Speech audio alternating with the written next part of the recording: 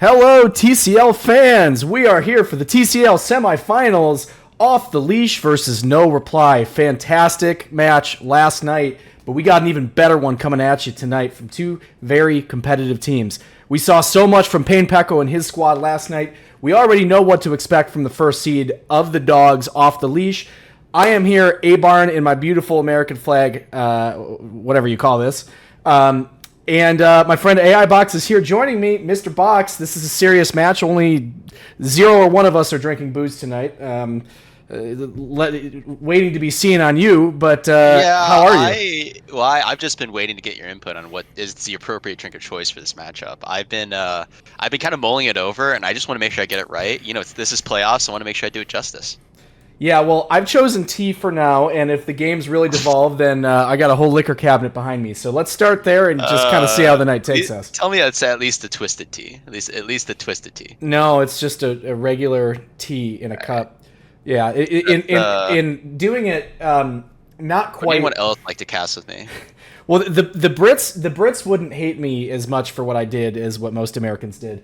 Instead of the old water in the microwave trick, I just run it through the Keurig without a coffee cup in.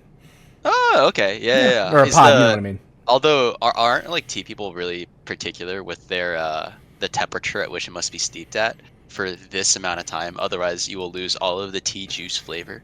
I think tea people suck. That's what I think. I think if you're a tea person, you just offended like 90% of Asia. I hope you're prepared for what China's about to do to you. Look what shirt I'm wearing. This is America. Who gives a shit what they think? This is here.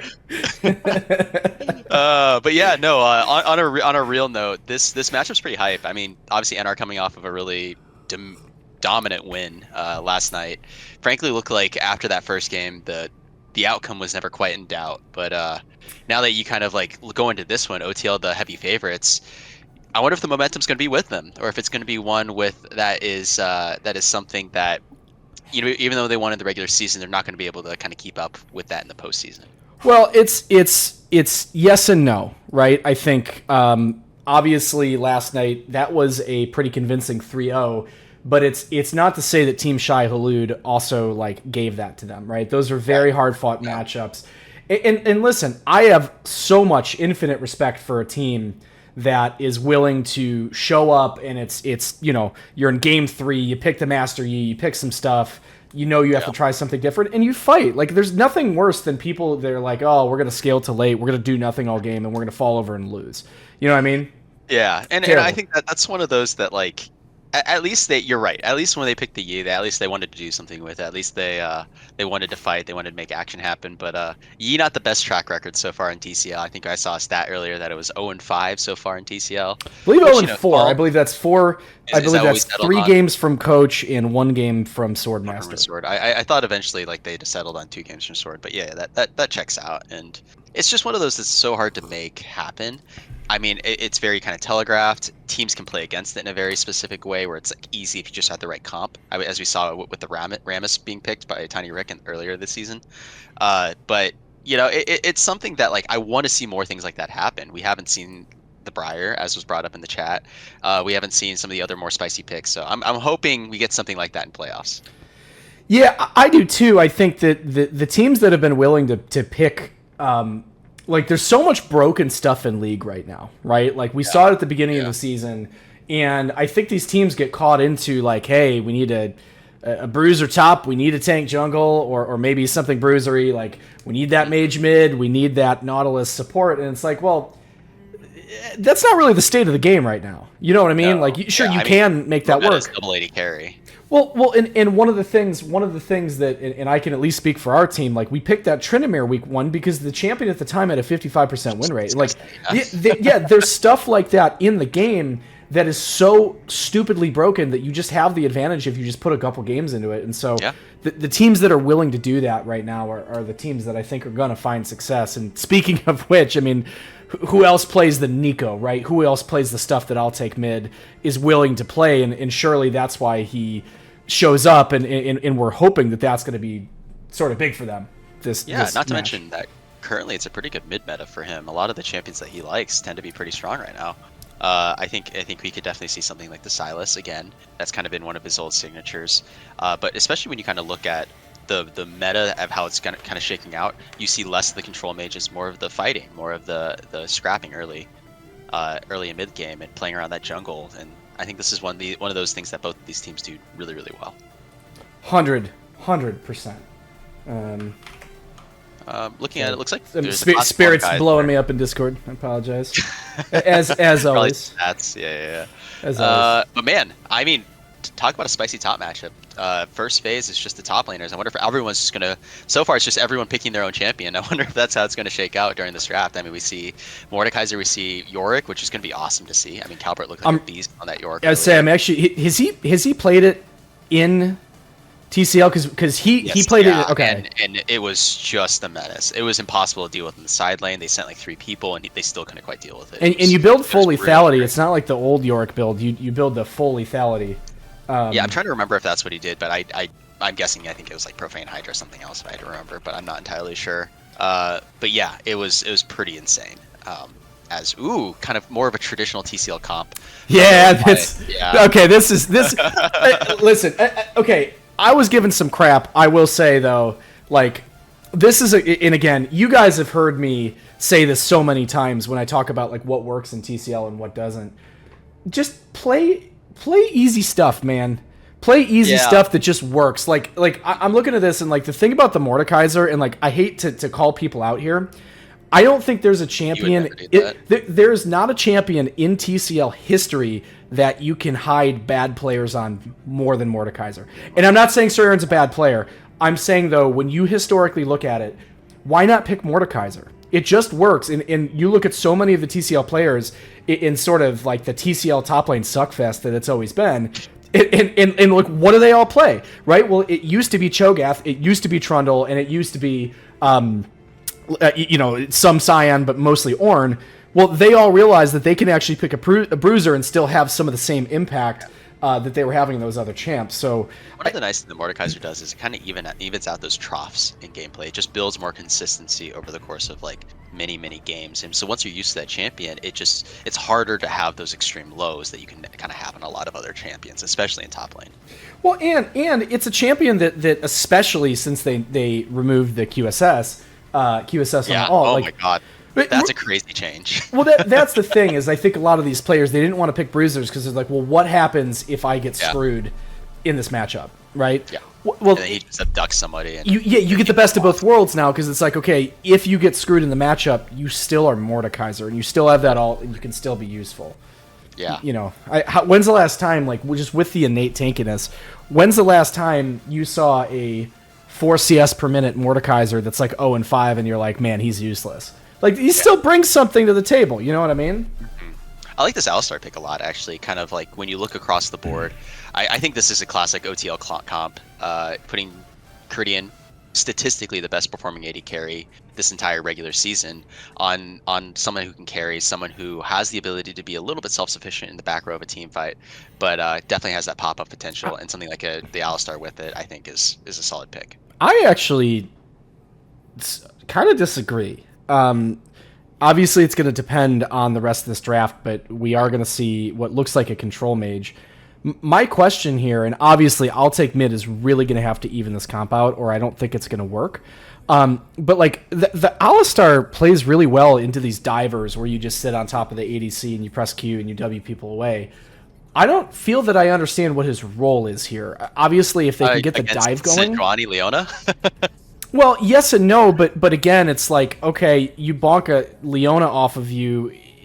It's not like you've done enough damage to her to remove her from the fight, right? Like, she's going to come back with her cooldowns faster than you are, and they're just going to keep the team fight going. That's my like question. Like, I think of the Alistar against like a Camille, a Yasuo, the divers that can get on top, and like, once they blow their load, they don't really have a whole lot. Like, I don't know. That's my take here. I just look at this. Obviously, if they can make the dive work with the Echo especially, which is actually, I think, a really, really good pick here, get on top of the Victor, then sure, right? I'm convinced. Yeah.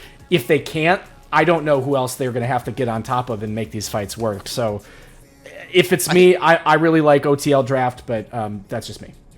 I'm really curious to see what happens kind of like earlier, like you're saying with this Alistar versus Leona matchup. I mean, it's something where it can be pretty volatile, especially if Leona gets locked up with the Jinx trap and the Alistar combo and the Alistar stun. It's one of those things where it's like as soon as you wait for her W and her aftershock to run out, that's something where like she's kind of vulnerable, like surprisingly so, being Leona. So definitely has to be something that Bush needs to be on the lookout for. Yeah, and obviously there's many tanky members in the rest of the team who can sort of fulfill those roles. So, I don't know. Again, from my perspective, I really, really like the Echo. I think that if anyone's capable of taking advantage of this immobile Victor, it's going to be I'll Take Mid on his best champion, or at least what people would call his best champion. The Sivir, interesting, and I guess the analysis I'm looking for from here is we've seen Jerks on Draven, we've seen him on pretty much any of the like well-known aggressive ADCs, a little bit of Ezreal. Now he's picked Sivir, and he's picked Sivir with Leona. And my question is why? What does that bring to the team that someone else maybe wouldn't? I mean, honestly, it's not a great game to be playing Sivir just in general. You're already a short-ranged ADC against this, and it's not something where like I don't think it can't work. And especially kind of bot lane, you look at just the state of where the champions are.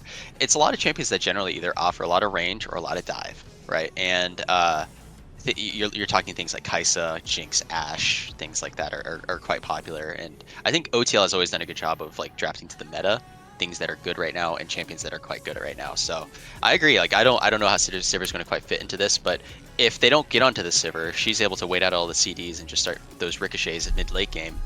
I wouldn't put it past her popping off. Yeah, if you get to late game, no reply wins 100% of the fights. There's no question about that, right? Like you've got Sejuani and Leona, best in class tanks at each of those roles, to stand in front of two like what you would consider to be relatively late game hyper carries. Obviously we have to understand how is the Morg going to be matching the York in the side lane. Obviously, I think as the game goes, that'll become York favored. But if you can force the 5v5, I take it for no reply. But you have to remember, like when we look at I'll Take Mid, that's not how he plays the game. He's not going to sit around and let it get to late game. That's not the whole purpose of why they picked what they picked. Totally. So I mean, yeah.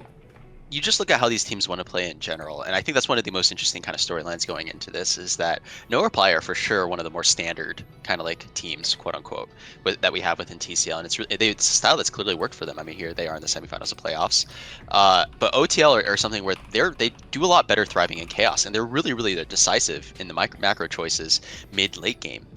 When they see an opportunity, they take that opportunity, and I'd argue that they're probably the best team in the league so far at doing those plays where they might not necessarily be by the book plays, objective setups, playing for vision, playing for push, doing this or that. But when they improvise, oftentimes, more often than not, it works out. And I think stylistically, that's one of the things I'm most excited about between this matchup. Well, if you're playing against I'll Take Mid in his team, I mean, I make the joke all the time, but it is true, right? They play their team deathmatch, right? That is the way they play the game. And the way you beat it is you slow down the game, you play around objectives, and you understand that between the objectives, the game they're looking to play is to meet you in those side lanes over and over and over and try to kill you. Either the side lanes or running between the jungle, taking advantage of a lack of vision. It is how it has always been when you play these guys. And that's the thing, though, is that you look at the team, you look at I'll Take Mid, you look at Chuck, actually, maybe. I'll give him a little bit of credit in terms of some macro and some objective-based stuff. But Calbert, I'll Take Mid, Caridian the Coin Flipper, like, these aren't people that have macro-minded mindsets, right? These are people that are really, really, really great, strong. Like, if this was a fighting game, they would be, top tier. Super. Yeah, absolutely. Definitely like strong micro, strong kind of mechanics within skirmishes and things like that. They're always like kind of on the precipice of popping off in that sense. But as we get into the game now, this is game one of No Reply versus Off the Leash. Once again, No Reply coming off of a 3-0 dominant victory over TSH last night, actually. Kind of a quick turnaround for them, but that's what you get when you're one of the lower seeds and going into the presumptive favorites, Off the Leash. It's just going to be a normal 5-point for both teams. Yeah, the 5-point, kind of what we expected here in this case. We get into the playoffs and you're in that first round, and everyone kind of wants just a clean game. You know what I mean? It's not one of those things. Obviously, you're going to see those invades when you get towards the end of the series, and this is a best of 5 for anyone just tuning in who doesn't know the format of TCL. This is a best of 5, so we're going to be here for a while. Likely if we're going to see a 4 or 5 games, that might be 4 or 5 hours, right? So we're in it for a long time tonight. And you see some of those sort of desperation or trying to catch people out tired or losing focus plays as the series go. And it's always fun to watch how things just change over the course of the series. Yeah, and when you look at how the mental game kind of plays out, we've seen a lot of crazy things happen within the context with TCL. Like, we've seen our fair share of 3-0s, but we've seen reverse sweeps happen. We've seen kind of crazy 3-2s happen, really exciting ones. Also, hit me with that Discord stream. Apologize. And yeah, I've seen a reverse sweep happen. Trust me. Yeah, exactly. Oh, actually, no, that didn't happen to me. I was the opposite. We almost reverse swept, and then I inted game 5.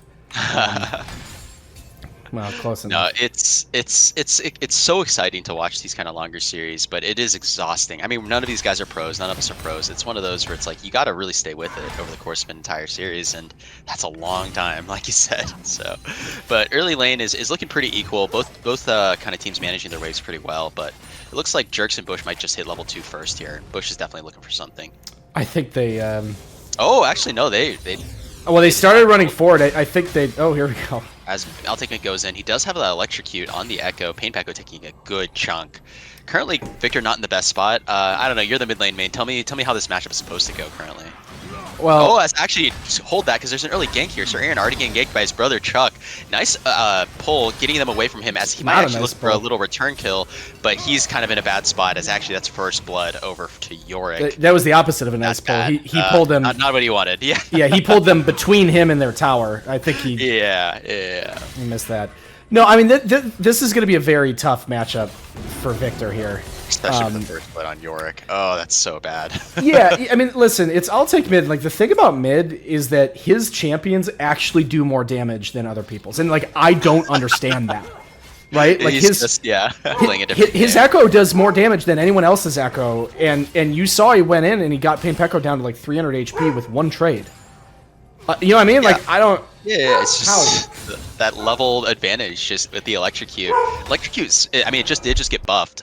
So it's one of those where like a lot of champions that wouldn't typically take it are taking it for this early power, I hesitate to call it cheese, but Spurg might be looking for something here. As actually Caridian walks up just solo into that tri-bush, as Bush League jerks a little bit further behind. Nomad, nice job headbutting the enemy support as way up, but they might still get this as Spurg flashes forward, Caridian flashes in response.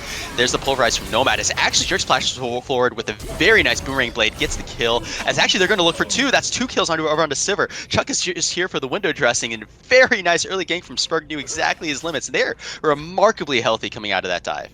I really didn't like that from Caridian and Nomad. Caridian actually walked back in. No. Yeah, walked back in. Did not expect the Sivir to have the damage in the flash. And he flashes forward. And that's the thing, like, you know, at the end of the day, the people who show up and get ready to sort of punch you in the face in these playoff matches early, they do well, right? It's like sometimes you get that kind of playoff, like the nerves, and you're just not moving as fast, and you're afraid to do things because you're like, well, what if I lose? And like, I don't know. Yeah. You get out of that psychology, you're in good shape. You definitely have to be game face on, ready to kind of play the game as you've always played that has gotten you here. It's actually, I'll take mid is looking for something here. Parallel convergence doesn't quite land, but still a very sketchy wave state for Painpeko and a very sketchy spot to be. He's going to be denied even more XP and gold here. Yeah, I'll take mid, looking for the freeze here. And it's tough because you will have to walk up to this, and I'll take mid, will go in on you. Notably, he's not bought yet, so if there's any time to break this freeze, it's going to be right now. Yeah, he really needs to, but Chuck is here to cover, as he's already taken the scuttle, actually, and there's going to be a little bit of a scrap here. Painpeko might walk up, trying to stop this Echo from coming up, but currently Spurg with the Aftershock ticking. He's doing so much damage over onto the Amumu. Amumu with that Conquer, not quite that early power in those short trades. Yeah, it's the unfortunate part. I almost would have liked to see him out mid go back and actually buy there, because right now he's going to be in a weak point. Actually, I'll take the going in, landing the parallel convergence, so Painpeko, not quite. The electric does tick, but he definitely took the worst of that trade. He's level up onto Painpeko with that level 6, has that rewind available to him, but I don't know if it's going to be enough. Yeah, I didn't see the cooldowns right there, but that was one of those ones where I'll take mid. I don't know that that was actually the right trade, but I think that, like, that's what I'll take mid. He just dives at you and you don't expect him to do it. And you like he kind of forces you to respond, right? Like, right. I think there's no reason Echo should have lost that another trade. trade here. Middle parallel convergence. Will it land this time? No. I'll take mid is going to have to be forced to get out. Does have the chrono break available to him as Painpeko is playing very carefully around that cooldown. Needs to make sure he doesn't get caught by that. But you're right. I wanted to see Victor ult right there. You should Victor ult force the Echo ult Force out. it out. Yeah, he's in a bad position. Totally. Right, because the most you do, like, okay, sure, Echo is going to immediately ult out, but then he doesn't have ult. Yeah, absolutely. But we're kind of seeing that game plan come into fruition for both sides here. Clearly wanting to get this Yorick ahead, has first blood on him, has about a 10 CS lead up. It's going to be one thing where it's pretty telegraphed how these comps want to play, and that prio that Pekka was able to get with the time that Spurgus spent bottom leads to kind of a trade of objectives across the map. It does, and Lil Chuck right here, after taking the grubs, intelligently knowing that because the jungler's bot, it's time to go take this. Spurg running up and getting low, but yeah. so mid. Oh, this is spicy.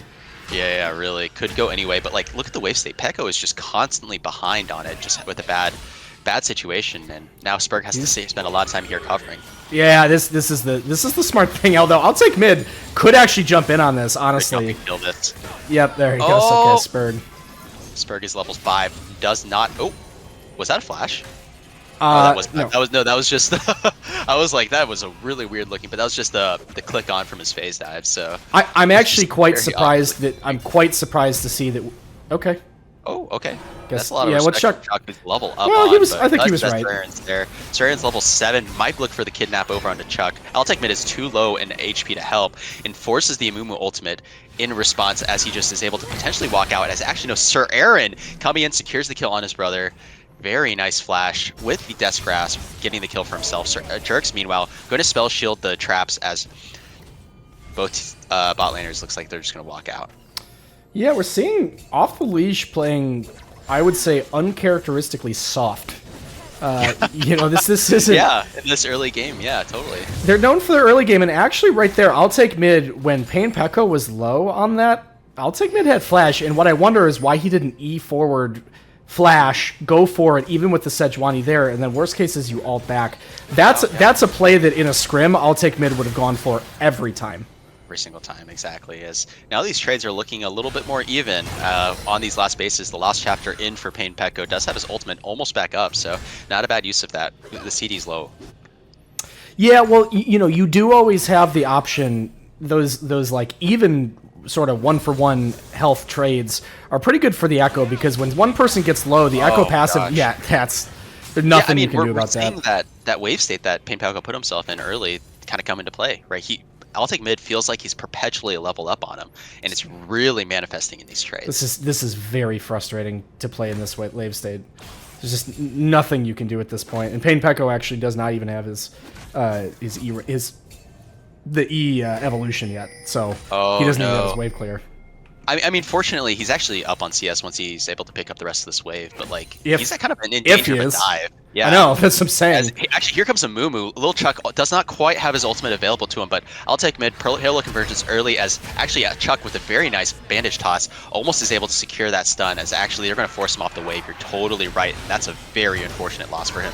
Sir Aaron going for a little bit of a 1v1 as we rewind. Here comes Spur coming in. Does have the Arctic Assault. Oh, is able to land the Glacial Prison, and they're going to be able to secure that kill over onto Calvert, and the Maiden is just going to go to a waste as... Oh, this is so much golden XP that's being lost for Painpeko.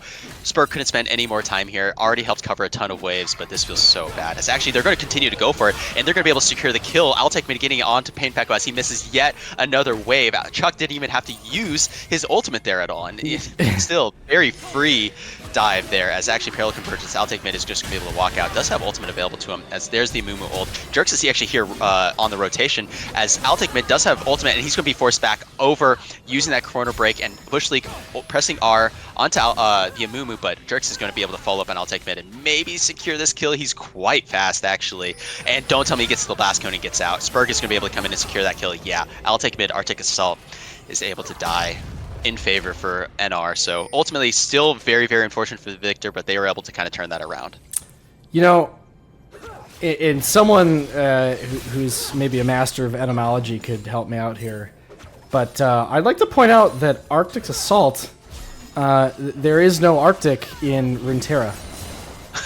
So Yeah, someone talked to me about Arctic Assault because that doesn't exist in the world of Runeterra. Yeah, I never really thought about that. Yeah, You're right. When you think about it, it's very lore inconsistent, which I don't know. League of Legends has never been. It's not like they've had 7 different reworks of the lore. You only have to click once, Summoner. Yeah, right. Yeah, I think Sona's voice lines are all still like talking to the Summoner as well, right? I don't play Sona, but I think Misfortune still has one. Think you can handle me, Summoner? Yeah. Oh god, Yeah. don't ever do that again. Not so good. Yeah, I'm gonna attach that. We're gonna put that voice line in. Yeah, there we go. Yeah, make it the TCL soundboard. It's my homebrew. Yeah. Although there's still no better than solo kill. Yeah. No, I there's so many good moments. I feel like I realized from the Faker montage, the Hall of Legends, like how many good like moments that I've forgotten about from like early League of Legends. It's a pretty old game at this point. It's pretty. Who made a montage of me? Oh my god! Don't even do this to me. I don't remember participating in that. We're once again seeing a trade objectives. Maybe if I ignore him long enough, he'll just leave. You're on the cast with me all night, brother. Good luck with that. Oh god. Trade objectives once again, 2 Drakes up as actually 6 Grubs, really nice, especially for this Yorick, This split push is going to be quite menacing, but fortunately they have great champions to deal with it. They have the Sivir, they have the Victor, but if you side lane the Victor, then you don't have that immediate pick-off potential around objective. They found Spurg. Look good, as Spurg is so deep in there, as Echo is here to respond. There's the Leon ultimate. Is it going to be able to land? As here comes the Glacial Prison, as actually Spurg might just be out. Leo's going to flash in. No, here comes Little Chuck. Is going to be able to secure the kill with the bandage toss as actually flash in. Curse the side, but Matrix is going to get the beat down on the double kill. As actually it's going to be a complete wipe. Pain Pekko is here just to die, and he's not going to be able to secure any kills. As Altec Mid is going to get a double for that. That's 4 for nothing. No reply. Go down in a heap in this very extended team fight that gets started with Spurg getting caught and ends with all 4 of the members dying. Oh no, yeah, that's a disastrous outcome. And again, I think that's an example of of the big mistakes you can make when you're playing against this off the leash squad. Is Spurg was in a jungle that I don't really think he had a lot of business being in, trying to take a Gromp. And the thing you have to remember is that I'll take mid. Well, it's a good question. Who knows? But one of the things you have to remember is that this team will always go take a fight in the jungle. They don't fight around objectives; they just fight. You know what I mean? Every cooldown, and it's something where it's like you take that fight when you have that advantage in the bot side, not when you. Oh, as actually nice combo from Nomad, and he's gonna be able to secure the kill. As I'll take my team and yet again, Bush League might be quick to follow. Is able to land the EO were onto Altec, but they're going to Mitch just leaves. I love that. Very disrespectful, but very not needed and he's going to get the tempo coming back. He's like, hold up, I got to catch this wave. Yeah. Oh my gosh, he literally missed 1 minion of XP. That was an amazing TP from Altec Mid. Knows that the Victor can't get forced in time, and he misses almost nothing for that double kill. Yeah, that's absolutely huge. This Victor's terrifying. Learning why I always ban, this Echo is terrifying. Learning why I always ban this. It's just not worth playing against. And while he hasn't been showing that he wants to play it, when he pulls it out, you're going to have a tough time against him. Yeah, and one of the things is the state of move speed items with AP is crazy. These items give so much move speed with Lichbane and tier 2 boots. He's got he's got 416 move speed just walking around. How insane is that at this stage in the game? So his roaming potential is super high. Yeah, in the moment that he's actually able to get onto the Victor and take even the smallest of trades, the Victor is going to be 25% HP just from E, Q, auto attack, Q coming back and electrocute. It's insane. Yeah, here we're gonna see. God. There it is. All right, maybe not half the health. The Q2 did not hit. Didn't matter. Yeah. I mean, but I almost wanted to go grab this red buff to heal up. Yeah. At least get some. It looks like it's going to be a. God, what's the soul? I completely just was not paying attention when that happened. But Chemtech. I was going Chemtech. I thought that's what I thought. But anyways, as soon as Echo procs that resonance. Oh, here they go. Oh no, they're gonna look for it again, and the exact same thing happens, and they're gonna be like, Echo! Here comes the Glacial Prison, and they might be looking to shut down. Spurg! Oh, and they get both kills. Don't tell me that he dies to the Jinx ult. No, as actually now Nomad might be a little bit late in, as actually no cleanse. Yes, cleanse is available. There's the Leona Q over on a crit, and he's just gonna be trying to kite this out. He does have a lot of plants available to him, but Jerks is on the flank. Actually, the 80 carry flank is able to get the Kraken proc for the kill, and now Nomad is looking a little bit rough. Does have the Alistar ultimate, but Jerks is constantly tapping on him with that Kraken Slayer, and man, that is a lot of CC, and they're gonna be able to get yet another kill over onto the Skipper. What an absolute fiesta! That was awesome to watch. Spurg with the MVP play of, I would say, the entire season here. Payne Pecco, who's in a tough spot, gets dove under tower, and Spurg goes and the Echo stuns him under the tower, so he's not able to ult out. The Echo ult was not casted because he was stunned through the entire thing. Yeah. Oh, wow. You're right. That is huge. And he does take the shutdown, but still, if not a game-winning play, a game-saving play. Making sure that Pekka was not punished for all of that dive there. And man, really, really well Payne Pecco gets to exist right now because of Spurg, and that means a lot. Absolutely. And I mean, Leandry's a movement, by the way. Yeah. Oh yeah, here it is. And that's why he died so fast, right? Like they were under the tier 2 tower and just gets absolutely annihilated as a result. Does get annihilated. I will point out, by the way, kind of a surprising farm diff top lane. Oh goodness, yeah, you're right. Yeah, that's even given like what we're seeing here, just how annoying this is. Yeah, this is what playing against York is like. This is just terrible. Yeah. Yeah, I mean, Sir Aaron doing a good job of staying in it. As actually, yeah, really nice job from off the leash, kind of snagging this dragon just out from underneath the nose and no reply, and that keeps him off of Soul Point for a little bit longer. Yeah, this is really big. Again, as we've stated, the longer this game goes, the more terrifying that this no reply squad is going to be. Obviously, I'll Take Mid is huge and will always be an assassination threat, but as the game goes on, and especially if the victor chooses to get 1 or 2 defensive items, that might be enough to make sure that there's no one who is capable of being assassinated. Really low here, but he does have teammates here to help him. The main is just eating him, though. They're going to have to try and peel that thing off of him. Oh my gosh, Yorick is just a not fun champion. As they're going to do the exact same thing yet again. That bandage toss did not look like it. Oh! As actually, Chuck is going to be forced to flashback out. That was a wonky looking hitbox, I'm not going to lie here. How did Chuck tank aggro? I am not sure. I think I don't have a good answer. Because I'll Take Mid definitely went first and did not Zanya's, or doesn't have one, did not ult. So yeah, I'm quite curious. But yeah, that's what it's like playing against I'll Take Mid. If you go to a side lane and your jungler is not on the same side as the map as you can be sure that this same thing is going to happen over and over and over.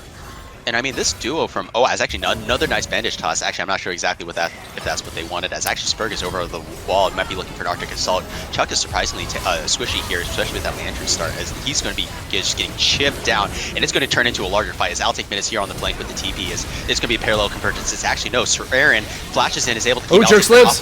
Carry. As actually Jerks is still alive. Nomad is just getting knocked down. As actually parallel convergence forced out. Excuse me, that's a chrono break. As now it's going to be a bad fight for off the leash, and they just get CC'd up. There's too much beef, too much CC from no reply. But here is the Herald in the top lane. They're going to be looking for a lot of side lane action here. It's just you'll be able to claw a little bit of that gold back in response. Yeah, I mean, Calbert's going to get a lot for this. Yeah. Looks like couple towers might get one final. Oh no, the Herald did go down. You know, it's a consolation for sure. But honestly, the big part of that fight right there was I'll Take Mid unable to finish the assassination onto Jerks 100% in the middle of the fight. Because flashed in and took him into the death realm. Wait, was that what happened? Yeah, that's exactly what happened. And, I mean, talk that's about the crazy. usefulness of the champion being able to kind of, even if you're not having a good time in your top lane, which he's doing just fine, just the threat of the death realm is so strong. Yeah, no, that's wild. I did not actually know that was what happened. So he must have found him at the perfect time because it looked like the third passive stack was right there. Absolutely, yeah, and definitely props to Sir in turning that team fight around. And he keeps in the death realm long enough that when I'll Take Mid comes out, his ult basically takes him to where he's standing, and he just dies as a result. See, that's why, like, if Mord's up, just play it every game. This is me trying to convince Hippo to not play Yasuo and just to play Mord. And I'm being a little silly, but it's like that champion, Calbert is putting on the pressure, and yet the Mordekaiser is always just going to be Mordekaiser. Like, that champ has minimal weaknesses. We've seen the formula in TCL over and over again, and frankly, nothing this game has convinced me otherwise, you know, and it's become kind of a meme, especially this season, but definitely very, very strong champion, as Calbert is just perfectly happy doing his thing, though, in the side lane. Probably Calbert doesn't just pull his ult out and start beating on the Mord there. Yeah. Like, he wins every 1v1. Yeah. Yeah, I don't know what this guy really loses to outside of like bringing just more people, right? Or you just get someone to wave clear against it. It's definitely pretty annoying. He loses the stuff that can jump over his wall. So like, yeah. Irelia absolutely destroys him. It's not even close. Jax is supposed to be really good. Oh, we got a fight. Yeah, definitely. As actually, they're going to be looking for a little bit more trading ults that aren't quite working out, but Nomad is here on the flank. Little Chuck going to be able to get the curse of the side maybe on the Spurg, but he is quite tanky. It's actually really nice Spanish toss, follows him over on the side, but this is a choke against Victor, and this is not what you want to be playing against. That is so much damage from the Victor ultimate, as Caridian is actually free firing on the side, but he's not quite in a state where he's able to do it all himself. And now going into the middle of the enemy team, go looking for the assassin. Oh, he's going to get... Pekko's going to be able to get it on a killing spree, as actually Caridian is now excited, looking for more on the backside, but man, that is so much damage from the Victor, as Jerks is waiting very patiently, maybe waiting for Caridian to go a little bit too far, and Pekko with the flash, as actually excellent kite from the side of no reply, nets the 2 kills to 1, 3 in the extended fight, is actually Jerks with the Kraken proc going in on that. Celestial opposition isn't going to be able enough to keep him alive. Will it be, though, as here comes the return TP. Who's that going to be? It looks like that's the Yorick, actually, and Calbert is here available now, looking for Pain Pekko, especially they just trade passes over the wall. That was pretty goofy looking, and Spurg is so healthy at that Warmox. Man, what an underrated item, as actually the Pulverize doesn't quite line up. And as a result, Jerks gets a double kill against the bot lane of Off the Leash. Just a misplay from Nomad doesn't end up working out, and Calbert now taking a million damage from Pain Pekko and Spurg, and no reply with delayed ace. A couple of misplays, a couple of deep plays looking from Off the Leash, and it is just kind of disastrous. As actually, Little Chuck, he might have sneaked this. I don't think they know that he's doing this. Now, I'll Take Mid is here on the side. They do have a ward. They know that I'll Take Mid is walking into that. He didn't. They just 2 ships in the night walked past each other, as Sir Aaron is looking for more here. Curse of the Saz Money apparently was not used that entire time. Here comes the Chrono Break, and Sir Aaron is taking so much damage, dealing so much damage to himself, and he's actually going to live. The tribe is going to keep him alive. What an absolute fiesta. I feel like I haven't stopped talking for the last 3 minutes. And it's going to be yet another double kill. Sorry, just 1 kill, as Amumu goes down, the Dragon goes down, and now they are on Soul Point. The turret goes down. Will they be looking for the Baron play? Abarn, tell me I can take a break. I think you can. Well, we'll get in. We'll talk a little bit as this Baron gets started. I think that's one of the downsides of this Leandri's Mumu. It's just not going to give you the tank that you need. And unfortunately, he's going to get whittled down, and I don't know that you can justify it with the damage it provides, especially looking at the rest of the team. But here we go. But I think the Baron's just going to be gone here. Do they have Smite? Yes, they do. They have a big flank. Nomad is in, popping his ultimate. Bush League has a nice little flank, trying to keep the enemy team off of him, as Nomad's just going to be left to die. As actually Spur going over the wall with the the Glacial Prison, gets on a Caridian and is forced to use double sums to get out of there. No sums over onto the Jinx. That's very nice for a Baron push. Very good look from Spurg. He is playing like an MVP this game. No meme. Yeah, Spurg has had an absolutely wild game. Obviously, keeping Pain Pekko in it, and like literally, I draw where we are now as a direct line to what happened in the middle of that fight. That was absolutely huge. Just incredible to watch, and yeah, they're going to take the Baron and go grab some spoils of war after that. Yeah, I can't imagine this game looks the way it does if he isn't as active in keeping his mid laner in it, like you said. And also the plays that he made bot lane. Caridian on this Jinx is 3-4-4. Nomad is a little bit worse off at 0-5 and 8, and they're going to be a little bit delayed in their scaling. No IE, no Lord Doms available for Jinx. She needs those items if she's going to be able to kind of become that hyper carry. Yeah, she really does, and obviously we see 2 right here. Is this common as second item? Mm-hmm. Yeah, this is actually what people are doing currently on Jinx. It feels weird, and it's something I'm actually not entirely convinced by, because it just delays your item core so much, but it is definitely currently the meta. Yeah, I mean, it is tough. You're going to be without that Infinity Edge for a long time. That is obviously a concern. Obviously, leading with the Infinity Edge is an option too, although something we've not seen a whole lot of, given how strong that first item Kraken Slayer spike is. Something you want to have on a champion like Jinx for sure. Yeah, absolutely. She's kind of playing for those resets, and it's kind of one of the difficult things where, like, they're playing so effectively around Echo, it's really difficult for Jinx to get her first reset. Calbert's obviously going to be in the side lane. He's kind of going to be good. Someone needs to match this, by the way. Someone needs to match him, definitely. I don't understand what this guy's doing. Yeah, Sir Aaron is just going to give up this tower for free. This tower's gone. Oh, no. He's going to be forced to burn the TP for that. That's a huge misplay from Sir Aaron. Yeah. And the tower's still gone regardless. Oh my goodness, that is a really bad look. It's kind of no excuse to lose that when you have Baron up on your side. And meanwhile, they're not going to get anything themselves because there's no TP available for him anymore. It's for sure going to be a 4v5, if not or 4v4, if not a 4v5. Oh, and meanwhile, Calbert is just going to be just free farming, kind of doing his thing. TCL comes down to focus, and whoever makes the final mistake is who loses, right? I mean, that's one of the things they talk about in chess. It's very true in League of Legends. Nothing matters until you make the final mistake, right? And I'm not saying that's one of them, but this is going to look a little different with Calbert now creating these monster waves, just pushing it down, and no one's going to be able to stop him. Yeah, and I don't know if Mordekaiser is the person you want anymore in that side lane. It becomes all the more difficult without that TP. I do wonder. We got 4v3 in the mid lane. Why are we not able to get this tower? Yeah. Yeah, you saw Echo on the side lane. I think they're just really worried about the TP threat. They're really worried that Sir Aaron can't participate in the fight. They know that they can get TP'd on in the flank, so I think they're just trying to respect that a little bit. But yeah, and I'll take mid's TPs. Obviously, it's not up yet, but they probably don't know that it's right. Very close to up. So I think at this point you just assume that it is, because it is a pretty short cooldown. Yeah, and do want to point out that he has that Nashers on the Echo, so his sustained damage is going to be quite strong.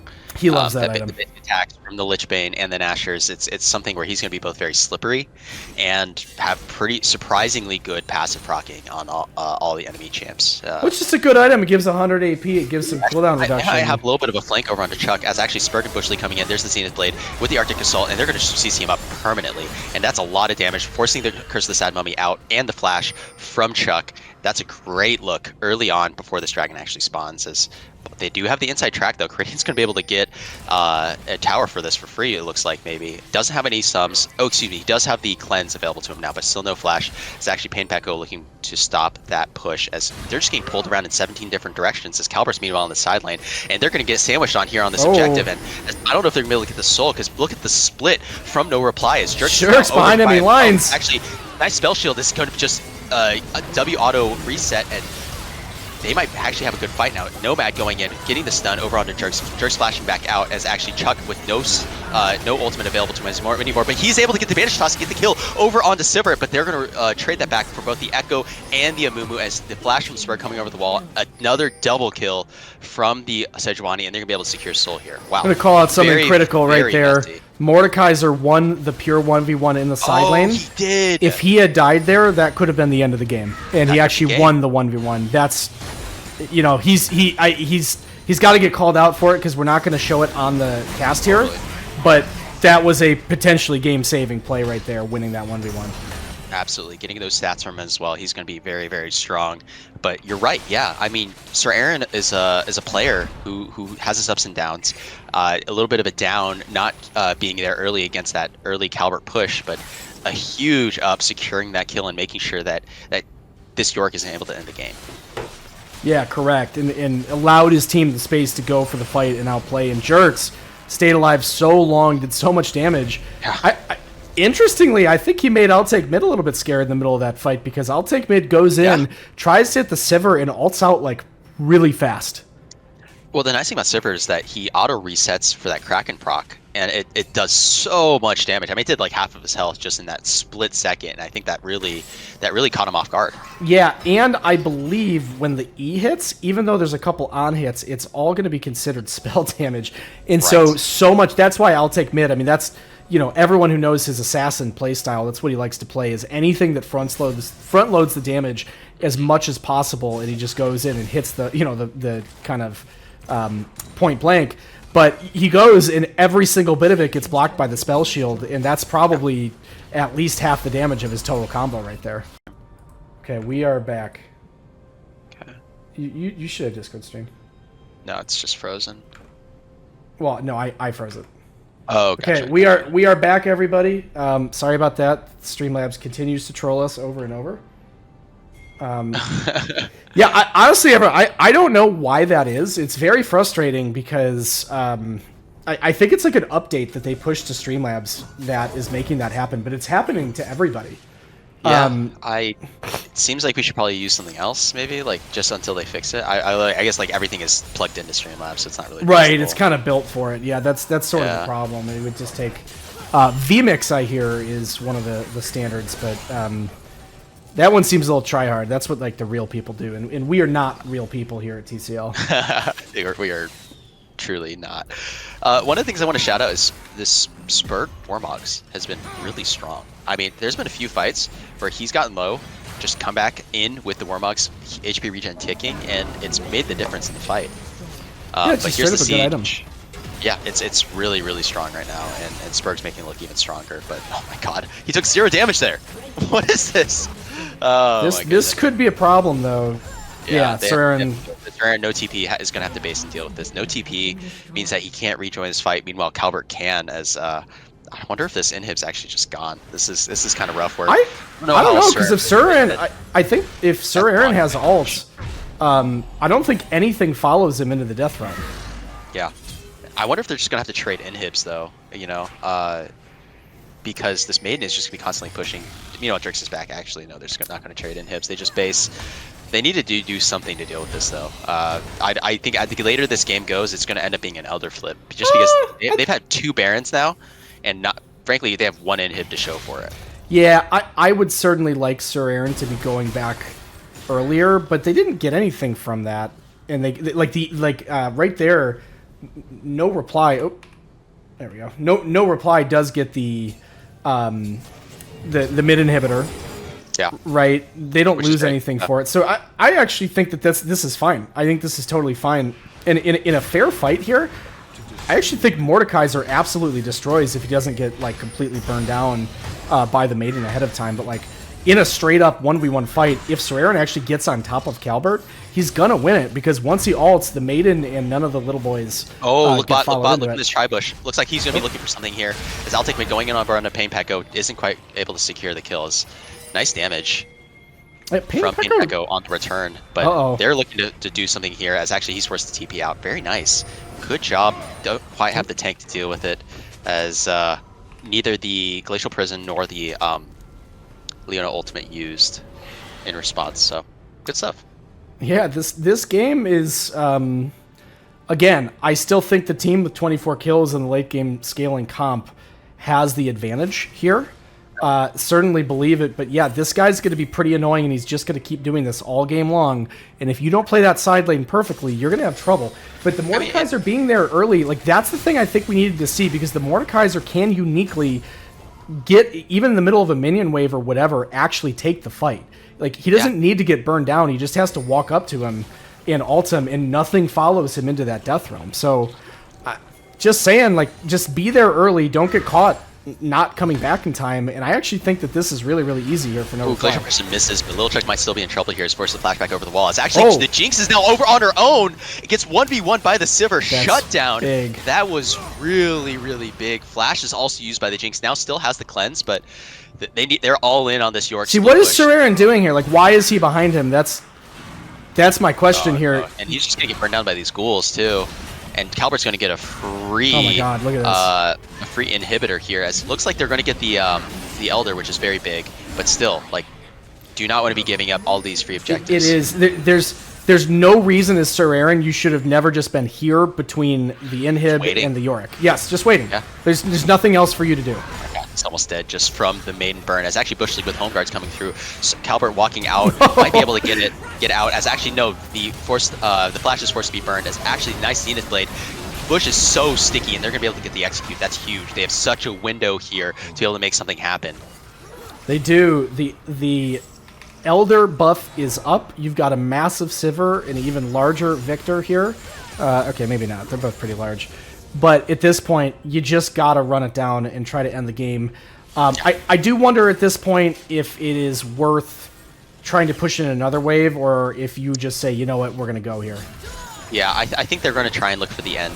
They don't have Baron anymore, but they do have Elder. They're going to try and force down this play. As actually Nomad, Celestial opposition, also ult is now being forced to go out, as actually the Parallel Convergence might be looking, but Spurg is so freaking tanky. Spurg is too far in. They're going to burn their Curse of Sad Mummy. It's actually Alistar flashes in, gets the Pulverize, but Spurg is still somehow alive on the backside of the fight, as Jinx's free firing does have the item core available to it, but man, just not enough damage.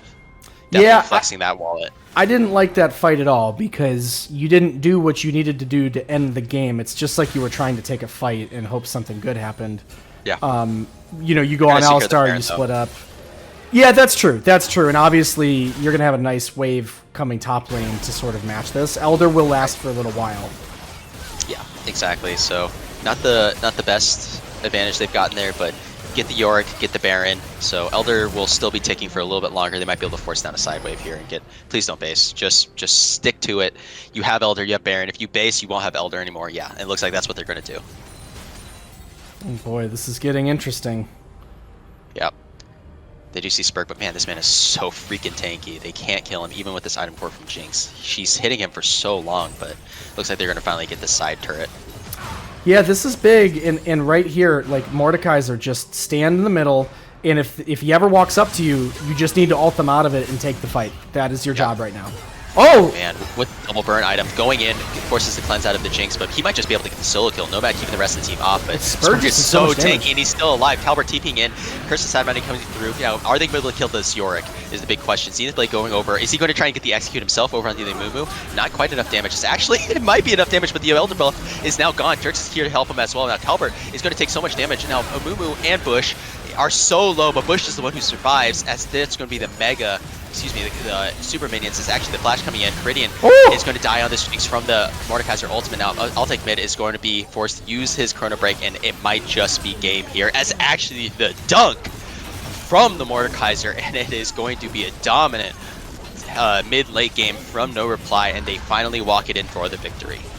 It was exactly as the doctor ordered. You need to live long enough for these champions to turn on. You've got a late game hyper carry Victor. You've got this hyper carry out of the Sivir right here. It's exactly what you want to see. It was fantastic gameplay, and they shut down I'll Take Mid, and I will continue to go back and say that dive under mid lane that turned completely the other direction, I still think was the defining feature of that game. Yeah. Yeah, No Reply looks so good right now, and you look at where their gameplay revolves around, and it's Spurg going into this bot lane, making these early dragons happen, and Sir Aaron holding down the fort top. Pekka with a little bit of a rough start, nonetheless was such a menace in the mid-late game, but it's just one game. It's one game out of a potentially 5-game series, currently 1-0 in favor of No Reply. Can't wait to see what happens in game 2. We'll see you guys in a second.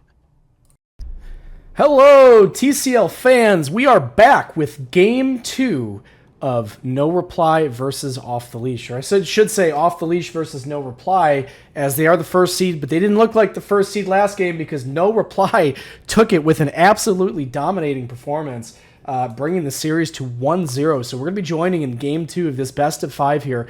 Myself, Abarn, with my friend and compatriot AiBox next to me on the desk. AiBox, what'd you think of our first game here? That was a fun one. One of those where a lot of kind of like back and forth early, but I think some of the decisive plays from the jungler of No Reply really made kind of the difference. But I wonder if we're going to see kind of the same game plan. Same sides from both teams, with Off the Leash going red side and No Reply going blue side. Clearly kind of telegraphing which way they want to play. No Reply probably going to play for that bot lane gank. Probably play for that early dragon. Meanwhile, Off the Leash is going to play for that top side, play for those grubs, try and get 6 of those yet again. So either way, it's going to be a fun one. I can't wait to see how these comps play out. Yeah, it was. I really liked the Yorick, but I have to give a lot of credit to Sir Aaron, who I think was... held it down. He was a bit of the dark horse, and I think he made a couple really tough plays in terms of his macro. But at the end of the day, he was there to make the critical plays to make sure the Yorick couldn't do what he needed to do. And listen, it's okay to make mistakes. Again, this is TCL, right? We expect mistakes, but at the end of the day, whoever makes the last mistake is the one who loses, as we talked about last game. And Sir Aaron was not the one to make the last mistake. Yeah, has very strong split push going, but very good wave clear from No Reply, and very good support for this Mordekaiser. When he wanted to go in, Bush League was there. He went in, and especially when that Elder push secures the Baron, secures the topside inhibitor, and frankly secures the game. So, meanwhile, similar bans from last game, but now that Mordekaiser banned out, making sure that Sir Aaron is not able to get on that champion. They learned their lesson, Abarn. they did, and that's what I'm saying. It's like I'm not saying Sir Aaron's bad. What I'm saying is that you are taking like the need to perform away when you pick that champion. Yeah. you get what I'm saying? Like it's a terrible way to put it, but I agree. Well, right. That's the thing is like the whole point of bans isn't necessarily like people just look at it like, well, listen, let's just like let's ban the champs they like to play. It's like, well, there's a little more to it, and like if you can force someone to pick something where it's going to come down to them and their ability to make less mistakes, and then you can make some forcing plays against them, that's a good situation to put yourself in right there. And like putting Sir Aaron on something where he has to actively perform, like an Aatrox, potentially a set, to me, that's a better situation than the Mordekaiser, which I just think that's a champion that literally plays itself at this elo. Like you don't have to do anything.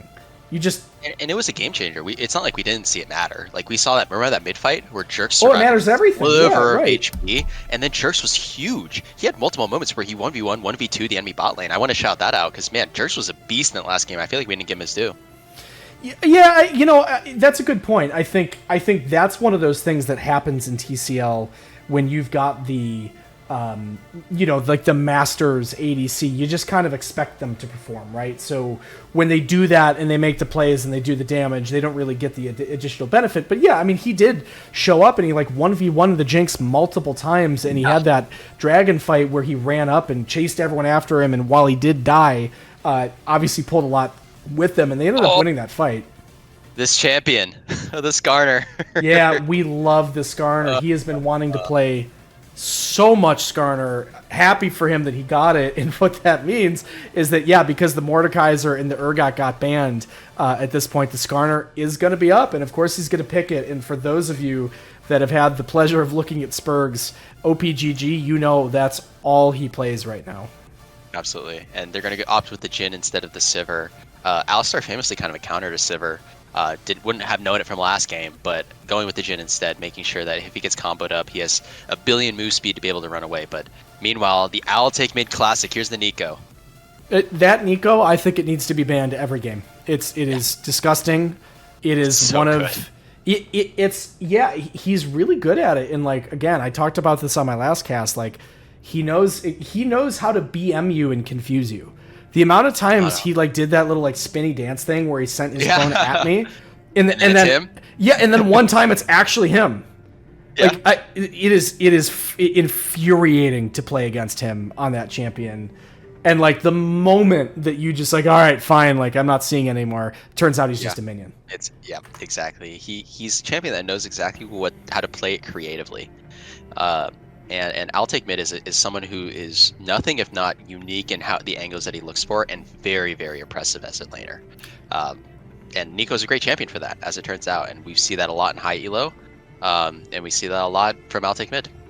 So I do want to call out right here, we're going to need to see an exquisite amount of damage at this point out of both the top laner and the mid laner here of No Reply. I think one of the concerns you get yourself into is you got a lot of CC here, but where is that sort of mid to late game big team fight damage, especially with the Nico? What looks like we're going to see a Gragas locked right here. Oh, okay, that is going to be Sejuani here from Chuck. Yeah. Interesting. I mean, I think they saw that what Spurg did, and he said, I'm going to do that. But I agree with what you're saying. Jin's not a champion who's kind of a solo carry. He's someone who can offer a lot within teamfights that he wants to play. Right, he's good for that big burst. He's good for that utility, that long range ultimate, and that W. But the Ahri is someone who is more of a playmaker. As actually, there's that Aatrox. Maybe that's where they're expecting their damage coming. That's what I said. Let's see it. Yeah. Yeah, and they have those other damage threats to pair with this Jhin, and Yep, they have I a knew great it. ability to look for pick.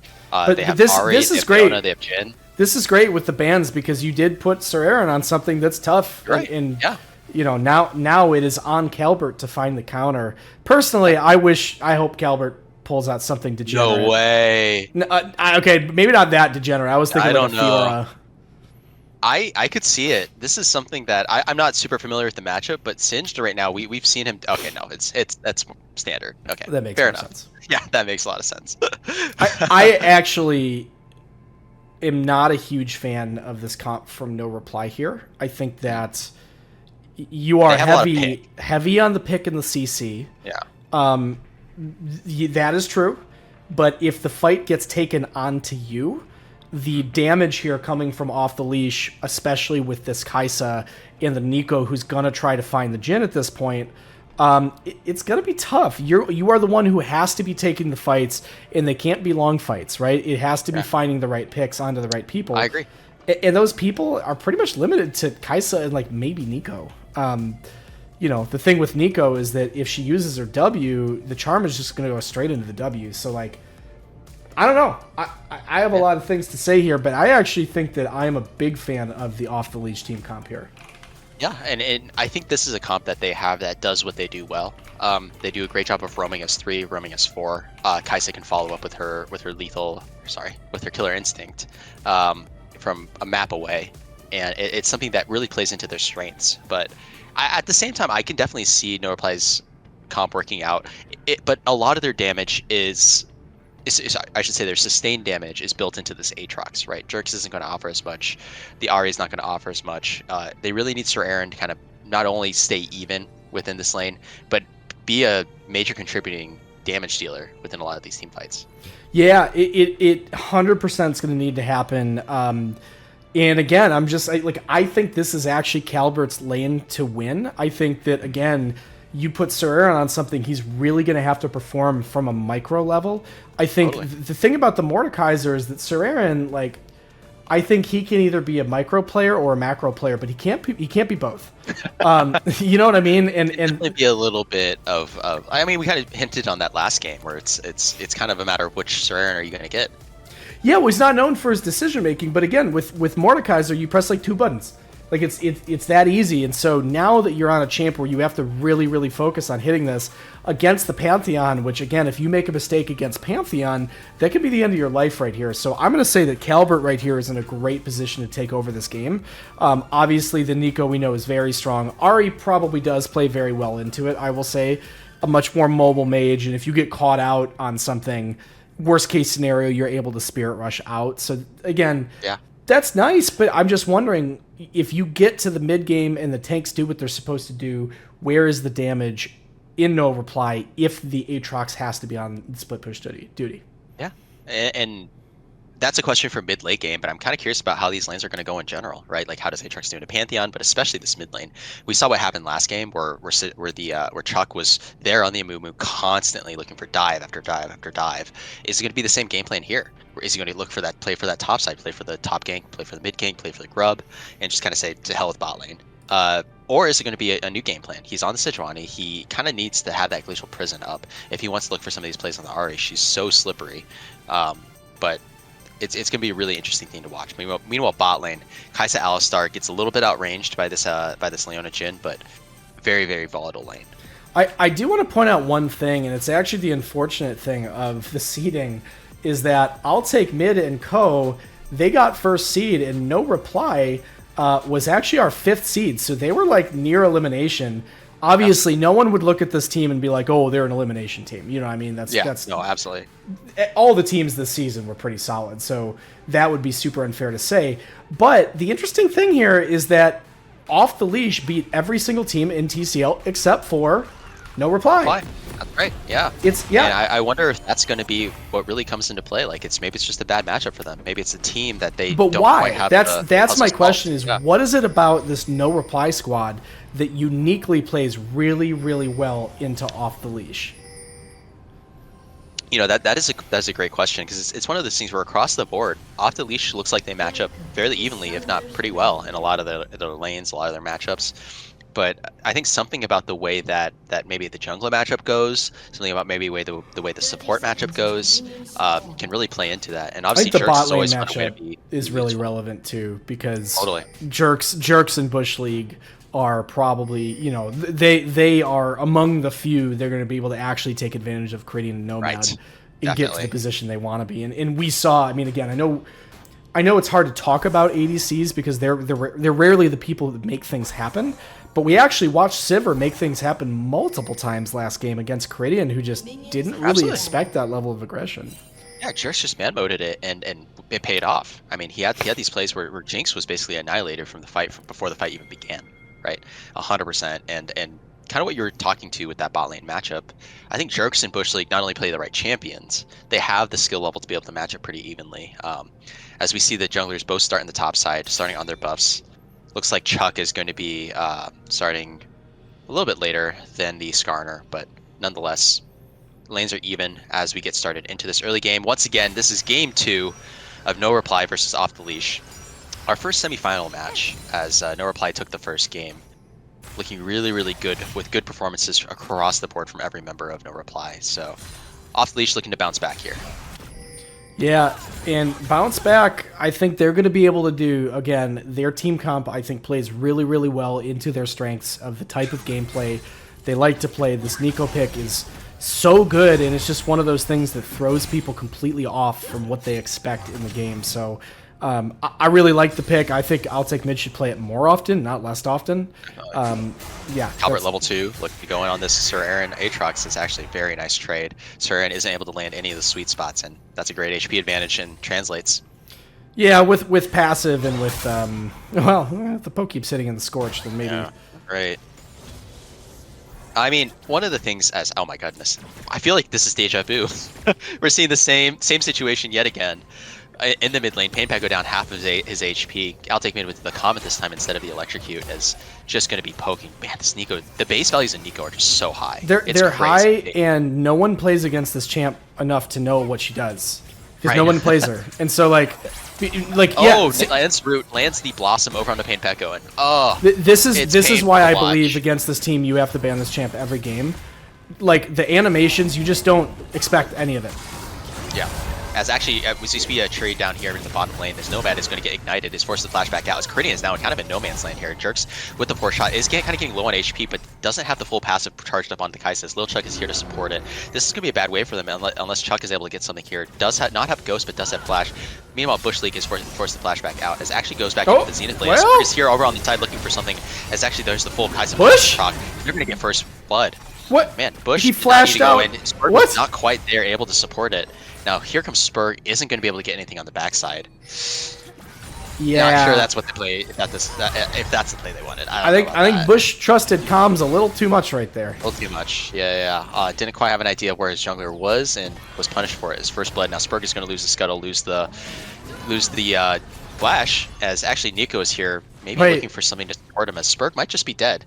I don't know if they're going to be able to get him out. I actually don't know. It's close. They're letting him go. Actually, they're going to let him go because Leano is here to support it.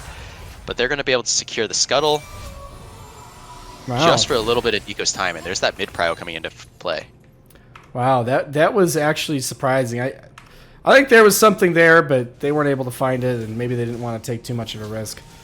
Yeah, is able to get out and now force a little bit of a XP diff. Actually misses the cannon. I didn't think I'll Take Mid would miss that much, but really nice shot from Peko, standing in that little crevice there, making sure that I'll Take Mid can't come back in and get that cannon. And by the way, that's kind of what I'm talking about, where, playing against this team, you just have to play smart game and don't die to stupid things, because look what I'll Take Mid did. He left mid and left a massive XP diff, and huge. And that's the thing. He is going to go to every opportunity, every fight, because that's how he plays the game. And if you just don't die to the roams and you call out and you play good macro play, then that's how you beat these guys, right? Exactly. And that's what we saw right there.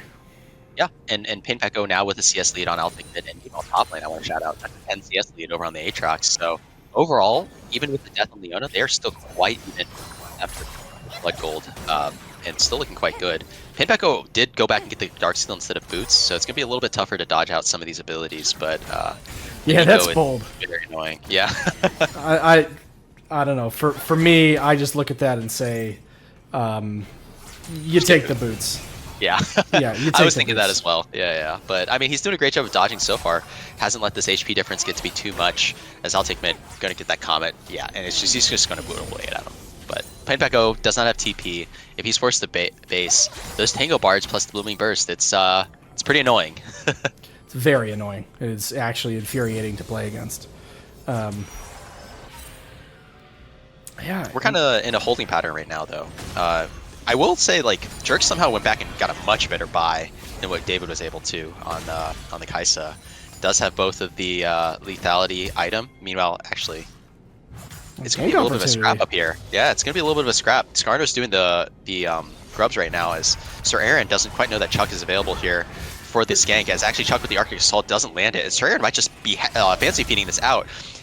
The Sejuani passive isn't quite stacked, so I don't know if they're going to try and look for the turn here. It's all level 6 versus level 5, now the ultimate's available. Spurg does have Ixtal's Impact available, and he's going to be looking for maybe it now. Here, Chuck forces flashback out. Doesn't have Yes, he does, just at the end there. And that's actually Spurg with the Shattered Earth gets the kill on the backside. Kobe! Great job! Spurg gets the grubs, gets all 3, comes in and secures the kill on the enemy jungler. That's just the jungle diff right there. Yeah, that was a great play there from our boy Spurg. And just understanding the damage from that Skarner, absolutely terrifying right there. Goes and collects his bounty, then goes and collects another bounty.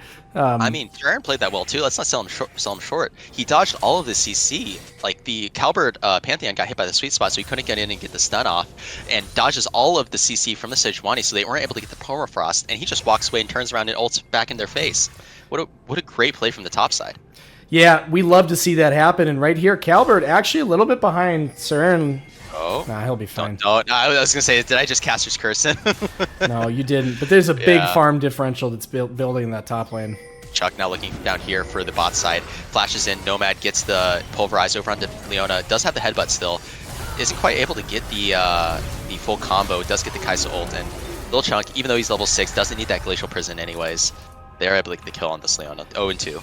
That's a really important kill right there going to Caridian, who otherwise was just a little bit behind on the gold front. Now he's completely even, actually technically up by about 100 gold right there on his lane opponent. Yeah, Skarner's here as well. They might be looking for a little bit of a return play. No Pantheon ultimate, so even if they wanted to rotate their top side, top laners are there for good. Jerks does no mana, might be looking for a little bit of a push to try and get this in. Nomad's still level 5. Caridian is level 6, does have the killer instinct, but they might just be trying to hold this wave, get a little bit of a freeze going. Yeah, Jerk's playing quite far forward. He is far forward. He knows that Spurg is there. And remember, we saw it a couple times earlier where they actually can't see until it's a little too late that he's coming through that wall. I don't actually think they know he's there at all. There's a level difference on the supports. Nomad's going to be very difficult to take down if that's who they choose to go on. I can't tell if he knows or not. At XP. Yeah, I don't know. I mean, Spurg's been here for a very, very long time. They definitely want to make something happen, but they're just playing so safe. They know that the wave's coming into them. They have no reason to be pushing this out. Yeah, look at Spurg. He's still sitting there. Great he's been there. He's been here for like 30 seconds at least. Yeah. Oh, 100%. He wants to go. Oh, they're looking for the Ixtal's Impact through the wall, looking for that E now. Caridian goes a little bit forward. There it is. Times forced out, and they're going to be able to get the CC chain as actually the Skarner ult comes through. Isn't going to be enough because, oh my goodness, he gets the stun on the Jerks and they trade the kill. Bush League is getting very, very low now. The Kaiser Passage might just be enough to get the kill. As actually Caridian might be looking for even more. As Ixtal's Impact is going to stun up as the Shattered Earth isn't quite enough damage. Isn't the Q going to be enough? No. Oh my god, it's a game in inches. Nomad just zoning Spurg off is going to be able to keep his AD carry alive. Oh my goodness, crucially great play from Nomad. Lands the stun on Jerks inside tower range, takes like 900 damage from the tower, and gets the kill. 2-0-1 on the Alistar. Kaisa stays alive, isn't able to secure the kill, but man, what a play from the bot lane in a 2v3 situation. Man, that's a completely different game as Spurg is able to put that together at the very end. But he's not in Caridian with the just fantastic feat, making sure he doesn't get hit by that boulder. So I have a dog trying to get under. Raleigh. Yeah, I mean, Spurg almost was able to turn around, make it a 1-for-1, but at least they get the Drake on the backside. All objectives going for no reply, but meanwhile, top lane, the CS lead has only grown. It is currently 30 CS and counting in favor of Sir Aaron. This is not looking like a great match. Sir Aaron's kind of doing it to Cal, I gotta say. Yeah, there's the leap strike coming in from the from Calbert, and man, what a great trade from Sir Aaron. It just looks so strong right now. It's amazing that. Oh well, actually, Chuck is here for the gank. Does have Glacial Prison. Sir Aaron using his ultimate early. Oh! Oh my goodness! That Glacial Prison going into Narnia. They might be stunning the cast at this point. Oh my goodness! One more! There it is! Yeah, he gets the kill. Kills the 1v1 in the gank situation. Oh my goodness! That was the difference. Man. That was the difference. Lil Chuck deciding to stun Twitch chat instead of the enemy top laner. Nice. And gets the 1v1 kill. Yeah, Chuck there, I think that's what happens when your nerves get the best of you, because I don't see any reason you don't walk into the bush and then throw your ult. Why feel like you gotta rush it, but I think that's just a nerves thing. At the very worst case, you're Leona. You're double melee, you walk into them, you just get the permafrost stacking, but you said Juani, not Leona, but point Sorry, taken. Yeah. But fortunately, he's going to be able to secure the objective in the backside of the fight, as, I don't know, Spurk might be looking for a little bit of action here. Does he have Smite? Painpeko is here. He's pretty low, but man, they're going to be able to kill the jungler and secure the 4 rubs. But Albert, he gets Skarner ulted away, but Altic Mid is in the middle of everything, getting the bloom over onto the enemy mid laner, and man, what a play from Altic Mid, just was completely unnoticed in the middle of that fight. I think he was a minion. He was a minion, yeah. Whenever there's a minion meeting you at the Baron Pit, you can generally assume that that's not a real minion. Yeah, but that Pop Blossom does a lot of damage, especially when you're already low. But at the end of the day, it's still good for no reply. 2 for 1, and they get that last grubs for 4 grubs for these little grubbies that are going to be spawning from here on out. Yes, that's very important. Yeah, I love the Nico. You're right, though. It's 1 kill, and obviously still a huge play from no reply. And if you only lose 1 for that, that's really not the end of the world. So I think that's still a big win, no matter on the side. Very nice. Early Ghost from Jerks. They might be looking for something here. As good job from Jerks, making sure that he doesn't get comboed up. Chuck here doesn't have Glacial Prison, but not sure that really matters when it's a 2v3 situation. Leona does have the Eclipse and the Solar Flare. It's going to be very tanky if that's who they choose to go in on. Does have Merc Treads now instead of that Home Guards boots, but Chuck just decides to call it.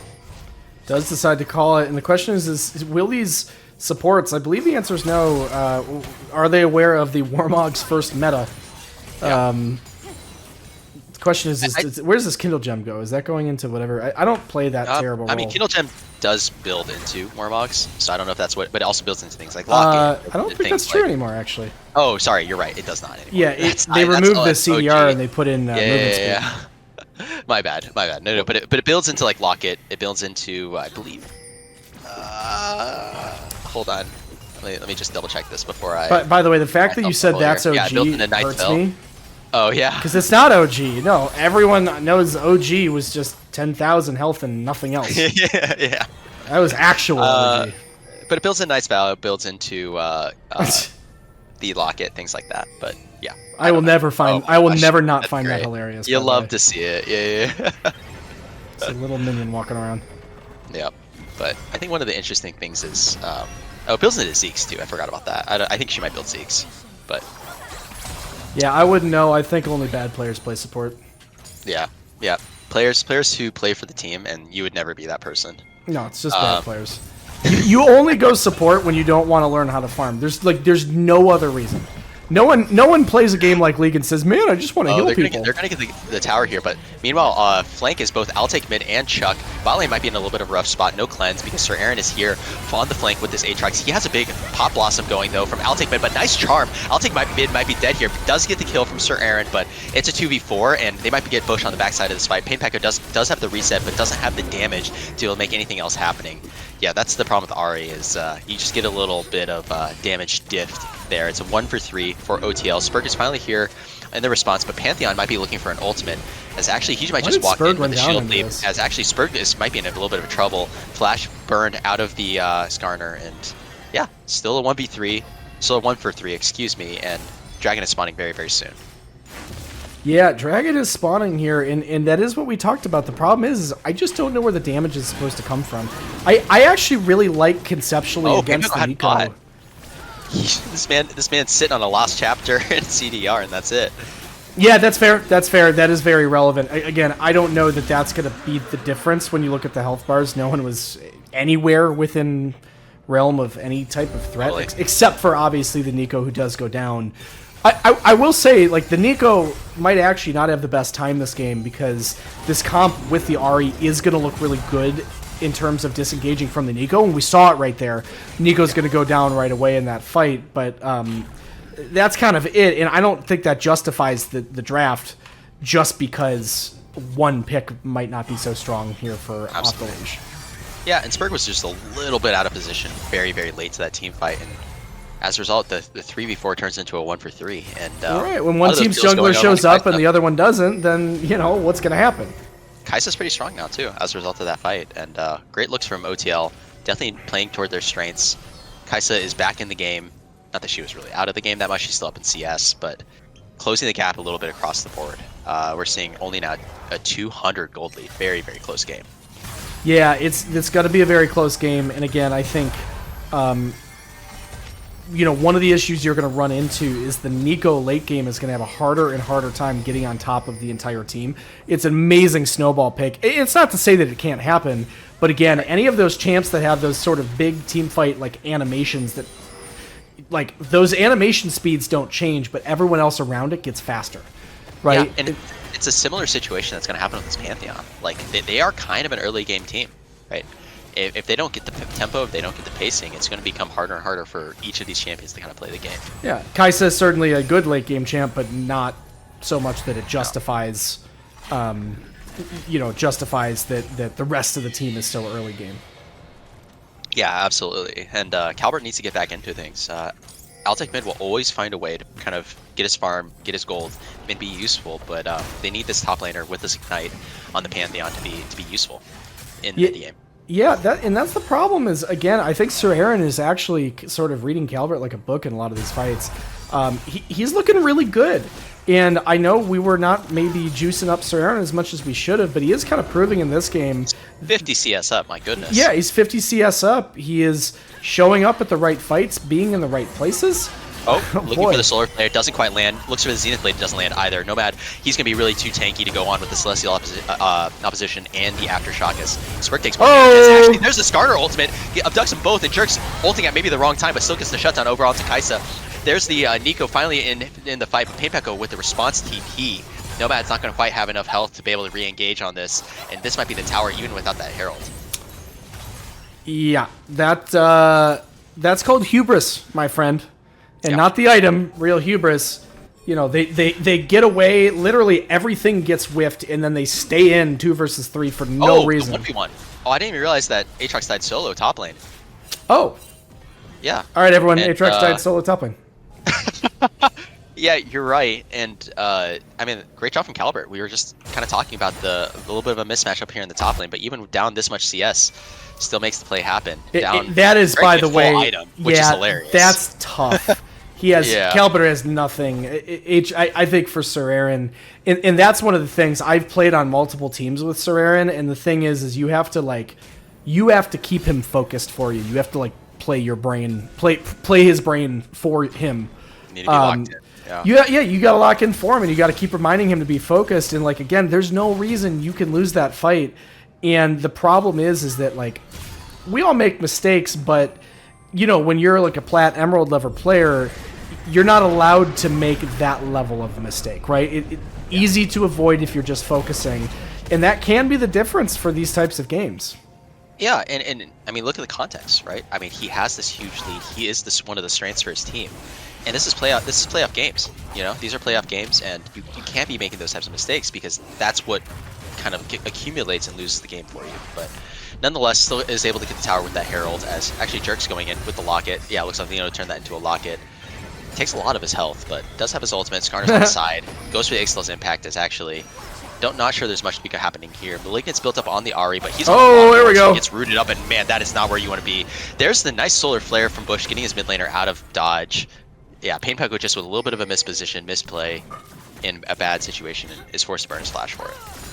That was a tasty solar flare, I must say. Yeah, very nice, very nice. And as the scrap will not stop. Ahri does have ultimate still, as actually the Impale comes through. It doesn't land on anybody. Yeah, as actually Nomad might be in a little bit of no man land. It does have flash though still. Is low on HP, but the dragon is now spawned. Ultimates are crucially mostly down on the side of no reply. Meanwhile, mostly up in response from the OTL. So they can definitely look to turn and contest this if they choose to do so. It's actually Nomad going in with a nice headbutt pull, flashing in from the Nico, gets a huge pop blossom onto 3, but the gold dip might just be a little bit too much. Lil Chuck is pretty tanky, but Painpeko getting the resets as Korean on this Kaisa isn't quite tanky enough, or sorry, doesn't quite do enough damage to do it. Copper going in with the shield leap is going to be able to maybe get a kill on the backside. No, the health bars are so low. Jerk's flashing in with the 4-shot as actually Killer Instinct from the Kaisa. Health bars are so low everywhere. And it is so close to being so good for both teams. But it is just a 2v1. No reply gets the dragon as well. People just flying all over that fight. So close. And you're right, the Nico finds 3, but it's all frontline. It's all frontline, does not, I believe, catch any backline in it. And yeah, that could be the problem with the Nico. Again, I think it's a very strong champ, but when in these fights, you've got an Aatrox, you've got a Skarner, and you've got a Leona, there's not a lot you're going to be able to do, and you're going to kind of go down pretty quickly. So the spacing that we're seeing here from No Reply, not cheating too far forward, where you're going to get caught by that as the Jhin or the Ahri, is actually very well played, and it's way harder to do than it looks like on stream. That shouldn't have been a balanced fight. I mean, in a vacuum, obviously, like composition wise, it's actually Korean. Maybe looking for something over on Sir Aaron. Sir Aaron is going to be in a 1v3 situation. Lil Chuck now here to help, and now Sir Aaron, even popping the ultimate, isn't going to be enough to keep him alive. Very nice look, getting in yet another kill as a pick. They might be able to threaten a little bit of Baron action here. Meanwhile, Nico is just sidelining against the Ahri. Yeah, that's a little tough for Sir Aaron. Obviously, the team has not... I mean, look at this, by the way. Look at this red vision. Right? Yeah. Look at this, Excellent right? Work. Everywhere. Excellent work. Yeah. Meanwhile, blue vision, they just got these 2 wards that we're seeing here and here. They weren't there before, right? So there was absolutely nothing, and he was flying blind. So that's, Yeah, I mean, and that's one of the things where we talked about their unique looks, and they need to be doing more of that. Like, OTL, that's their bread and butter right there, the play that they just made on Sir Aaron. It's not necessarily that he was in a bad spot. It was just one of those where they had great vision, and they capitalized on it by making a very weird angle approach, and they did a good job. So they need to do more of that for sure. Yeah, we like that. Korean going to have to be very big as this game approaches the late game to carry this team. It's just how it's going to have to be right here. Oh, it's actually Glacial Prison going, just missing over onto Jerks, but they might be able to get the full proc onto him, and no cleanse because he has Ghost instead. Cleanse coming through from Sir Aaron, excuse me, Caridian, as actually now the Pop Blossom over onto Skarner. They're doing a lot of damage to him. They might be able to secure the kill, but the 3-mana fail! As actually the Zenith Blade pulls him all under tower as well. Now they might be able to get Chuck on the backside, but he is very, very tanky. Calvert now ulting back in. Peko getting involved as well as the Charm and the World Ender coming through from Sir Aaron. And meanwhile, Bush League is just 1v1ing. It's a battle of the tanks. Now Peko has the resets, is able to get out help in it and help. That's and no, that's crazy. 2 kills. Very unfortunate. 2 big kills crazy. on the jungler and the AD carry going in favor of Bush League instead of over onto this Ahri. Still a good look. 3 for 2 on the extended fight.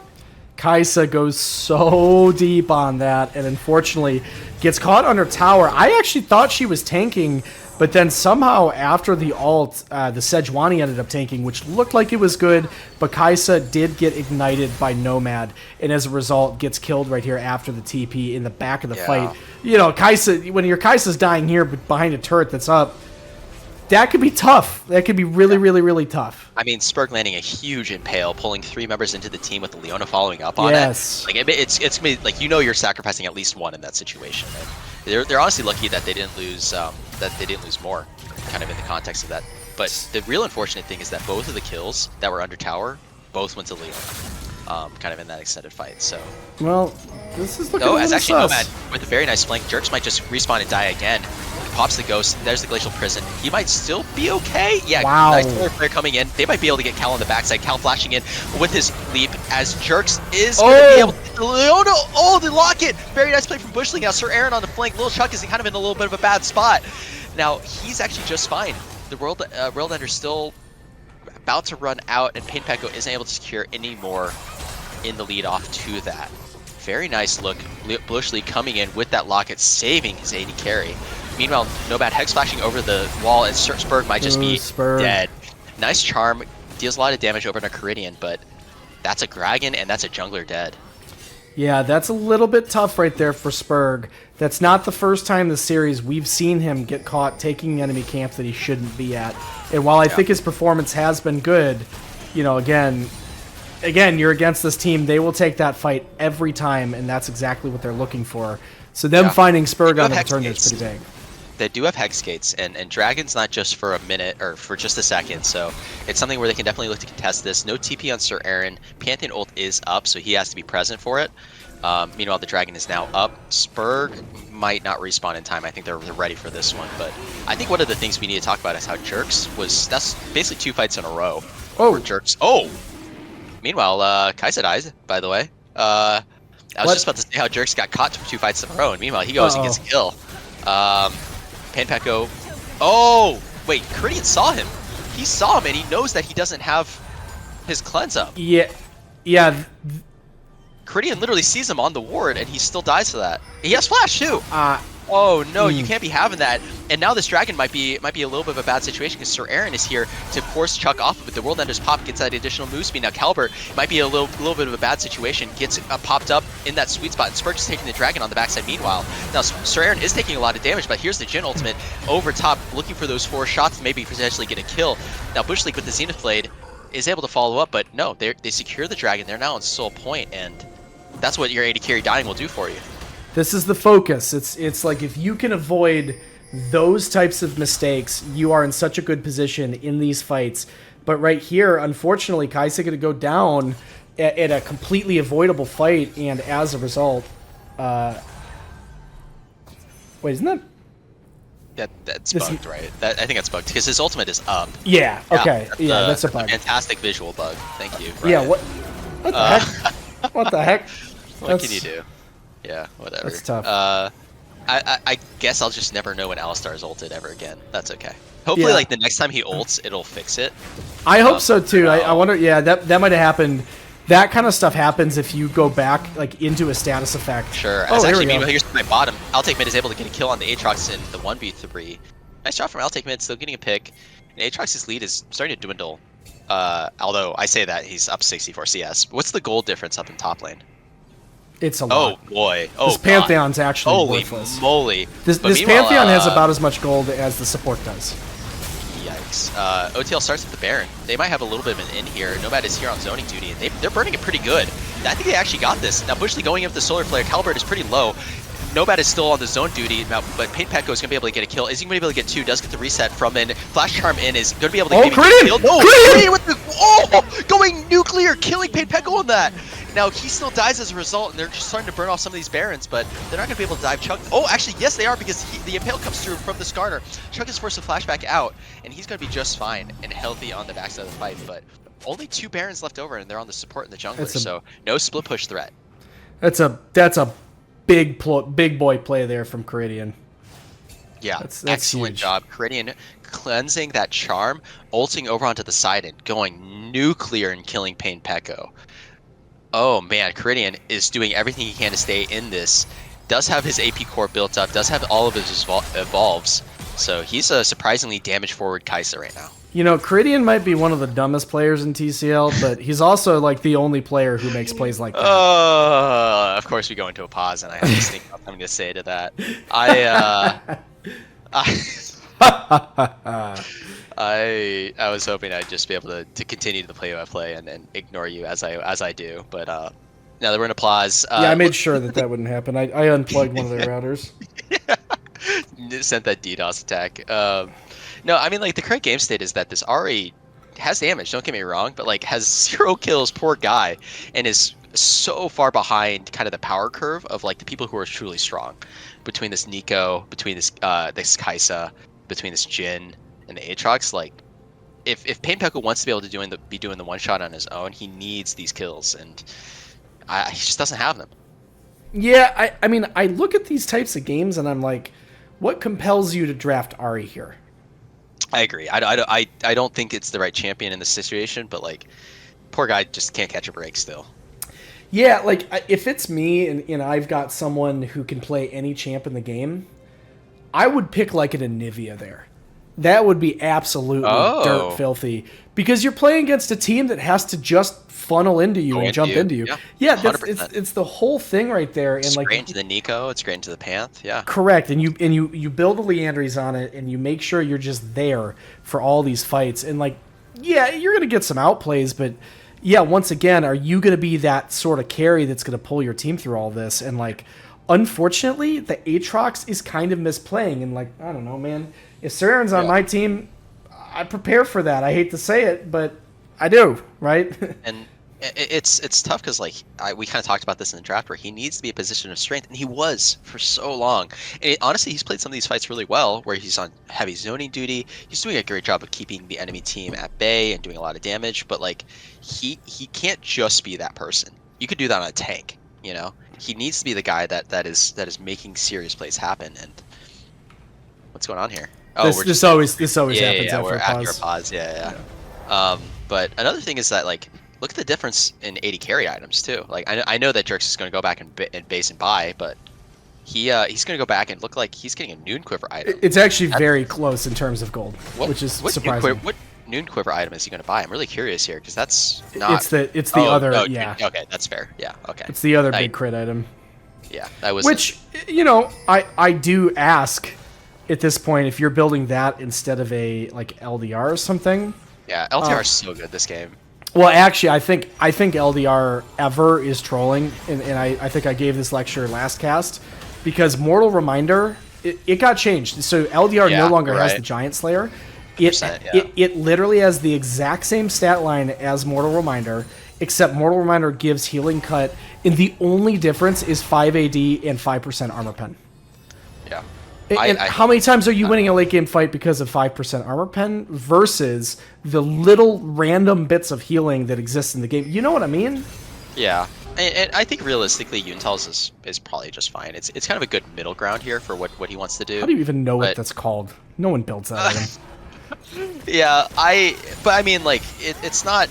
It's stats that Jin wants, but it's not stats that he needs in the context of like the current game.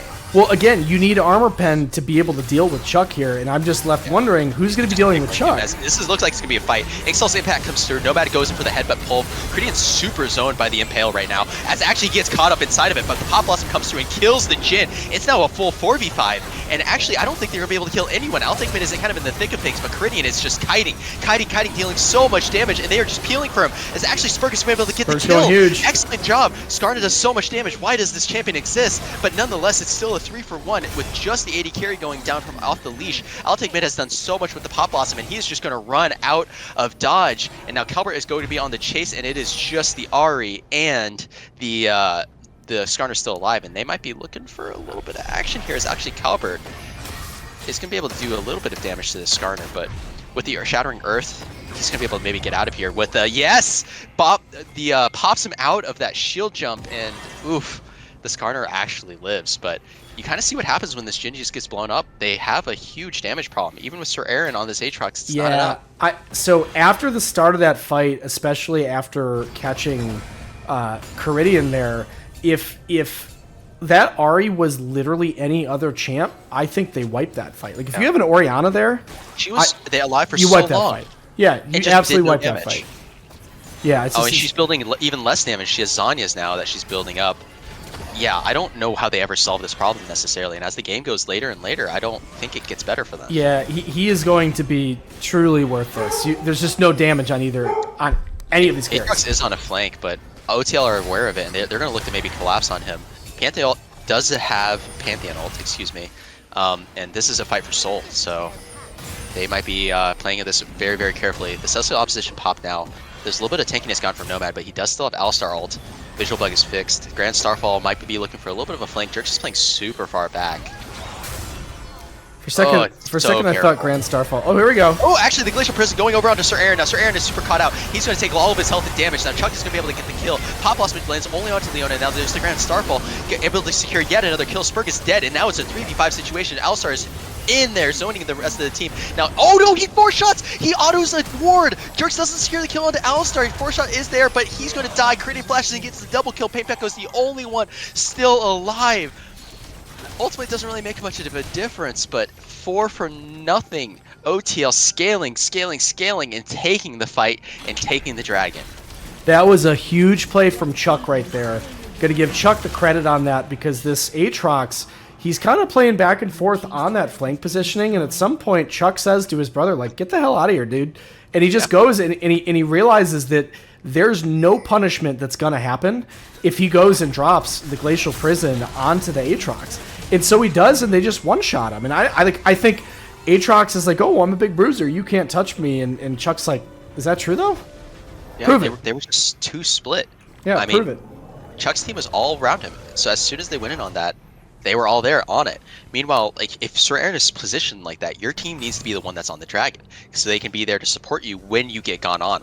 You know, like with the with the Pain Pekka going in, with the Skarner Impale, and so you're just down -1, and the rest of the fight goes accordingly. Yeah, Sir Aaron here has lost focus. It's something we've seen from him. We see the highs, we see the lows, but right now he has lost focus. He's 0-5. He's having a little bit of trouble. They might have something here on Nomad actually. Headbutts Sir Aaron into the enemy team. Chuck going in to support it. Halbert and the rest of the team is here on the quick flank. Is actually, oh my god, and this Pain Pekka is going to die to the mid and the ADC.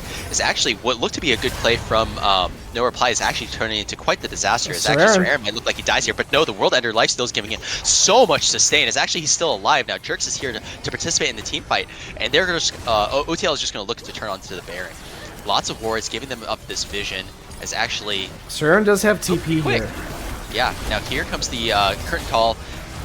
Is it going to be quite enough damage? No, the Nomad, the clone takes a lot of those shots, and Nomad is still looking quite healthy. There's actually some Turkus in the midst of all of this, but Spurg and Bushling are really, really tanky. Health bars are quite low. Pop Blossom is still alive. Jerk's doing a nice job of dodging out of it. Now Impale comes through, as actually the World Ender is not available, but Sir Aaron is still nonetheless doing all of the damage. Jerks is here, as, oh no! He walks up, gets auto a single time, it's a triple kill, but man, I don't know if they can do this Baron anymore without the Jhin, as it is a super messy 3 for 5. Yeah, full ace from OTL, and wow, I'm not sure how that fight went the way it is. I'm going to leave that up to you to tell me. Yeah, well, Jerks stayed alive for a really long time over this wall, and he did so much damage. He ended up with the triple kill, but Aatrox doing a little more, honestly, than I expected him to, just by getting a lot of people focused on him. Very focused, and Jerks was able to come through with all the damage at the end there. And he could hurt. Yeah, and I think they thought that getting onto Jerks, like, it was just a foregone conclusion that he was going to die, but that wasn't true. That's not what happened. Stayed alive for long enough to find the triple kill, and they clean up at the end.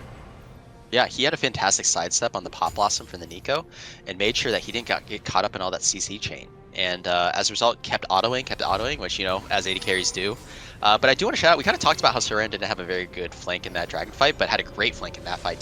Bases, TP's in, and is frankly right on the back line. So so OTL is kind of like in there, and they're looking back like, where's our damage? Where's our damage? And they're just getting annihilated by this Aatrox. And I do want to point out, this game could not be any more back and forth. It's crazy. I do want to point out this. I actually am not a big believer in this item choice, because that they are started it. Yeah, the Yuntal's, it is an on-hit item.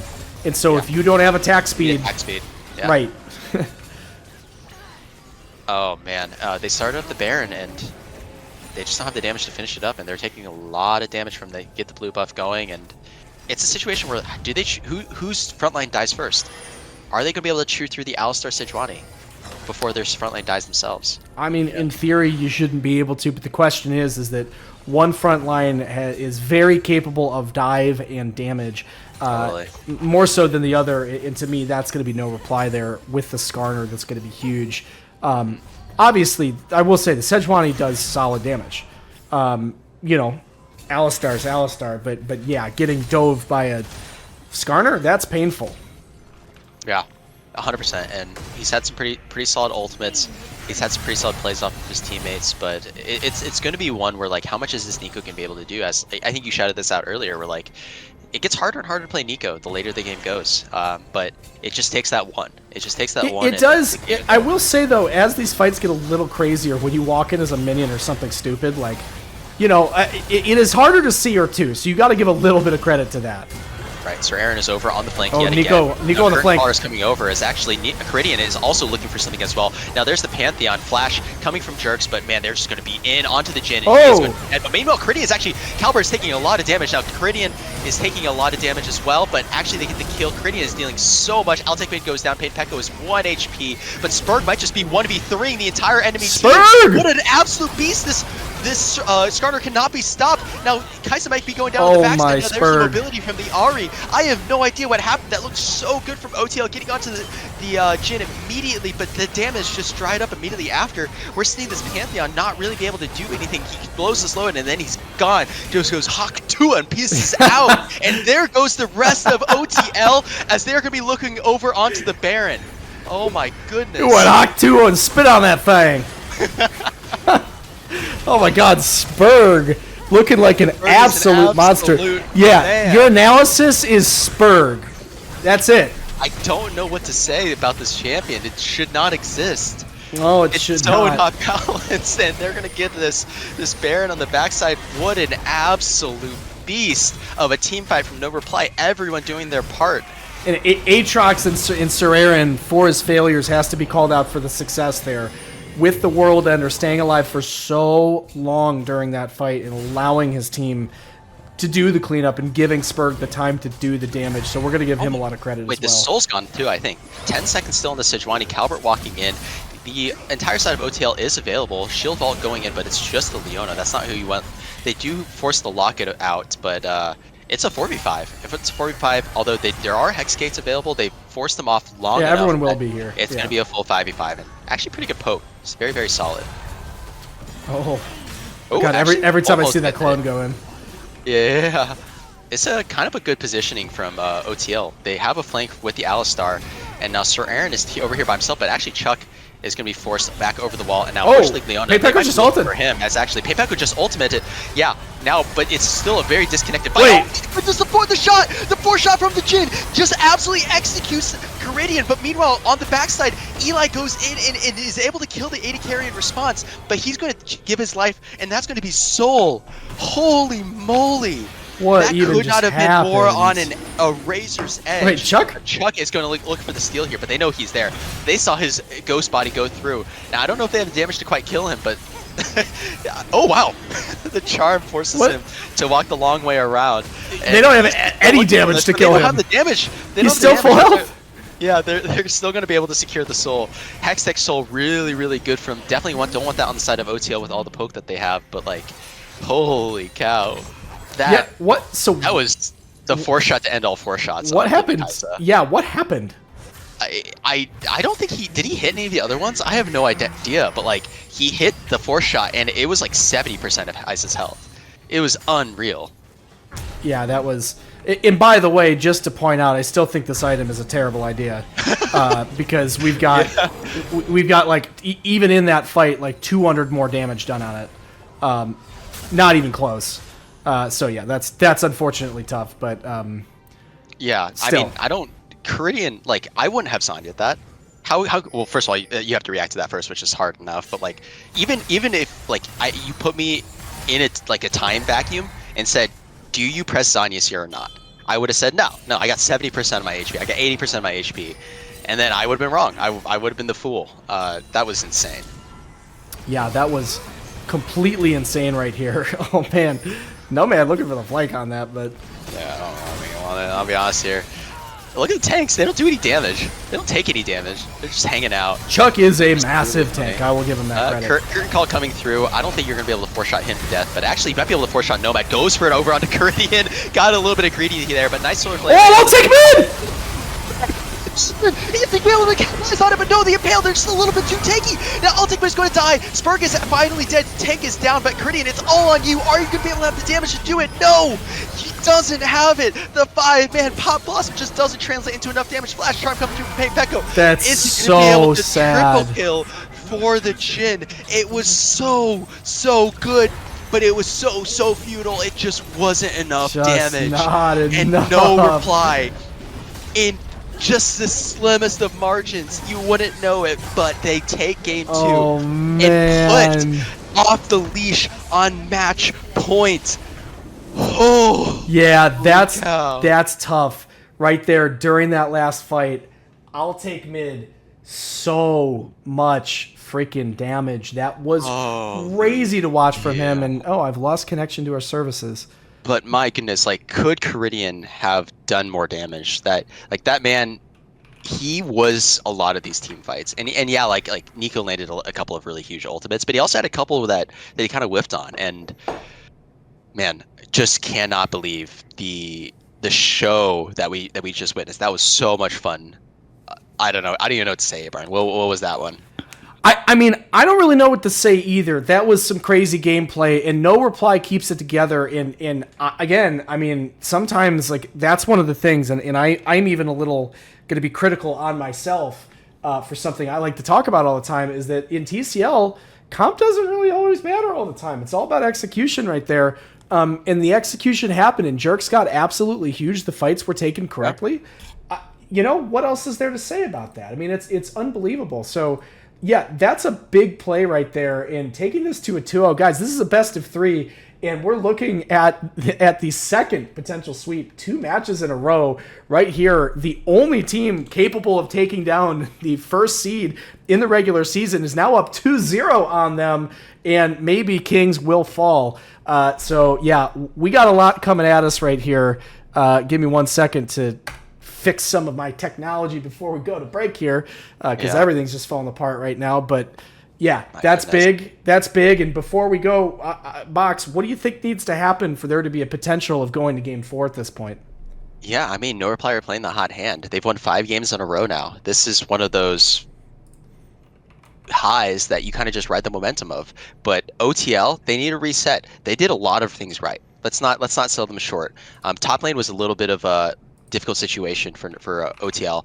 They just need Cal to reset mentally, get back into this game, play something that's going to be lane dominant, and get them into a spot where they can transition that into team fights. But meanwhile, bot lane, David doing a lot, but maybe put on something that can kind of solo carry that game. I think it's something where the Kai'Sa was a great pick. He did so much on that pick, but it wasn't the champion that was going to be able to put the team on his back. It wasn't. All right, folks, we're headed to break. We will be right back in a few. Stay tuned. All right, ladies and gentlemen, we are back on the potential, or this is match point, I guess you would say, right here. No reply versus Off the Leash 2-0. Absolutely crazy that we're in this position. None of us expected it. The 1 seed is about to potentially get swept, but we are here at the start of Game 3, ready to figure out what's going to happen. I'm joined here by AiBox. Casted our last game. Mr. Box, what do you think has to happen to take this to Game 4? I mean, OTL got to reset. You know, they gotta go back to the drawing board. Think about their comps. Think about how they want to play. Think about just how they want to play together. Make sure they don't get too far behind in this early game. Make sure their top doesn't get too far behind in this early game. I don't know. What do you think?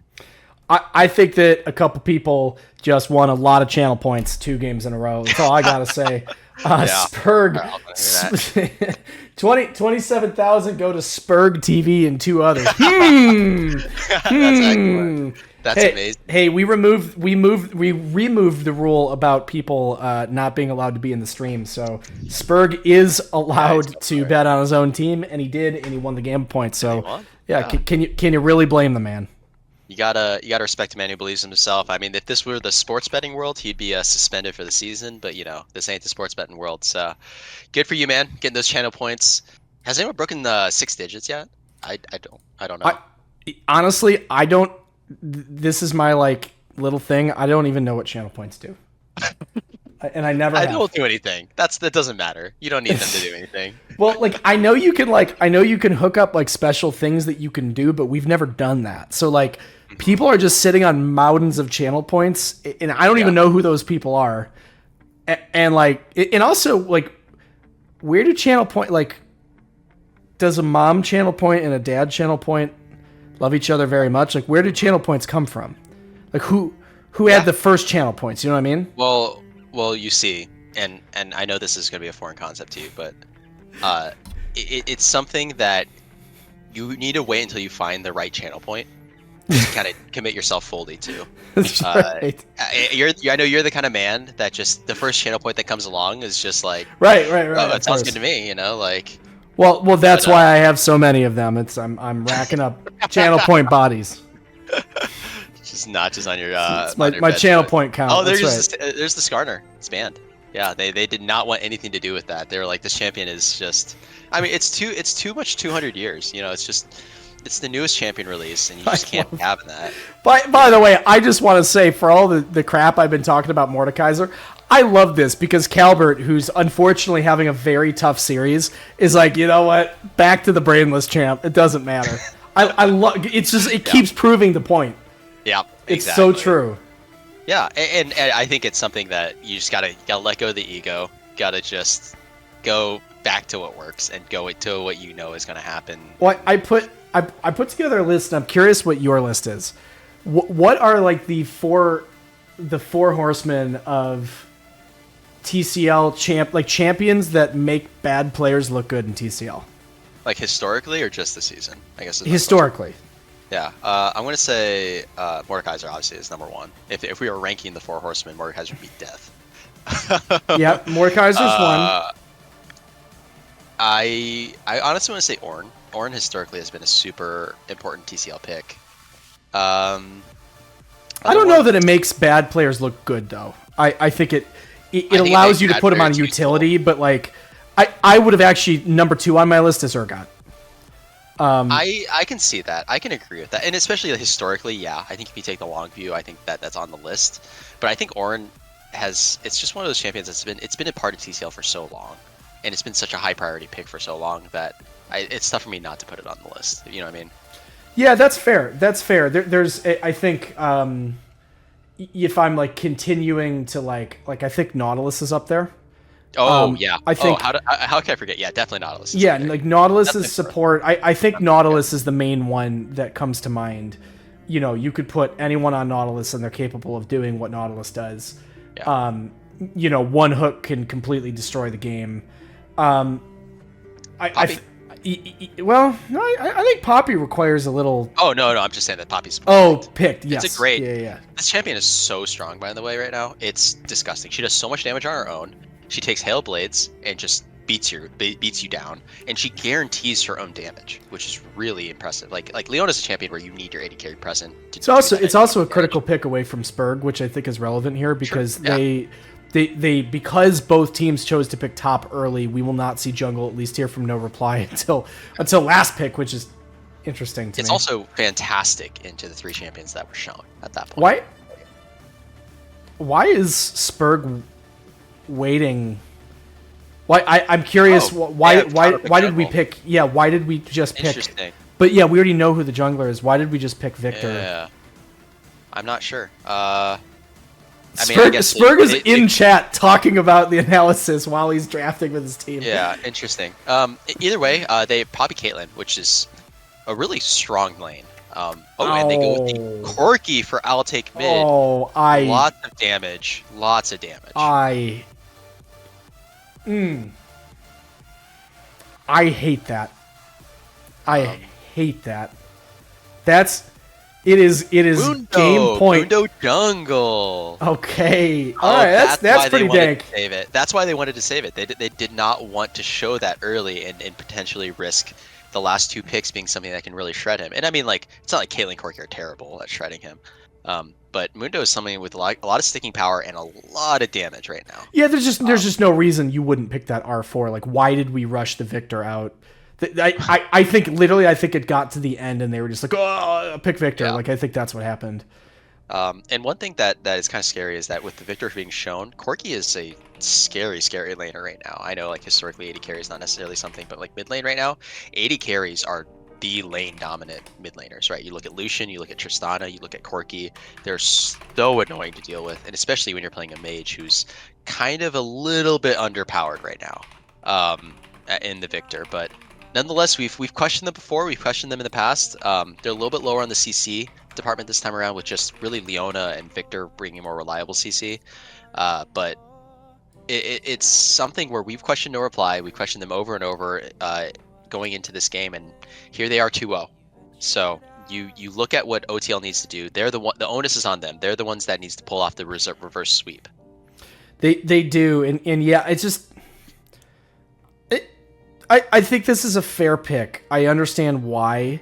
Something about I'll take mid with his back against the wall, picking Corki mid, is just doesn't totally jive for me. You know, I agree with Tolson. The Rammus would have been insane here, but yeah, Corki mid, not necessarily what they needed. yeah, I don't know. We could go both ways with it. The DPS threat, knowing that Caridians, you know, I don't know if we still see that, like a little bit of that lethality.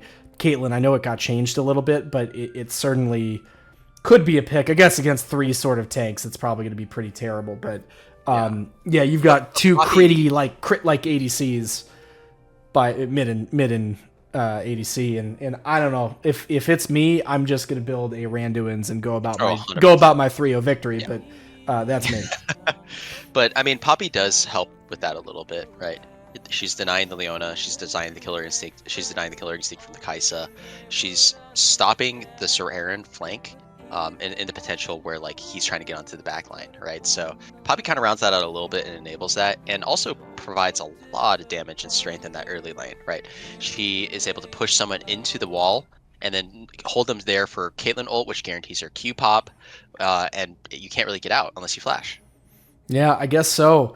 But we are going to be going in. We got about 30 seconds left. I know it says 1 minute, but remember, Riot breaks the game, and it's really 30 seconds is when it goes.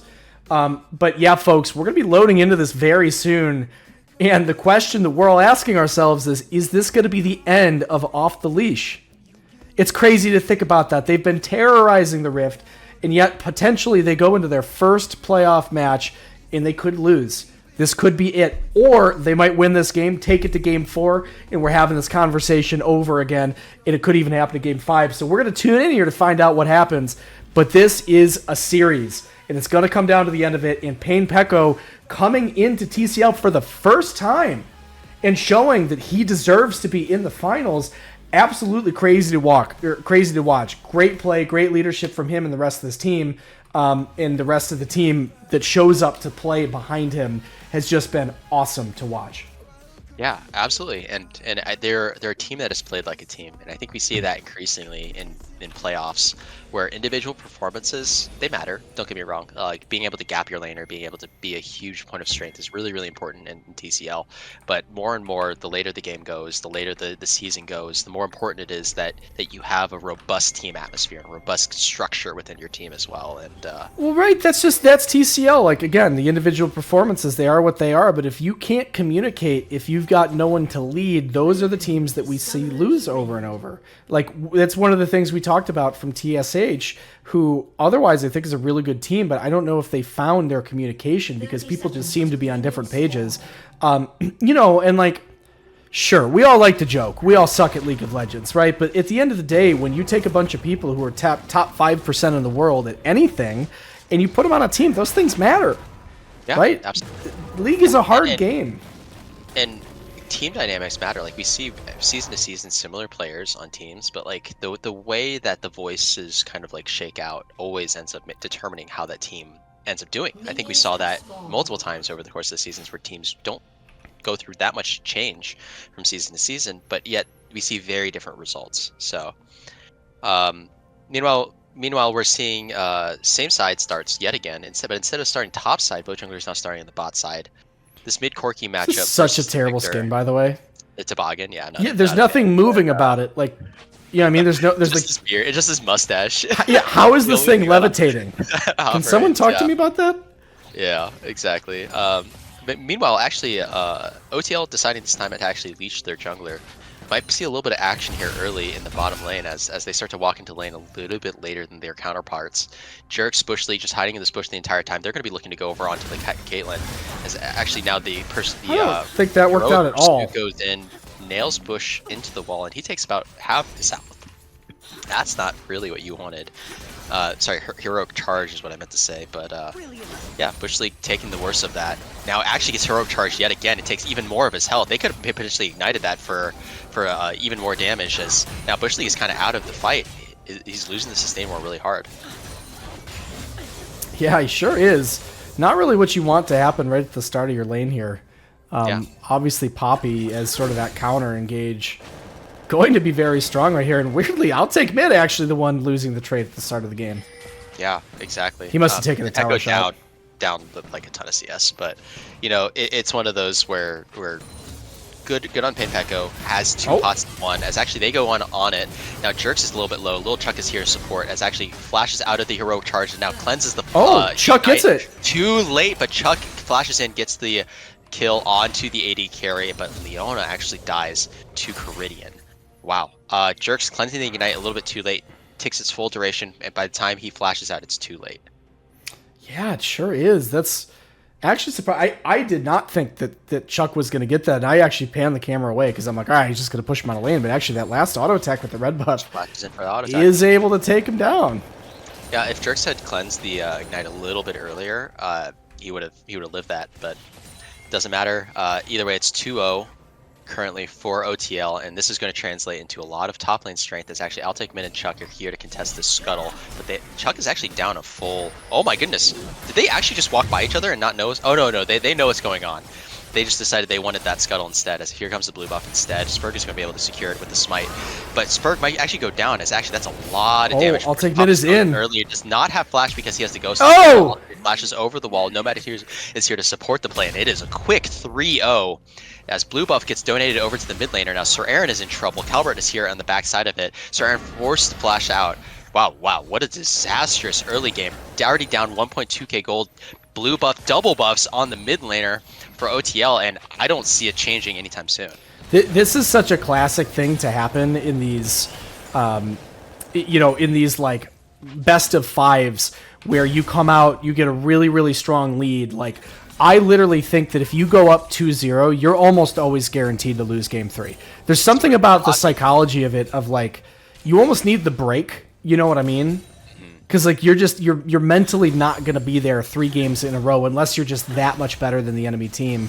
And of course, we're seeing the no reply we expect to see. Right? This is how we expect them to play. Right. And the crazy thing is like So Lil Chuck and I'll take mid knew that the enemy jungler top was inside their jungle, but somehow Sir Aaron and Spurg did not know that their counterparts were in the river. So when Spurg face checked into that bush, he took like all of his health right there, and the fight was just over then. Yeah, right. There was nothing to be done there to support it. Yeah, correct. And right here, this Corki, I will say, it's just I'll take mid. I think it's kind of a soft thing to do, but he actually will be very strong. Yeah, totally. Wow, he's actually looking to freeze this. He's gonna freeze it. See, this is playing against. But there's you and want mana, Yeah, there's no mana, right? That's right. And this is how annoying playing against. I'll take mid. Yes, this is what he does every game.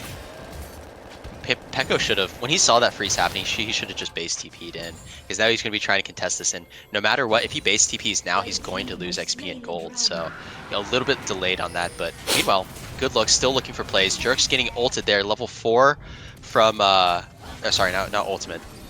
How did he get stunned up? But either way, he's out of there. Ignite burning, but they do get the dragon on the backside. Do get the dragon right there.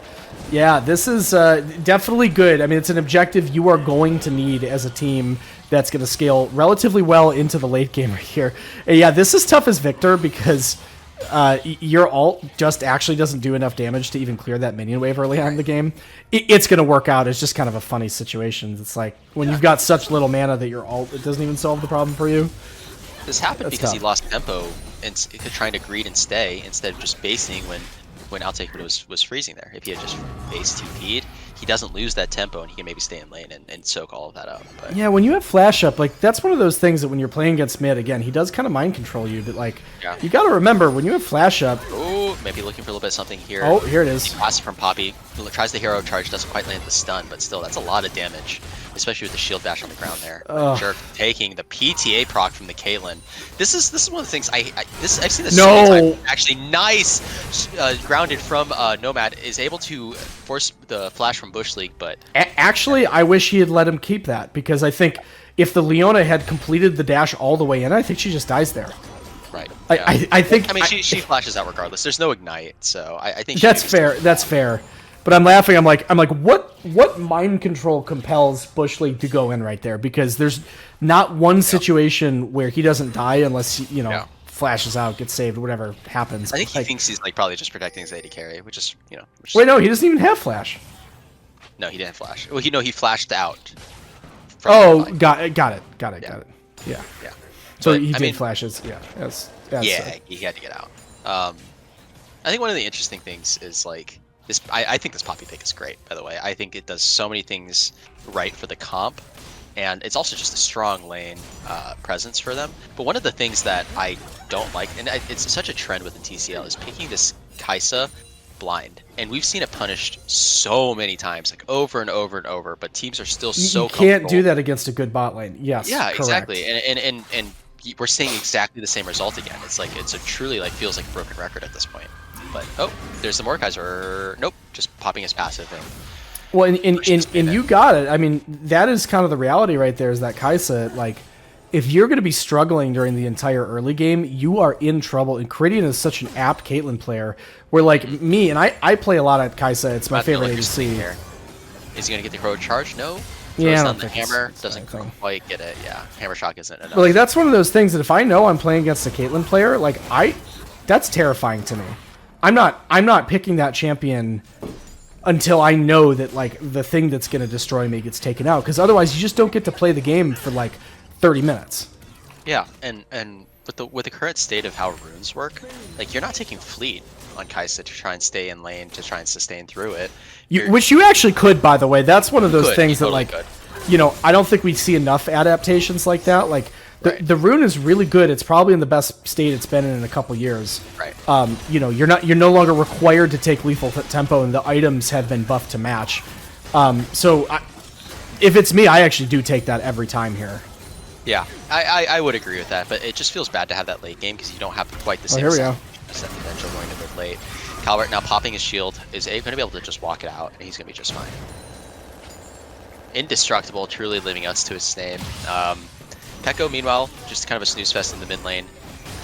Still even CS, but Jerks he's going to take the headshot there. Nope, not quite. As actually, they go for the dive. Wow.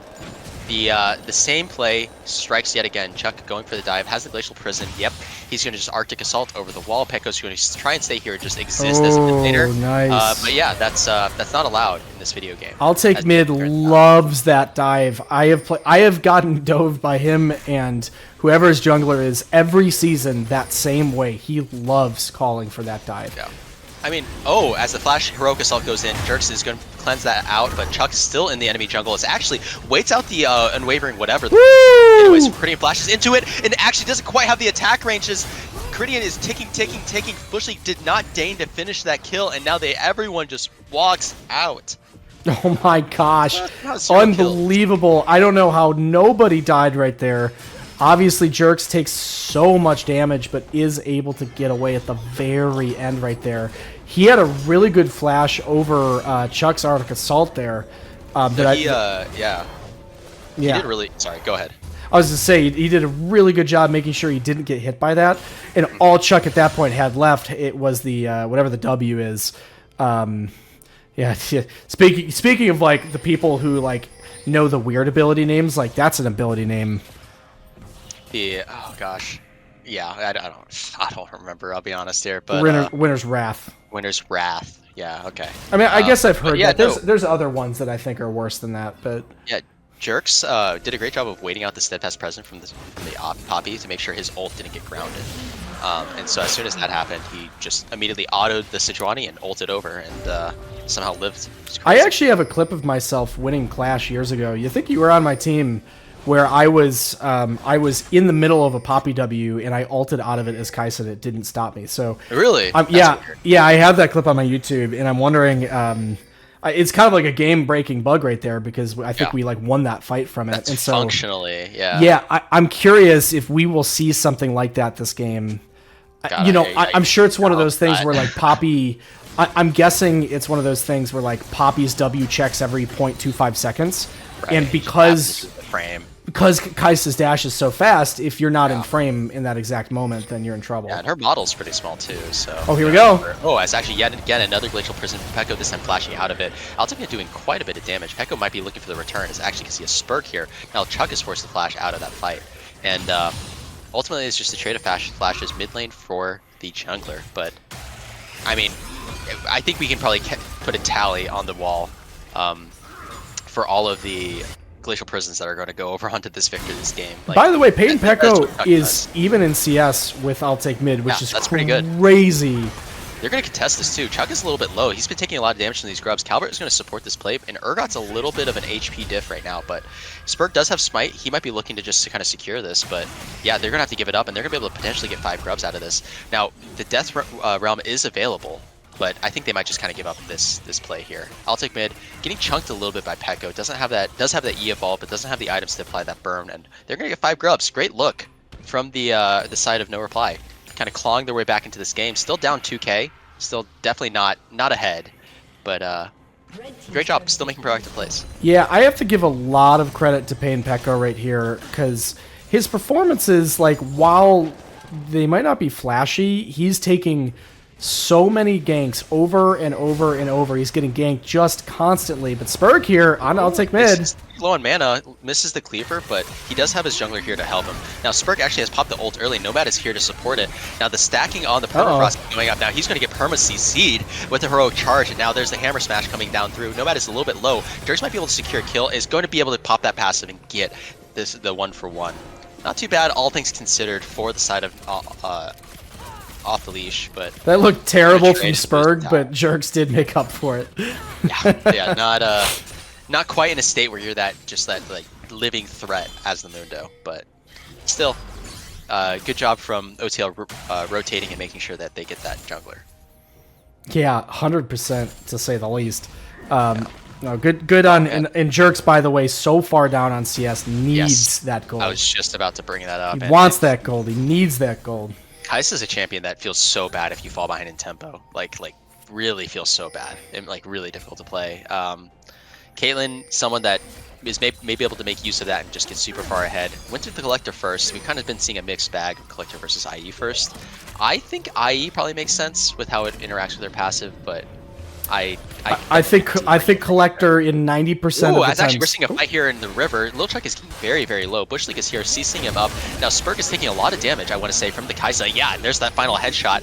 As Sir Aaron actually TP's in now, gets the abduct over onto Kai'Sa. Wow, just absolutely one-shots him. Heroic charge from Nomad isn't going to be enough. Now here's the Victor ult, and they're going to be able to secure another kill. That's a 3-for-1 with both bot laners dying. Yet another great fight from No Reply to kind of claw their way back into this game.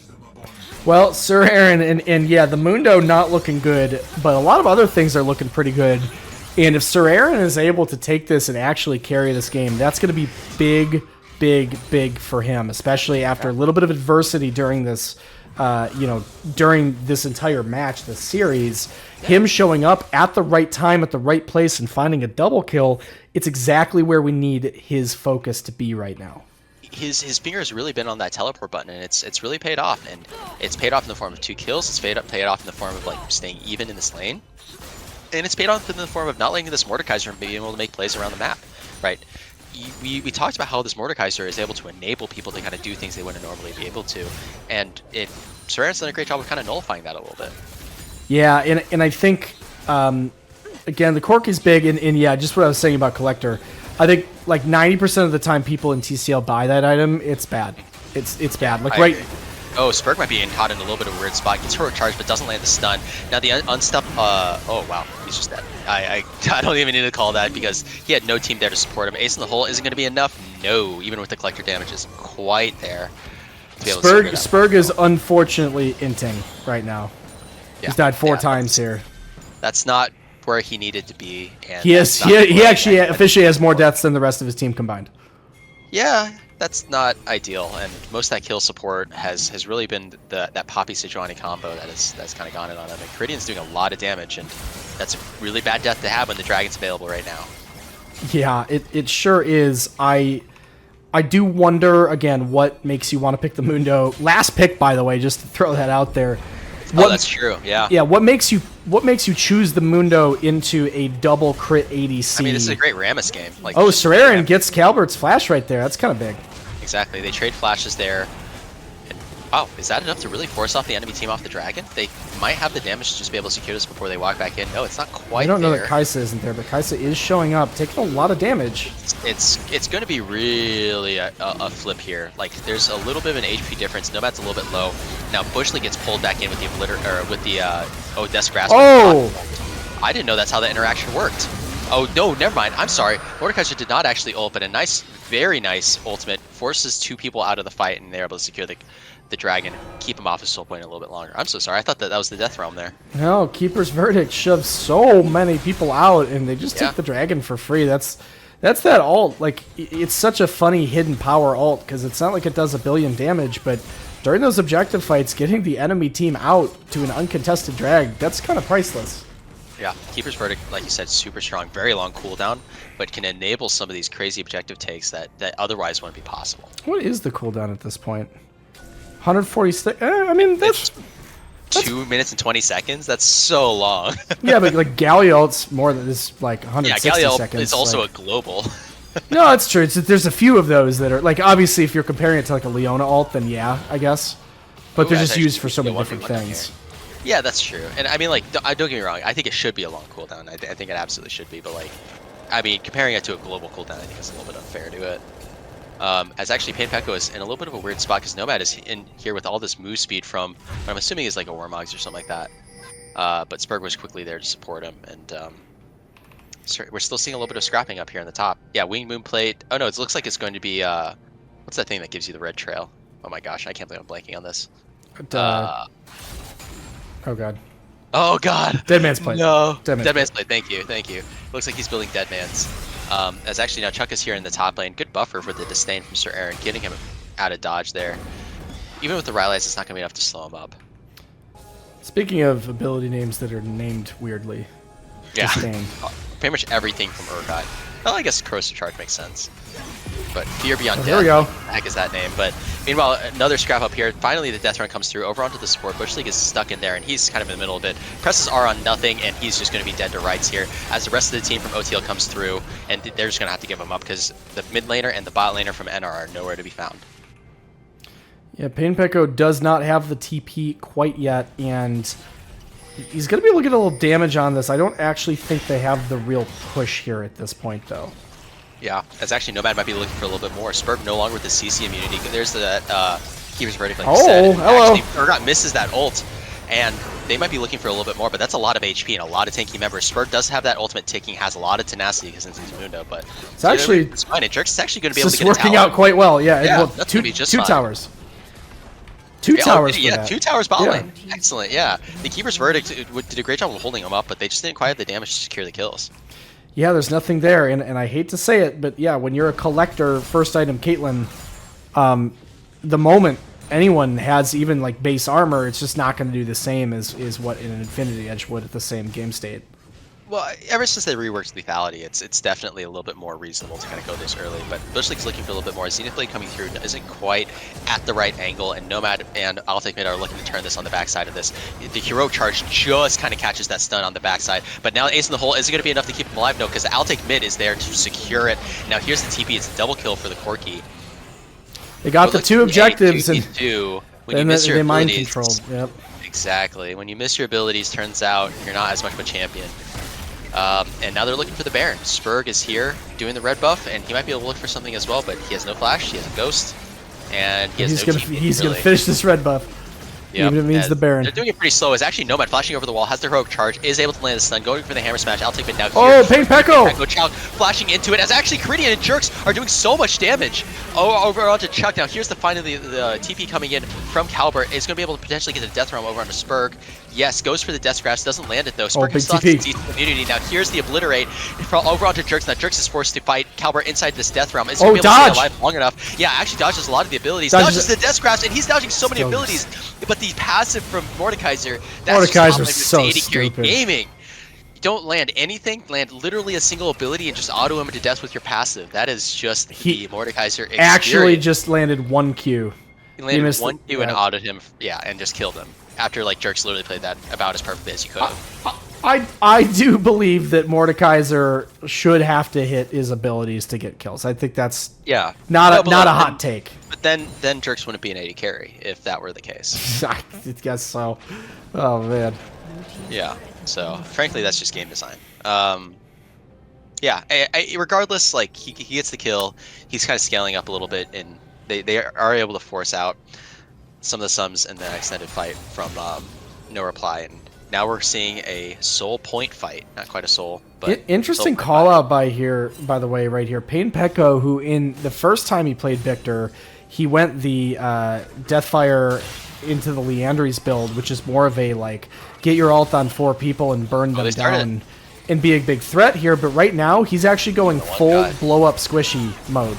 So he wants to be able to 1v1 I'll take mid when he jumps in at this point. Yeah, Spurg really late to the party here, and they're going to be able to get the Dragon. Now it's 2-2 in the Dragons. Now the Keeper's Verdict kicks out Jerks from the fight, and he is just getting burnt down. Sir Aaron is dead. Now they're going to lose Payne Petco on the back end of this, and they are just really late. Spurg really not keeping his team up to date on those timers, and he is late to the party. And as a result, they lose 2, they lose the solo laners, and they might be threatening Baron now. So what happens when you get a little tired into these series? You know, like in a regular TCL match, this would be over by now, but it's not. I mean, we've given Spurg his flowers over the last couple of games, but he really needs to kind of step it up in these next few fights. He needs to be the guy that's actually going to be able to make the plays happen, or at least track when objectives are available. You're the jungler, but currently they're trying to contest this Dragon. Now Nomad is actually on a great flank. Doesn't quite land the stun over on the Jerks. The Death Realm is there, so he might be looking for it onto Spurg. No, looks like he might be looking for it over on the Jerk. Damage. 3v5. There's just nothing that Jerks can do here. I'll take mid is going to be 1v1ing the Kaisa here, and they peel off of Baron and flash forward, get another kill. It's a 3-for-0, and now they turn and get the Baron anyway. So what has started out as like kind of a rough play has just spiraled into a really bad situation. Now, the heroic charge going in, stuns onto Sir Aaron. He's a pretty tanky target, but they're just buying time for this Baron take. Now, there's the Death Grasp pulling in. Caitlyn, Caliber net doesn't quite land onto him, doesn't get the headshot, but they're taking a lot of damage. Is Sir Aaron going to be able to stop this? Payne Petco is in there, gets stunned up, but doesn't see the flank for the Poppy, and it is just death after death after death, one by one, and I'll take mid does so much damage as Sir Aaron go down here as a result. Oh, he's 1 HP! Is he going to die to the creeps? Is he going to tie to the creeps? Nomad walking forward. Is he going to be able to get his passive off? The Sterix just pops up in time. Man, I don't know. Oh, the Sterix! The kill with the disdain. With Yo! That's a huge return, and it's going to stall out the push a little bit.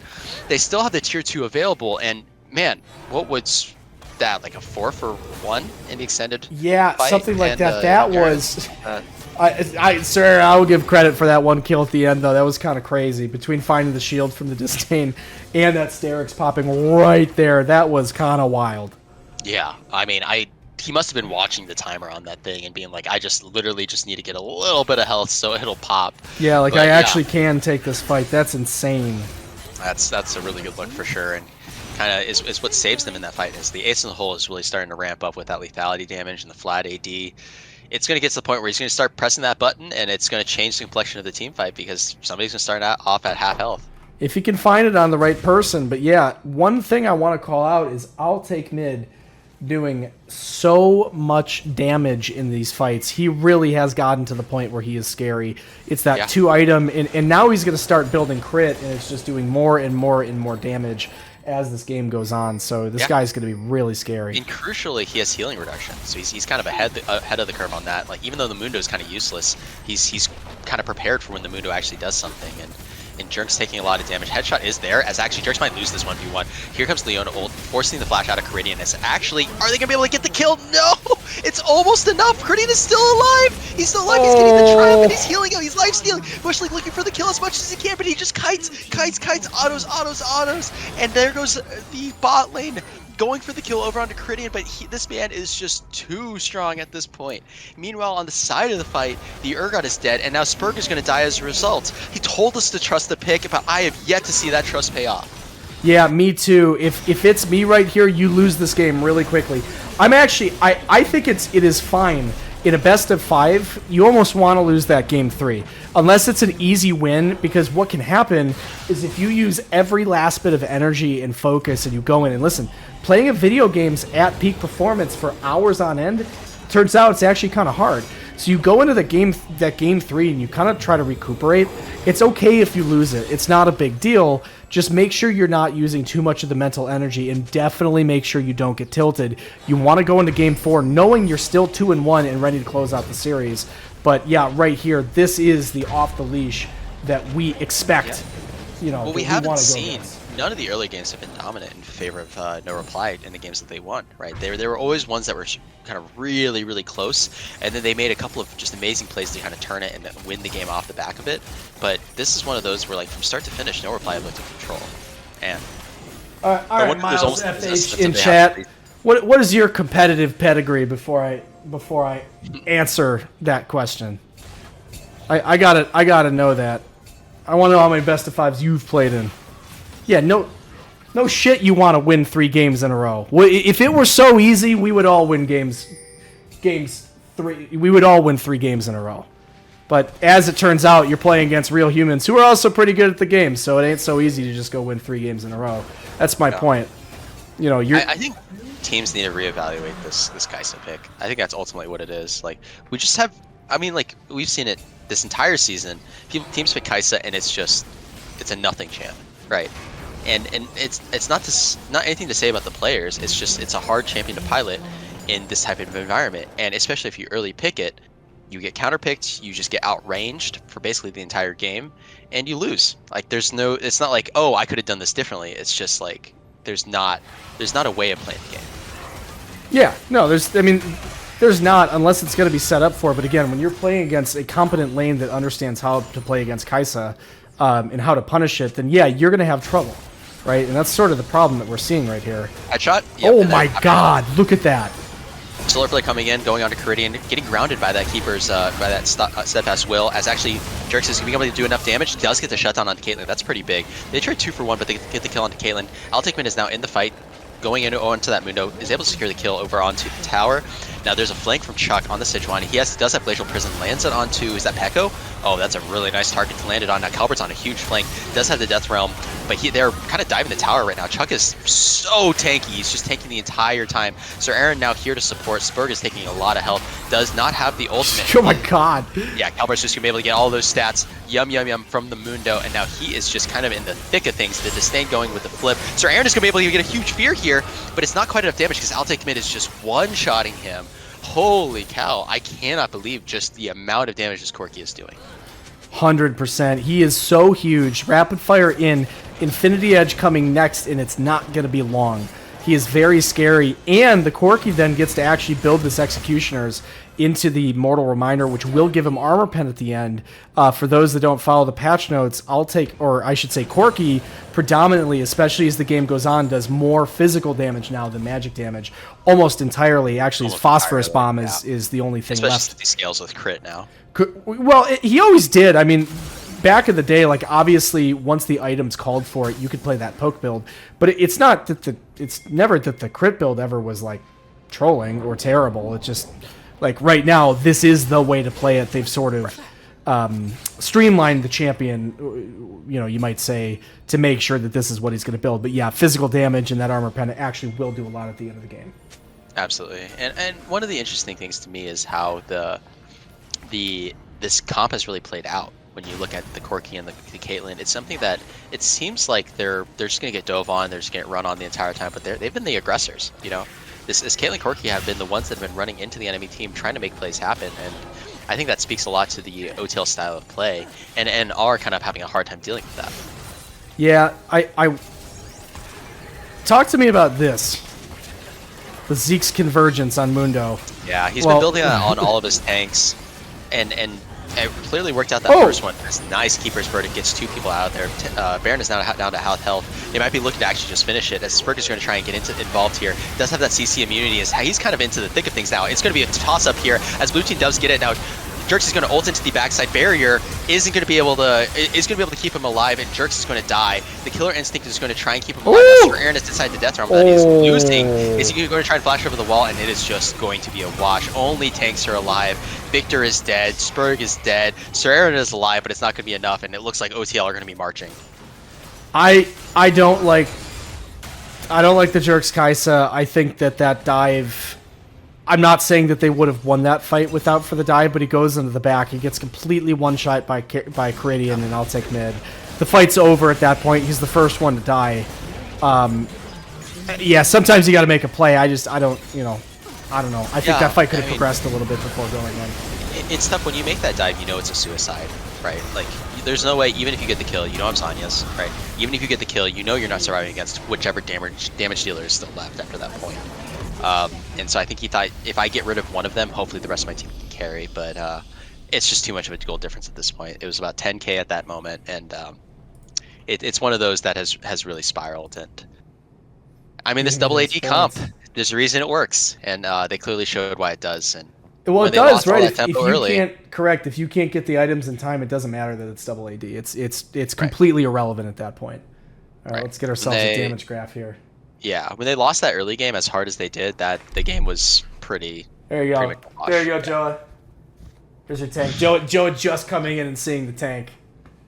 I thought he'd like that. There you go. That's right. And I got two dogs here that are also looking for some attention. I have a piece of paper taped over your half of my screen, so I don't have to see your face. You get to see my face, big dog. Get it right. All right. You get that absolutely right. Yeah, I mean, great damage craft. Pain Pekka doing actually a lot more damage than I think we had necessarily expected. But yeah, just the Kaisa pick I think is the name of the game there, and then the way the early game went with this Mundo. Mundo, I think in a universe where, like it's like the Thanos reality where like how many realities where we win, and it's like there's maybe one where this Mundo actually works out. But yeah, exactly. But we don't live in one of those. We live in one of the less fun realities. So I don't know. Yep. There we go. Okay, folks, we are going to game 4. That is not the sweep. And, of course, I'll take mid and his team off the leash did a great job of bringing us the gameplay we expect out of that team. They played very well. I'll take mid completely popped up. So did Caridian. We're going to be going to game 4 in a really exciting series here. So give us a little bit for a short break. We'll be right back. Stay tuned. Hello, TCL compatriots. We are back here going into game 4 off the leash. Almost got reverse swept. Went into game 3. We were a little bit worried. It looked like the usual performance we expect out of them had not shown up for tonight. But they are here. They are back. We're going into game 4. The series is 2-1 in favor of No Reply. And I'm here with AiBox, who has joined me on this cast. We're having a great time. We hope you are too. Mr. AiBox, give me your analysis. What do you think has happened in this series thus far? What do you think changed that game, and where's that going to take us for the rest of the series? Yeah, I mean, it started with a couple of close games. No Reply making some really strong plays that really took command of the game, but that last one was nothing like that. That last one was a stomp. Off the leash with a very different draft from what they've done in the past. Normally, I'll Take Mid has played things like Assassins, Divers, things like that. Instead, choosing to go with the Corki, and it paid off, right? Had a very, very strong early game, had a very strong lane. Chuck played very, very well. I feel like we didn't shut that out very well, but he had a very strong early game, really shut down this Mundo pick. And we've seen momentum really shift within the context of these series. It's the playoffs, right? We've seen a lot of these things happen where like sometimes the team that's ahead just needs to reset. Just needs to say, hey, like we dropped that one. Not a big deal, guys. We're up 2-1. Yeah, and it's really, really critical to give credit where it's due. Especially when we can be, criticizing of some people over time in the server, in this league, whatever. With Chuck, I will say that when his team wins, usually he's had a good performance, and they've been winning a lot, right? Yeah, he's a focal point of that last one. Yeah, he's a huge focal point. He makes the plays. He's there all the time. And what I've noticed is he actually seems to communicate really well with I'll Take Mid. Those dives that we see over and over and over again that they keep going for, he shows up at the right time when the minions are under tower, and you can tell they're communicating. So it's not everything. Again, it's 2-1 not in their favor, but they are communicating well, and I think that if they are able to pull off this reverse sweep, he is going to be a very central part to that. Yeah, we talk a lot about how proactive in the plays that I'll Take Mid makes, but a lot of that is predicated on having support from the rest of his team. Usually it's jungler, but occasionally like Nomad will be there as well to support those plays too. And so he's a player that demands a lot of attention but pays it off as well. So as we see kind of pretty standard drafts, yet again, we're seeing that Kate Pop he picked. So now Jerks Bush League are going to have to find an answer to that. Going with that Leona still comfortable with how that played out in lane. They were down a fair amount, but I wonder if that was a product more of the Kaisa than Leona, but definitely saw a mixed bag there. Yeah, 100% right here. Sejuani, Leona. I mean, this is a tale as old as time. Those are TCL champions. And right here, wow! Oh, no. After what happened last game, actually opts into that. Please, why would you do this? I'm sorry. I know Wow. I'm not supposed to like. I can't believe that. Like, I think that's just. Yeah, I think that's like conceding a game 5 is what that feels like to me. I can't. I think the lane is so important, and this team has proven. Oh, that's a Karthus from Pigeon. That's a Chuck Karthus right there. That is a little bit surprising for me. Yeah, that's. I mean, Karthus is going to be really great into Sejuani, right? It's a champion that does so much damage, especially as you go into mid-late game. You land 1Q, you press R, and all of a sudden you win the team fight, right? It's a champion especially with the presence of double burn, has that flexibility where you don't have to play it perfect. You just have to do enough, and then the rest of your team can kind of pick up the rest. Correct. Yeah, that is a really, really interesting and Spirit of Fate in chat calls out what's wrong with the Sivir. I'm asking that question too. I thought the Sivir was fantastic. Poppy. Correct. Against these types, right, correct. Poppy can do nothing, right? The charge will come in on you, and it's the only thing that it makes sense to spell shield given the context of Poppy. You have no dashes. I wonder what the Kai'Sa is providing that they're looking at this and saying, hey, this is what we want. Because it's not a lane. Like you could convince me that, hey, we need to pick this for the lane, but once you get into the late game, at what point, why do you want the Kai'Sa over the Sivir? That is a really critical question that I don't know that we have an answer for here. Yeah, or better yet, a meta AD carry. There's plenty of meta AD carries that you can play that would totally fit within this draft, right? Like there are things that you can go even with Caitlyn on. Caitlyn's a lane dominant AD carry. Don't get me wrong, especially since Caridian's very good at her. But like you don't pick the losing matchup and expect to have a different result. One of the things, by the way, that I really, really, really like is that we are seeing the Tahm Kench top out of Calvert, something that he has played all season. We haven't really seen it much, maybe 1 or 2 games here, because it's been banned so much, frankly. But after looking at some of the league scrim results, it is by far his best champion. There was some scrim where he did like 50k damage and everyone else on his team did like 15k. I mean, it was crazy. So, yeah. What Spirit says, what about Ashe? Do you really want Jerks on Ashe? That's a good question for you right there. But I mean, importantly, they also opt Aatrox into Poppy as well. Like this is, it's just, it seems like they don't know what they're going to do against this champion. Is what it seems like to me. Yeah, they're just kind of like going through the motions of the draft here. But yeah, you got to ask yourself, like, right, you're picking that into Poppy. This Tahm Kench matchup, I don't know enough about what an Aatrox versus a Tahm Kench could possibly look like to even comment on that. All I know is that this is in the pocket here for Calvert. He loves playing Tahm Kench. It's his favorite champion right now. And it's something that I know that he wishes he could be playing more of in TCL. So we're going to have the chance, as they're on their back leg right here, to see it come out and hopefully, hopefully it turns into a game 5 and we get to hear some silver scrapes and stay up all night. I guess my question is, does their draft do anything different from their previous one, right? Why would we expect to see anything? I mean, I guess they have better engage. That's the primary thing that they offer, right? They have much more reliable engage between the Sejuani and the Leona and the Syndra versus before it was really just the Leona. But practically speaking, in terms of the damage that they offer, in terms of how the early game is going to play out, it's kind of the same thing. Yeah, I think that you're going to have a lot of trouble killing this Tahm Kench. Yeah. Jerks is going to have to get absolutely massive this game to be able to do it. And the problem is when that happens, like, okay, fine. You're going to pick Kai'Sa into a lane where you can scale into infinity, sure.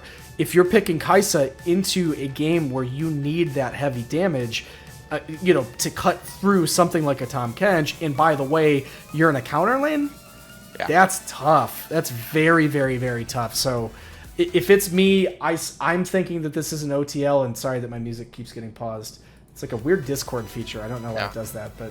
I mean, I agree. But, I mean, finally, though, Painpack goes on a champion versus the first 3 games that he does have a little bit more agency, right? One of the things we saw that was difficult in the first 3 games was that it wasn't that he was playing the lane poorly. It was that Chuck was always there. He was on a champion that enabled him to make these plays that would get him back into the game. Syndra, if anything, is a champion that can create her own plays, right? Especially if Spurg decides to show up with the Sejuani. That is a lethal level 6 combo against Karthus Corki. And right? the one thing you have going for you here is that this jungler is another champ that your sort of like Syndra Kai'Sa combo can target, especially in the early game, right? Not particularly mobile. And so if you're getting the invades and Sejuani's going in and able to get the CC that Kai'Sa's going to be able to follow, that's an option, right? That type of skirmishing does play well for the type of team comp you have here. Yeah, and if they are able to stabilize the lanes, stabilize some of these jungle invades, not fall too far behind on the jungler like we saw in the last game, it just got to the point where when Corki is getting every single kill out of the early game, the game's already over, right? He just continues to scale and scale and scale. Corki is just a champion who just starts strong and doesn't get weaker in his current state. So you have to play that early game more efficiently together, right? You have Sejuani, you have Syndra, you have a lot of ability to shift the power balance of a team fight, but all that's predicated on doing it together. So you do. All right, folks, we are loading in. This is going to be game 4 of OTL versus No Reply, and this is match point right here. So we could see the 1 seed getting knocked out of the TCL finals before even, or TCL playoffs before even getting to finals. So this is obviously huge. We've seen amazing gameplay here from No Reply, but Off the Leash came back and punched him in the mouth in that game 3. So we're going into game 4, and at this point, we don't know what's going to happen. Yeah, and it's a bit of a mental reset for No Reply. They've picked a similar comp, and we're going to see if they're going to be able to do the game that they want to be playing, right? As we see kind of just a normal 5-point coming out of every single team, or both teams on the Rift. No more kind of first level 1 stacking shenanigans. I think neither of these teams wants to scrap early. But I think one of the interesting things is what is going to happen around these early objectives, how do these junglers path, and what happens kind of in this early game, as we mentioned. Well, to me, the matchup that I want to watch is in this top lane, and we've not really given top lane a whole lot of attention this series. So I'll probably keep the camera up here because, again, Calbert right here on the champ he's been wanting to play over and over. Now he's given the chance. It's against Seraran on the Aatrox, obviously a solid lane champion, but Calbert is sort of, as we said, in the pocket. He's got what he wants here. And so for me, this is the marquee matchup of this game. Calbert showing in multiple games he's able to carry on the Tahm Kench. What's going to happen here while his back is against the wall? Yeah, I think we need to swap the stream feed. Oh, sorry, buddy. Good thing nothing happened. Yeah, kind of early in this level 1, one of the interesting things is junglers finally starting on opposite sides of the map, right? The previous 3 games, junglers started on the same side. Now we see opposite starts, and I wonder how this is going to affect objective take. We kind of saw, like, early on, Chuck likes to play toward this top side, get Calbert ahead, maybe get into Sir Aaron's head a little bit. Early on, Spurg likes to play toward his bot side, play for early bot ganks, play for this early dragon, so looks like they're kind of going with that MO. Yeah, 100% right here.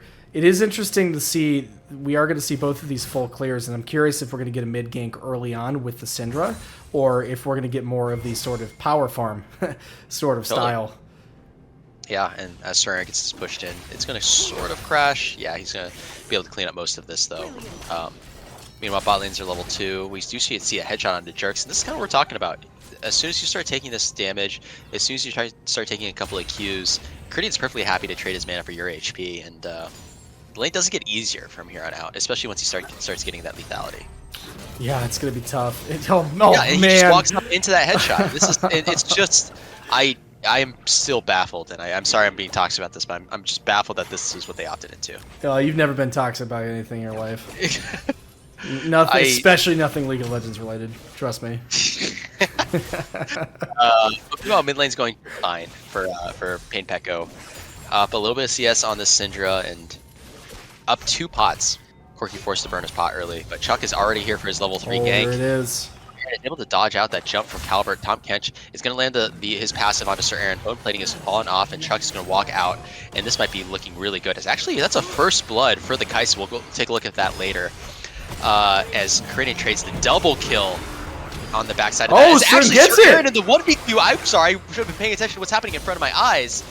Sir Aaron gets the 1v2 killed. Unfortunately, it's not a first blood. This is exactly what we saw last game. There's the heroic charge straight into the wall. Bushleague, you can't play in the wall against the Poppy. Now Spurg gets ignited. Nomad is taking a lot of damage, but also dishing out the damage as there's the Plasma Stacks getting knocked out, and Caridian is still looking to fight even more.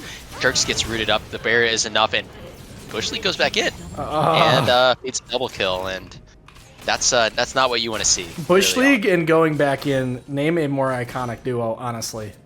Yeah, that's. I don't think you can just find beating one. a double kill over to the Caitlyn when you didn't need to. Now she's going to go back. She's up a huge wave and just pushing in a lot of XP that they're not getting now. Yeah, this is Caridian's game to carry here. As actually now Nomad coming in for the gank. Nice early flash from Pain Pekko. Doesn't land the return stun with the unleashed power from. But that's the early roam. That's the power of the Poppy. I'm going to repeat what I said earlier. It just seems like they don't know what to do against this champion. I mean, it's a very tough champion to play against, honestly. Like, it is a champ. I feel like that is another champ that you don't see a whole lot of. And so some of the things that good Poppy players do, the angles, the way they understand how to always get that stun in places you didn't really think that they were gonna. You know, it's again, when you are capable of playing unique champions, it could do a lot for the team. Yeah, but regardless, like, think about how, like, these lanes have gone, right? Bushleague is playing in the bush, and it just literally sets up a free stun for the Poppy. And I mean, it's not necessarily a product of Bush doing anything wrong, but, like, you just can't play Leona like that, because you are going to just trade all of your health into an Aftershock Poppy. Yeah, speaking of a lack of focus, we've seen a lot of that out of Bushleague, where, you know, something like that happens, and he uses the Zenith Blade to go back in when clearly the fight was over. You know, we're getting a lot of that from him, which is a little surprising. Pekko being gone on by the Corki. Takes a full Gatling gun plus the Phosphorus Bomb. That's a lot of damage. He's actually with the fleet. He's going to freeze this, and he's just going to be down because of this fleet footwork difference. As Lilchuck is going to come in and support this, and this is what I'm talking about. This is a guy who is constantly getting support from the rest of his team. It's actually Bushleague. Oh no, it's a double kill in the bottom lane. They went for the dive on Caridian. He has the cleanse. You can't do that as Leona against Caridian. Oh, and they traded yet another double kill. Now it's a 3-0-1 BF Sword start for the Caitlyn. This is Caridian's game to win. That is for sure. It has been put in his place. Obviously, he's been playing well. I don't mean to put that down, but obviously some of the plays have been a little over aggressive. And Caridian's a good player, right? He's going to be able to take advantage of some of those moves that are just almost a little arrogant, I would say. With that type of gameplay. And you're right, he's 3-0, he's a Caitlyn, he's exactly in the place that he wants to be. And for the next foreseeable future, he's going to keep getting stronger. Yeah, exactly. And I think it's a product of the draft, it's a product of misplays, but regardless, this is the state that we're currently in. Fortunately, CS isn't too much swung. Spurg is on this early dragon, as we kind of called out. That's the game plan he wants to go with. Catches the bot lane on a reset, meanwhile Chuck is top side, so not much that OTL can do about that, but Caridian is just here, clearing up this pink ward, but it's definitely going to be a dragon. It's sleep big dog, 4v1. Yeah, exactly. Chuck's going to get these scrubs for free. Nice about Karthus is he always gets isolation damage, so it's a great objective for him to take.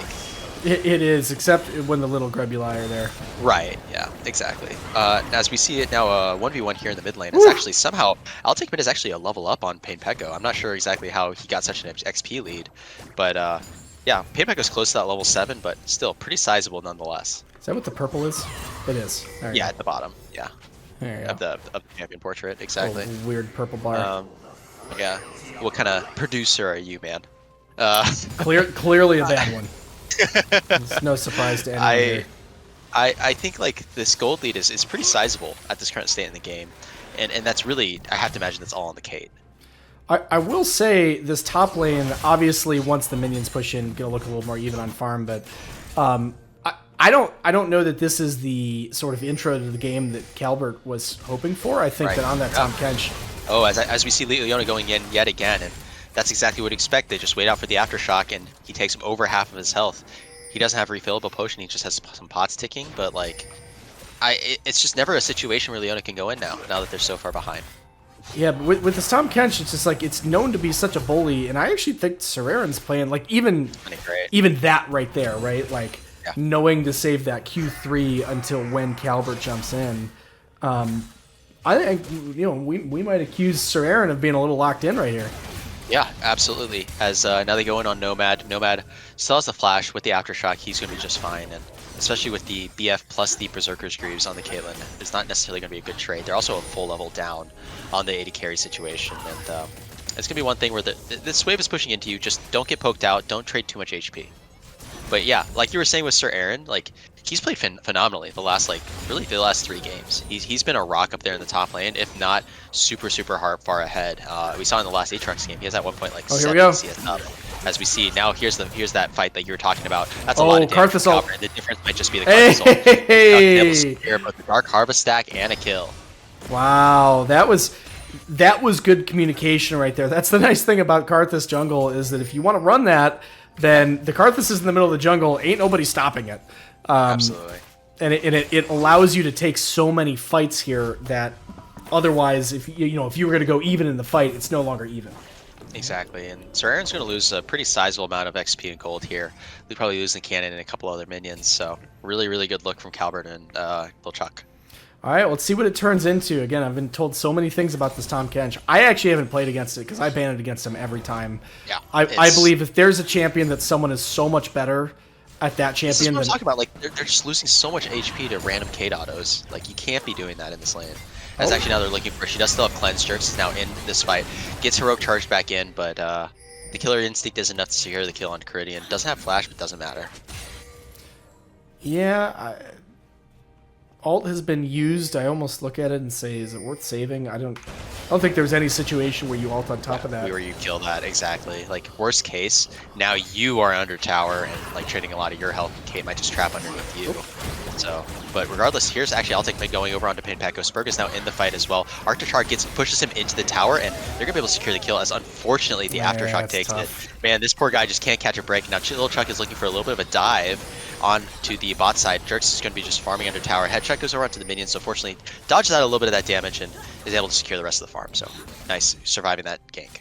Well, we say he can't catch a break. I will say though, he's up quite a bit of farm, almost 20 CS here on the Corki. So, you know, I think he's getting the gold that he needs and deserves at this point, to be honest. Harvest, that's so much damage. Nice 3 Qs from Chuck, the devastation over onto the Bush League Leona, and now there's no killer instincts. There's no reason to go for the steadfast will. But Caridian does have flash, but no cleanse, so he might look to flash and get out of this. But there's the permafrost. Oh my goodness, it's almost enough damage. Peko is going to flash in to get just enough damage as he's getting very low. Now TP. Chuck dies. The TP coming from the Tahm Kench. No, sorry, that's from the Corki and is able to secure the kill. Now that's an extended 2 for 3 so far. Now potentially looking 2 for 4. Really good looks from OTL. I think we're going to game 5 here. Yeah, it's definitely looking like it. As meanwhile, actually, I didn't even realize top lane, the 1v1, Sir Aaron dies to Calbert, so it's a full ace across the board. Calbert randomly just put in chat, Chuck, your brother's not a dog. Quit saying that. Just a little bit of mind games here in the TCL landscape. But man, like, Caridian staying alive for so long with that flash and forcing Pinpaco to flash, follow up, kill him, and trade his own life in response. It's how many brother duos have we had in TCL, by the way? 3. Sandy and Autopsy, Tranimal, and then Chuck and Sir Aaron. Wait, Tranimal. Wasn't. I would say Spirit and Lemon, but. Oh, so then I want to say 4, because then Tranimal's brother. I thought. No, I'm thinking of something else. Meanwhile, it looks like Pinpaco landed a very nice stun. Unleash Power actually does not even land it. That's just the Syndra effect. Just press R. Yep, there it is. And gets the kill. Damage. Next time, Caridian should consider not being on the same map as Syndra. Meanwhile, in the pit, we do see Spurg versus Lil Chuck. They might be looking to secure this as actually the smite comes through. Spurg doesn't have smite to do anything. The exhaust from the Karthus is just doing so much, laying waste to his health bar. As now Calbert is here to support, but that might just be it. Spurg, is he going to be able to survive this Karthus ult? Yeah, there's no malignance available yet. As actually Poppy's going to Hex Flash over the wall. Maybe get this charge. Yeah, heroic charge going on to Spurg. Now Calbert is somehow still alive. I don't know how this man is doing so much damage and staying alive the entire time. Pinpaco is not going to have enough damage to be able to secure the kill. There's the Ignite and Calbert. The Unleashed Power. Now Nomad is the only one still alive. Is going to be able to trade another kill. It's a 4 for 3, I believe. And no, it's a 4 for 4 as Now Pain Pecco's dodging every ability, and Pushlink's going to be able to secure the kill. It's just the AD carry Oh, mid lane in the man. bottom. What an extended fight, and somehow this Tahm Kench is just a beast. For the record, Calbert had little juicy fruits and could have gone for it and taken at least 3 of them. I don't know that would have made a difference, but certainly I think he got lost in the moment right there, and he did not pick those out.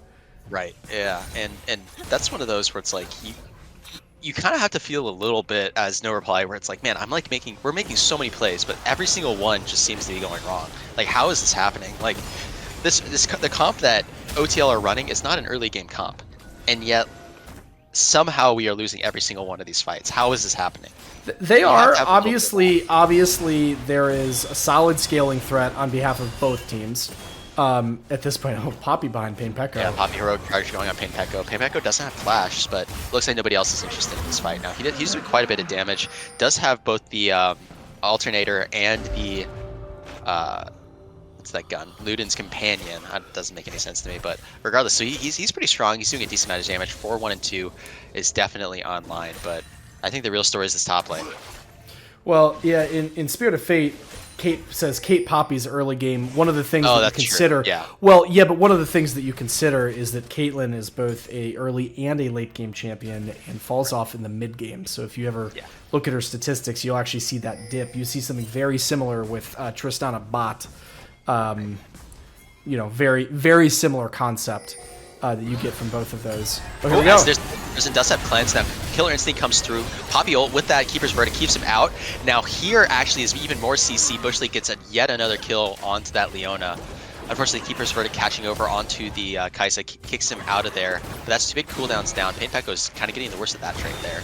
But they're going to trade that kill on the AD carry for a Herald. So good looks from a little Chuck and Calvert, knowing exactly where they need to be on the map and saying, hey, it's okay if Leona dies. We're getting every objective. One thing I'm actually not a huge fan of, and I'm not gonna pretend to be a better ADC than like a, Diamond 2, Diamond 1 ADC that Jerks is, but on the Kai'Sa specifically, one thing I don't like is that he's ulting really early. Every time the CC hits, he goes right away. He's not waiting for his passives to stack up. Yeah, if you slam your E and you go in and you start auto attack, well, it's less about that, and it's more about you have to imagine that Caridian is either going to flash out or E out. Ooh, they're going to be looking for something here. He does have the Bushleague unfortunately misses his Zenith Blade. Now actually, Kyrx is going to be in a bad situation without ulti, without that Ignite coming in the card this ult. That's not something they wanted. Late barrier isn't going to be able to block much damage, but does block the Ignite. Now here's actually Calvert coming through. Are they going to be able to get this kill onto the Tahm Kench? He is so tanky and healing so much. Now Chuck is here in response. Saren's a little bit low. I don't know if you can continue this, but Pain Pecco is ready to party. Now Calvert, no flash. Actually, yes, he has flash coming up very, very soon. Is he able to stall out the rest of that Unleashed power coming through? Not needed. They're going to be able to secure the kill. Unfortunately, it does go to Spur. Now the tower does go down bot lane, and Bushleague is having to flash out that just tankiness from Poppy. They can't deal with it. Yeah, very, very, very tanky from Poppy. There's no question. Pain Pecco with the Splinters of Wrath trying to get himself stacked up by the, hopefully sometimes by this mid game he's going to be able to get to that sort of critical mass point as Syndra and be absolutely huge and be a big threat against the Corki here. That is the hope. Stacking. Yeah, he's going to be getting those shards, and Scatter of the Weak is always such a threat. Look how much damage Mid's doing. Ultimate does so much damage. Serena can't do anything here. I think they both die here. Ace in the hole comes through, and man, Nomad is almost killing Spur just by himself. And I don't know. There we go. Yeah, there it is. There was not a play to be had. They thought they had something on the Corki, but the Corki said not today. Yeah, it's unfortunate because the game state actually has been looking relatively good for No Reply here. Yeah, but if you give those up, right? If you give those up, you're gonna have a hard time. Headshot, and yeah, I think we've been seeing that a lot in this bot lane where they have such an HP deficit from random headshots and just walking into auto range that all of a sudden they can't contest the lane anymore. That's kind of what we saw there. Yeah, sure is what we saw here. Pain Pecco 4-1, tons of farm, and he wants to end the series. Sir Aaron having a little trouble in the top lane, getting ganked quite a few times. Bot lane is just a cursed lane altogether. While the Kai'Sa is up on farm, and I actually give a lot of credit for that, given how that lane goes. Of course, we've got a bit of a kill differential, and he is still down on gold. Sort of as expected there, but Pain Pecco looking absolutely huge, and just finishes the Shadow Flame, which is a particularly good item on Syndra, as it does crit those last few ball hits. And let's be honest, like Spurg has spent a lot of time down bot lane, right? It's not a product of how the bot lane is played. It's a product of the prioritization of the teams, right? And it'd be really unfortunate. It'd be even more unplayable if this weren't the case. As they're going in heroic charge, but Spurg is really tanky with that Warmog's built up. They do have vision on it, man. The vision control from OTL is something that we need to shout out over the course of this entire series. Is actually that does not catch that little kind of corner ward. They know where Pain Pekko is. Calbert is there. They actually have no idea that they're all standing on vision right now, as they're going to try and walk in and maybe contest a little bit of damage here. Maybe force down this wave, force down this dragon. Yeah, that they will, and the vision battle is going to be a little bit... Yeah, there you go. Vision battle going to be a little bit more even at this point. Obviously, blue team actually having the vision control of the pit itself, but everything else looking just fine. And of course, with the red entrance, you know, you have the vision you need to do what you want at this point. So this is sort of an even look. And Calvert, get a little poke on the Bush League. Yeah, Bush League is pretty squishy right now, even though he's Leona, especially with those Tahm Kench Qs coming through, and he's in a very bad location right now. Doesn't have the Aftershock ticking, just has that Eclipse.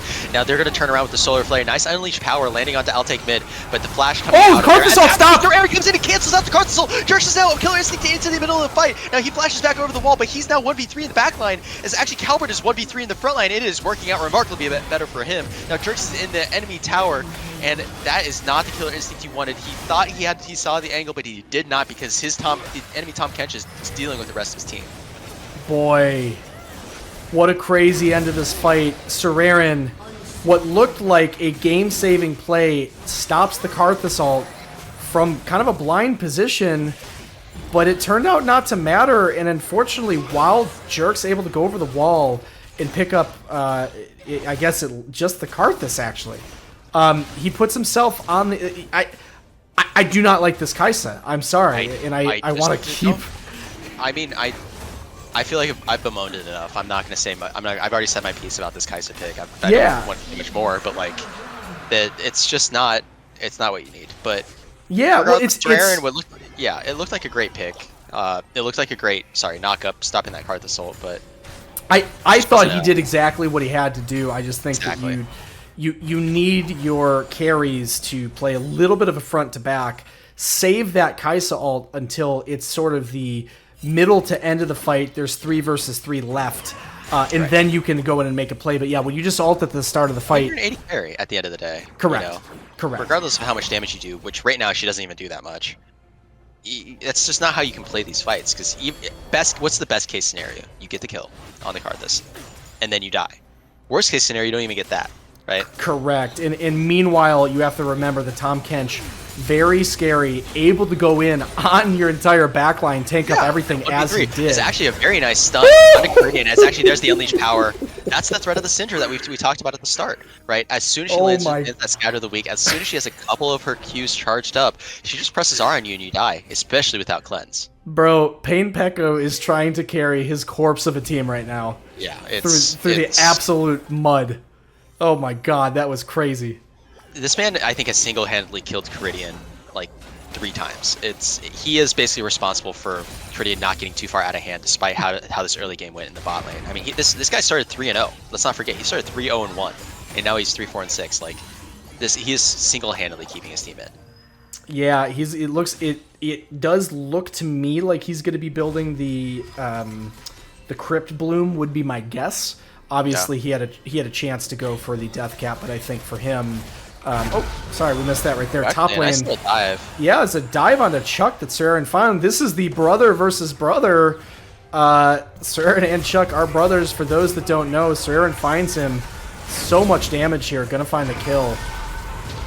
Forces the TP out, and they're gonna get the return. Karthus ult was also forced out, so really not the worst case there. You go 1 for 1. You get a little bit back into the game as this Aatrox, but then you get the Karthus ult. So all in all, I'd say that's pretty positive. Yeah, I would say that's relatively positive too at this point. And you get the TP. Yeah, and OTL able to get at this point, even with the kill right there, able to pick up a whole lot of control over the vision around Baron. Baron is the only objective up at this point. Very important, but it is nice to see Syndra, who will be able to take down a turret sort of as a counter here. Yeah. And there's the trap coming through. is able to get eaten up by that Tahm Kench, keeps Critting alive. That's a huge shield coming through. Now Jerks is already somehow half health, as he's going to get Ace and Hold.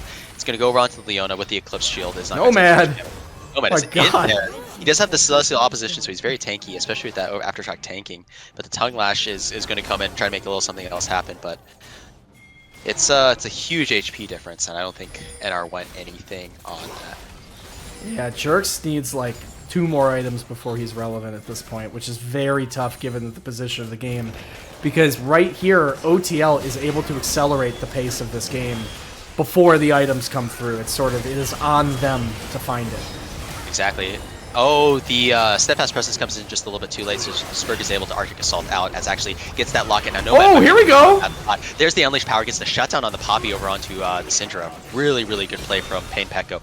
Playing with that vision, able to land that Unleashed Power, and excellent job. And this Warmog's gonna heal. Does not want to lose. Yeah, well, and not only did he find he also did the whatever the Syndra E is. Scatter the Weak. Yeah, Scatter the Weak, and found a very critical Scatter the Weak to save his teammate. All in all, I mean, this is a game for Mr. Pekko at this point. Absolutely. And crucially, like, Nomad was just a tiny bit late on that steadfast presence, but never mind that. Serraren is healing here in the top lane. They might be looking for a good play on the Calbert, as he's going to be able to get out. They aren't able to get the permafrost, but meanwhile, he's out just out of the frying pan and into the fire, and now he's going to die. That's a kill for Jerks, so very nice, as they're going to be able to hopefully get a little bit of damage onto this tower. Somebody might have to come and match this Caitlyn. Yeah, it looks like it's going to be the Serraren show here. He's going to go onto this trap and get headshot. Yeah, that's a lot of damage, but meanwhile, the rest of his team is on Baron.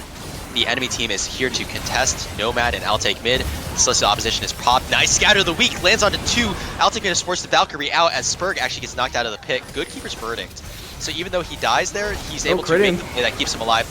I'll take mid and creating our auto-attacking. Now Karthus is going to die here. Now there is the exhaust onto Pain Pekko. That here's the ult. Here's the ult. Kill him with the Karthus ultimate. Oh, that's a huge kill, and that's the power of Karthus. Doesn't matter how you play it, just press R. Yeah, just press R. I gotta say, that champ is going to get more and more painful to play against as this game goes on. He is scaling, and unfortunately, it doesn't matter how fed your Syndra is. At the end of the day, if there's a big fat Karth assault on your face, not a whole lot she can do about that. So this is a game right here. Pain Pekko's certainly trying his hardest, but he's going to need some teammates if he's going to be able to pull this one home.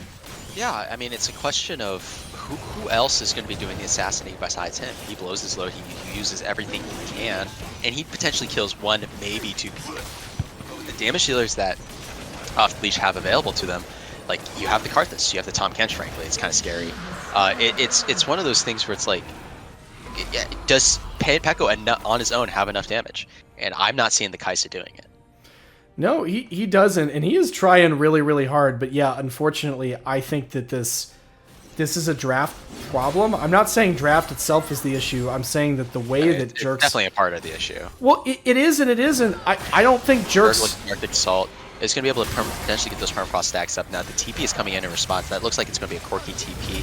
Calbert going in with that Abyssal Dive. Now, actually, I'll take mid going in for straight for the stun, but Calbert with a nice ult, and that's going to be enough of a shield to keep him alive. Excellent play. They knew exactly what they wanted to do. Now here, Chuck is in on the backside. Spurg, Warbox not going to be enough to keep you out if you never get out of combat. Now actually flashing over the walls, I'll take mid, but Nomad is going to be able to get stick onto them. Bush League might be just dead to rights here. Is going to get his Solar Flare out and just make it. Now the Abyssal Dive is coming through. They might be looking to continue with the Tower Dive here. Goes to the Tongue Lash. Isn't going to be able to secure it onto Jerks, but is going to be able to get the kill on Leona. Now actually Bush League is... No, he's dead. Wow, excellent play from Calbert and I'll take mid. They knew exactly where they wanted to go with that. They said, as soon as the Syndra ult comes through, I'm going to just eat you, you know? Meanwhile, Krugs. Yeah, Oscar is pushing top, doing Krugs. Krugs. I can't even begin to explain that. I mean, it's a game 5. That's what we're seeing here, you know? Yeah, that's a tough... That is a pure lack of focus right there, unfortunately. Gonna get a tower for it at least, but it's a bounty. I mean, they're still down a sizable amount of gold. Jerks is just taking so much damage from these Karthus late wastes with those double burn items. Nice stun. Gets the kill onto ultimate. There's that healing coming through. Now Karthus is going to die as well. Okay, might have overstayed their welcome a little bit. Nomad Courtier potentially looking to get involved, but no, there's nothing to be done here. As actually, is that going to be able to kill? Nope, Jerks is still alive. Looks like Painpack is still alive. Now Spurg is a little bit in there. He does have Sir Aaron coming to help them, but both of his damage dealers have no HP, so they're going to have to be on the reset. There's no objectives up. I don't know if this is exactly what they want. Sir Aaron is probably just going to TP in here straight to die. There's the headshot with the crit, with the collect, and you are dead. What looked like a bad play was only made worse by the presence of this Aatrox. Yeah, and for those talking about the Krugs, my problem wasn't that he was taking Krugs, it was that he wasn't at that fight in the first place. I think that he needed to be there ahead of time proactively. Obviously, literally, while he's there, taking the Krugs does make sense. But yeah, unfortunately, the Aatrox, yeah, as it's pointed out in chat, intentionally picked into a Poppy, and he's 2 and 9. It's just it's a tough look. Yeah, I think I mentioned that during the draft, and I feel like I sound like a broken record where it's like they just don't know what to do with this champ. Like they don't know how to play against it, and they don't know how to pick against it. More importantly, and it's kind of really potentially put them on match point.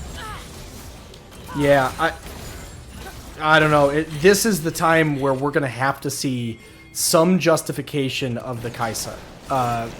It's going to need to be, and it could be there, right? If you find a catch over a wall, Kai'Sa could go, Caitlyn dies. Oh, here we go. Very nice scatter of the week. Gets over onto the Karthus, gets eaten by the Tahm Kench, and although a nice Keeper's Verdict, no Sejuani available, has used the Glacial Prison, so it's not like it's the end of the world. They do stop the Baron. Excellent job. They might be able to do it in return. Kraden does have Ace in the hole, might be looking for a little bit of a chunk, but actually Calbert gets knocked up by the Baron. He gets knocked out of his Abyssal Dive, and now he's going to be in the back of the pit, and he might die. Visually zoning off the rest of the team, does flash back out. Ultimate been doing so much damage. Took forever to kill him. Though, and it's taking forever. Now, little Chuck's getting gone on by Sir Aaron. Now Spurg is healing up from this Warmogs, and it is going to be a huge wash for no reply. Nomad is going out on Sir Aaron. He's taking a lot of damage from these late wastes. He might be dead, actually, as Ultimate is enormous. He might be able to get a kill. Now Pekka with a huge scatter of the week. Now Bush League, what are you doing there? You were just going to give a kill for free and lose all tempo for your team. Now here's the rest of the team. It does have the ace in the hole. Fortunately, it's just a Sejuani, so they're going to be just fine, but it was such a good play, and it is no longer such a good play. Jerks might be looking for something. Spurg is here as well, but Jerks, I don't know if you can take the fight against Ultimate. You did not. The Warmogs healing. What is happening on the end of this fight? You won! You were winning! Now you're losing! Oh my god. What is happening right now? They're stopping the base. Aaron's already there. Jerks is able to get the kill. They're going to get the double kill onto the shutdown on the Kai'Sa. Who got the kill on the Altec? But it was an execute! What is happening? What is happening? What is... This is TCL, everybody. Oh, anyone who just joined to watch, welcome to TCL. My brain this is an average game in TCL. I can't believe nobody killed the nobody touched the Corki. The dude just. I mean, how many executes do you see post 30 minutes these days? That was a mind control. Like honestly, how many executes do you see after 30 minutes? I don't. I just watched like 4 different people with like 100 HP walk into the enemy team. So and just die. Like, what in the world? I don't really know what to say about that. That That should have been a 4-for-1 for no reply, and it ended up being like what, like a 4-for-5 or something like that. It's insane.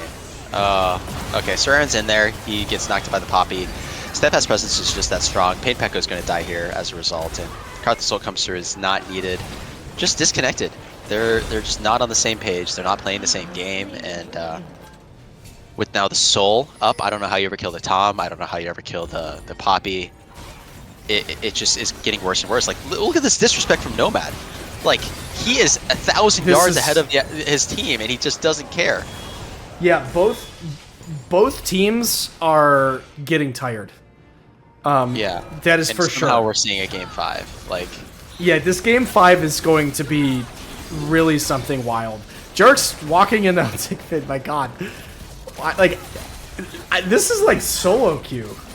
Yeah, this is true. I don't even know if I can call this solo queue. If Altec Mid waits for his big one, he actually just one-shots Glacial Prison, flash forward from Spurg, gets the response flash plus the Valk from the Corki, and nice trade of summoner spells. It might be enough actually. They've had some solid plays where that flash has been the difference. No flash on Corki is a big cooldown. So, don't you cast from your bedroom? I am, in fact, in my bedroom, yeah. Yeah, what's going to happen at Game 5 when your sweet wife has to go to bed? Yeah, so I thought about this. Fortunately, for people who don't know, my wife works in the emergency department, and so she's on the night shift today. So I Mm, tactically planned this. So tactical yeah, computer yeah. So location. I That's right. yep, I'm all set. So don't worry, friends. Don't worry, people. We're all Yeah, good. Uh, unfortunately, we're stuck with you. yeah. Unfortunately, we're stuck with whatever's happening on screen right now. So. That's true. Yeah, that is the real thing holding us captive is this terrible gameplay. Yeah, no. I mean, they just don't have the damage to quite shoot through Cal. I mean, look at that. Oh, the flank! The flank! It's actually a big flank from Sir Aaron coming in. It does so much damage, but he's not going to have the health bar to tank it. Good scatter of the week. All it gets eaten up by Calbert. That's the power of the Tom Kench. Now the Karthus ults come through. It's just an HP difference now. That's the power of Karthus. Now it's a 3v5, and health bars are healthy enough for them to continue to chase. Jerks on the Kaisa. Killer Instincts in just to do nothing and potentially lose the game. And he's going to be running away as the enemy team runs it in. I'll take mid. It comes in, secures the kill. It's the ace, and it is game 5. I hope to never see that Kaisa again. Didn't work 2 games in a row, and I think that there are other champs that fit that style of comp well. I'm going to, of course, shift over to who I thought played really well. First of all, calling it out, Chuck did the most damage in the game. Very, very good on the Karthus pick. I think it's a great pick. I think if you're able to play the early game the way you need to, you can make it fit for this sort of TCL style of gameplay. Absolutely. So again, we give credit where it's due here. Chuck looked quite amazing on that. Syndra from Pain Pecco again. I feel bad for Pain Pecco. Going to be going into game 5 after losing game 3, after losing game 4, and he's been playing well. He's been playing totally well, and especially that game, he did not want to lose, but he was carrying the literal corpse of his team. That I don't know. There was nothing you can do, and yeah, you know, to your note. To your note, Luciv, Kaisa could be fine. Kaisa can be fine. He, in particular, clearly does not look comfortable on it. I do not think this is a champion that he, I would say, is nearly as good at as some of the other amazing picks that he's shown us. Some of his prowess elsewhere, and I think it's being shown here, and it got shown in that gameplay. So we're going into game 5. This is a Silver Scrapes angle. Really excited, and we're gonna get some Red Bull in and whatever else it's gonna take because we got some more gameplay. While I do some of the tech work here, AiBox, anything else to say before we go in? Yeah, I want to see an adjustment in the draft from No Reply. I want to see kind of a change in a little bit of their philosophy. I think, like you said, it's as we go into a game 5, it's late in the night, especially any of the East Coasters that we got here. It's late, and people are getting tired, and gameplay is not going to be perfect, but it doesn't need to be perfect. I think just staying focused, staying mentally locked in to what's happening in front of you, and it's a game 5 by nature. It's anybody's game. It is anybody's game. All right, folks, we are headed in. It's going to be one last break before we go to a very, very crucial game 5. So thank you so much for hanging out with us, and we will be right back.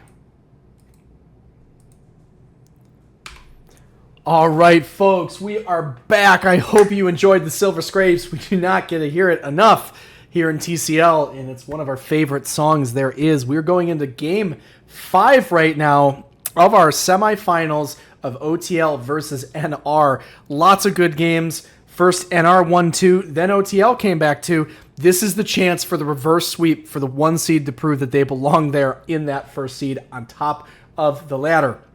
I am Abarn. I'm joined here by my friend AiBox, and we're coming in hot, and we are juiced up and energized and ready for this game 5. And it's been a long night, but it's going to keep going. The energy is here. Thank you all for being with us. Mr. AiBox, what do you think is going to happen in this last final game?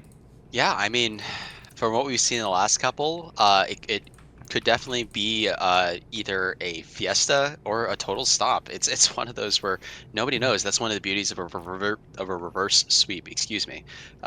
Is it one of the teams clearly has momentum, but they had to go down 2-0 in the first place to be in this position. So I think it's really just going to be a matter of it's late. Which team is still with it? Which team is still staying locked in and mentally still present? So, right. Well, and that's what we've seen. Whatever team, it will be the question of who makes the least mistakes at this point. It always is. And what you will see often in these game 3s is what will happen is whoever gets that first big aggressive gank off is the one who snowballs it. You Yes. often, sometimes we are blessed with a best of 5 where both teams, I mean, they go into some crazy 40 minute game and it's all completely even and whatever. That does happen, but More often than not, though. Yeah, more often than not, one team that finds that aggressive gank early and just makes the aggressive play can snowball, because the moment you're tired, you're starting to make mistakes, you're going to get snowballed on when you're not making the best decisions and you're just trying to throw yourself at the enemy team. Absolutely. And we're seeing a little bit of a draft adjustment. Instead of the Zac or one of the other champions being taken out, we're actually seeing that Corki banned out. I wonder if we're going to see that last pick be the Mordekaiser, making sure that doesn't get first picked. Otherwise, I have to imagine if they don't ban Mordekaiser here, it might just be that first pick. Actually, they instead get rid of that Poppy, which makes a lot of sense. Finally, we're seeing some draft adjustments, and there's the Mordekaiser in response. Well, in Pain Pecco, he plays a lot like Sandy does. I think they share a very similar style, where Pain Pecco is really effective at taking a lot of the energy of the enemy jungler, not dying over and over, sort of making the best of his situation, scaling into the late game. He's not really known to be a gigantic playmaker. That's not what he's shown to us here. And so I think the Corki was actually a really smart adaptation, because I'll take mid as like, why am I trying so hard into a guy that doesn't want to fight me if I can go pick this big damage carry, Right, absolutely. Get out of the lane even and go in and sort of be the... And just scale and be huge. Yeah, scale into infinity, right? Like, why not? Why would I not do that at this point? And he did, and I think after 2 games, No Reply looked at that and said, okay, maybe putting him onto something he might make some mistakes on could be the winning proposition for us. Yeah, and I think they've realized that, like, they tried to go with the same game plan last time and it didn't work, and now they're kind of making these adjustments. The Leona wasn't working, they picked Nautilus instead. They can't play into Poppy, they ban it, right? They're saying, accepting, like, hey, he can have Mordekaiser. Sir Aaron did just fine on the Urgot versus that, and he was actually quite impactful until the game went sideways. But it's one of those where they're kind of making those adjustments where they're still in their comfort zone, but kind of playing for the situation. Almost a little surprised to see the Tahm Kench, which I think the Tahm Kench is broken. I think that Calvert made it look amazing last game. The amount of times, and no one really, I mean, we noticed it at the time, but the amount of times that, like, a Syndra ult got eaten because he ate the person, like, that's the difference for so many of those, because any other champion Calvert's on, that Syndra gets the kill in those and snowballs the game. Yeah. You're completely right, but I'm not sure that it's something that they had last pick last time, so they went with the Tahm Kench then. In this situation, they're like, hey, they left with the Mordekaiser, we're first pick. We can just make sure it's basically like a free ban, right? We make sure that we're denying it from the Sir Aaron, so they're like, and we get this very, very strong meta pick for us in the first place. So I think they're just like, don't overthink it, just pick the Mordekaiser. As we see a really, really strong, tanky front line from... By the way, I love this Sivir ban. They're trying to funnel him onto the Kaisa. Yep. I love it. Yep. They know exactly what's happening here. Those are good bands there.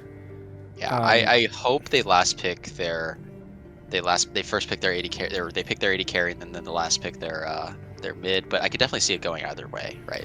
You see the Galio present, you have the Nautilus, you have a pretty strong front line in front of you as well, but you just need something that's going to be able to keep up in damage.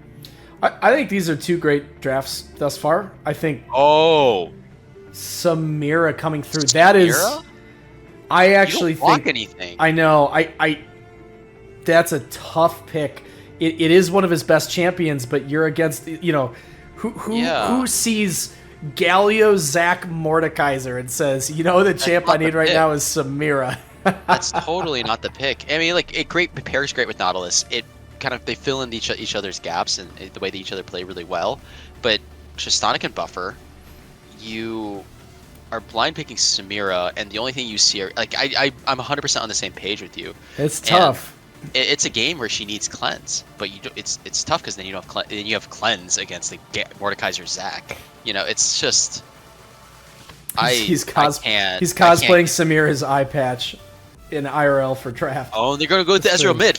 This has been something that's actually been a pick lately. It's a Tristana mid. Oh, it's a Tristana mid. I'm sorry. Yeah, my bad. Okay, yeah, sorry. I forgot that Tristana was picked. Yep, that's Tristana mid, and then Ezreal, which actually is even better for bot lane. Like, you are right. It could be. I'll take mid. Has been playing Tristana and Caridian loves Ezreal. That's the only reason I say that. Yeah. Knowing those two players, I think it's very lucky. No, you're definitely right. It is. But one of the things we've seen as an adaptation in like EU and Korea is this Ezreal. Oh, Tolson might be right. Yeah, Tolson. Yeah, that's what I'm saying. It's a really popular adaptation. It's particularly in EU and Korea. So, okay, cool. Yeah, awesome. I'm glad I called that. Sort of. Wow. There you go. Game five. Game five.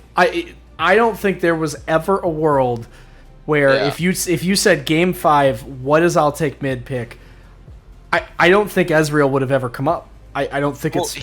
He's a surprisingly oppressive mid laner because of the way his W works, right? It refunds that mana if you land the Q, or if not, you walk up an auto. If you have something like a fleet footwork, you trade really, really efficiently, like all AD carries do. And not to mention, you naturally take TP, right? So if you naturally take TP, it's something that you will always have that mana advantage and always have that HP advantage as a result. It's a really quite a strong situation for him. Yeah, that's gonna be fascinating. But the Tristana, Galio, Zac, and Mordekaiser are all existing to make Samira's life tough. Yeah. Boy, I don't think that's the pick. Yeah, I'm sorry.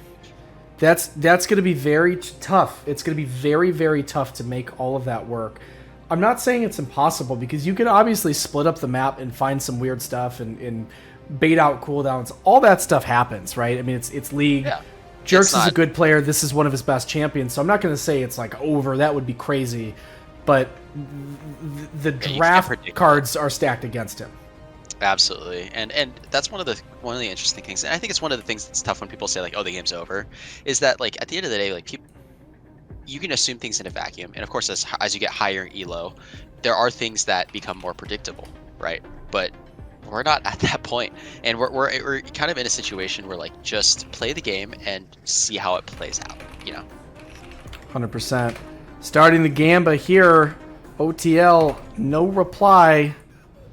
And we are deciding who we think is going to be going to finals.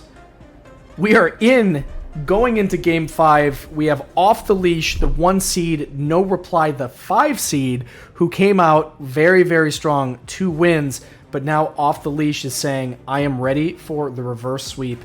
Everything's off the table. Whoever wins this, wins this. It's like old school football. Next touchdown wins. That's what we're playing against right here. Definitely some interesting picks, but also some of the favorite picks, right? We've got Sir Aaron on his Urgot, which he likes a lot. Lilia is Spurg's favorite champion. He'll pick that whenever possible. Of course, we've seen Payne Pecco on this Victor 3 times tonight. Something he is showing that he wants to play. Samira Jerks' his favorite champion, and of course with Bush League Nautilus, one of his top champs. So I think that in terms of comfort, we found it here from No Reply. But on the other hand, Off the Leash right here with a great team to actually prevent them from doing what they want to do.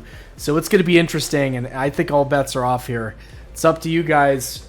Tell us with your Gamba here, which is even right now actually, who you think is going to win. And Mr. AiBox, who are you calling? I think it's going to be Off the Leash. I think you look at how this dynamic plays around the map, specifically in the bot lane, right? Samir doesn't have Cleanse, he has the Exhaust instead, which I think is fine against Fridian. We unfortunately can't see our Summoner spell, but it might be something like the Cleanse.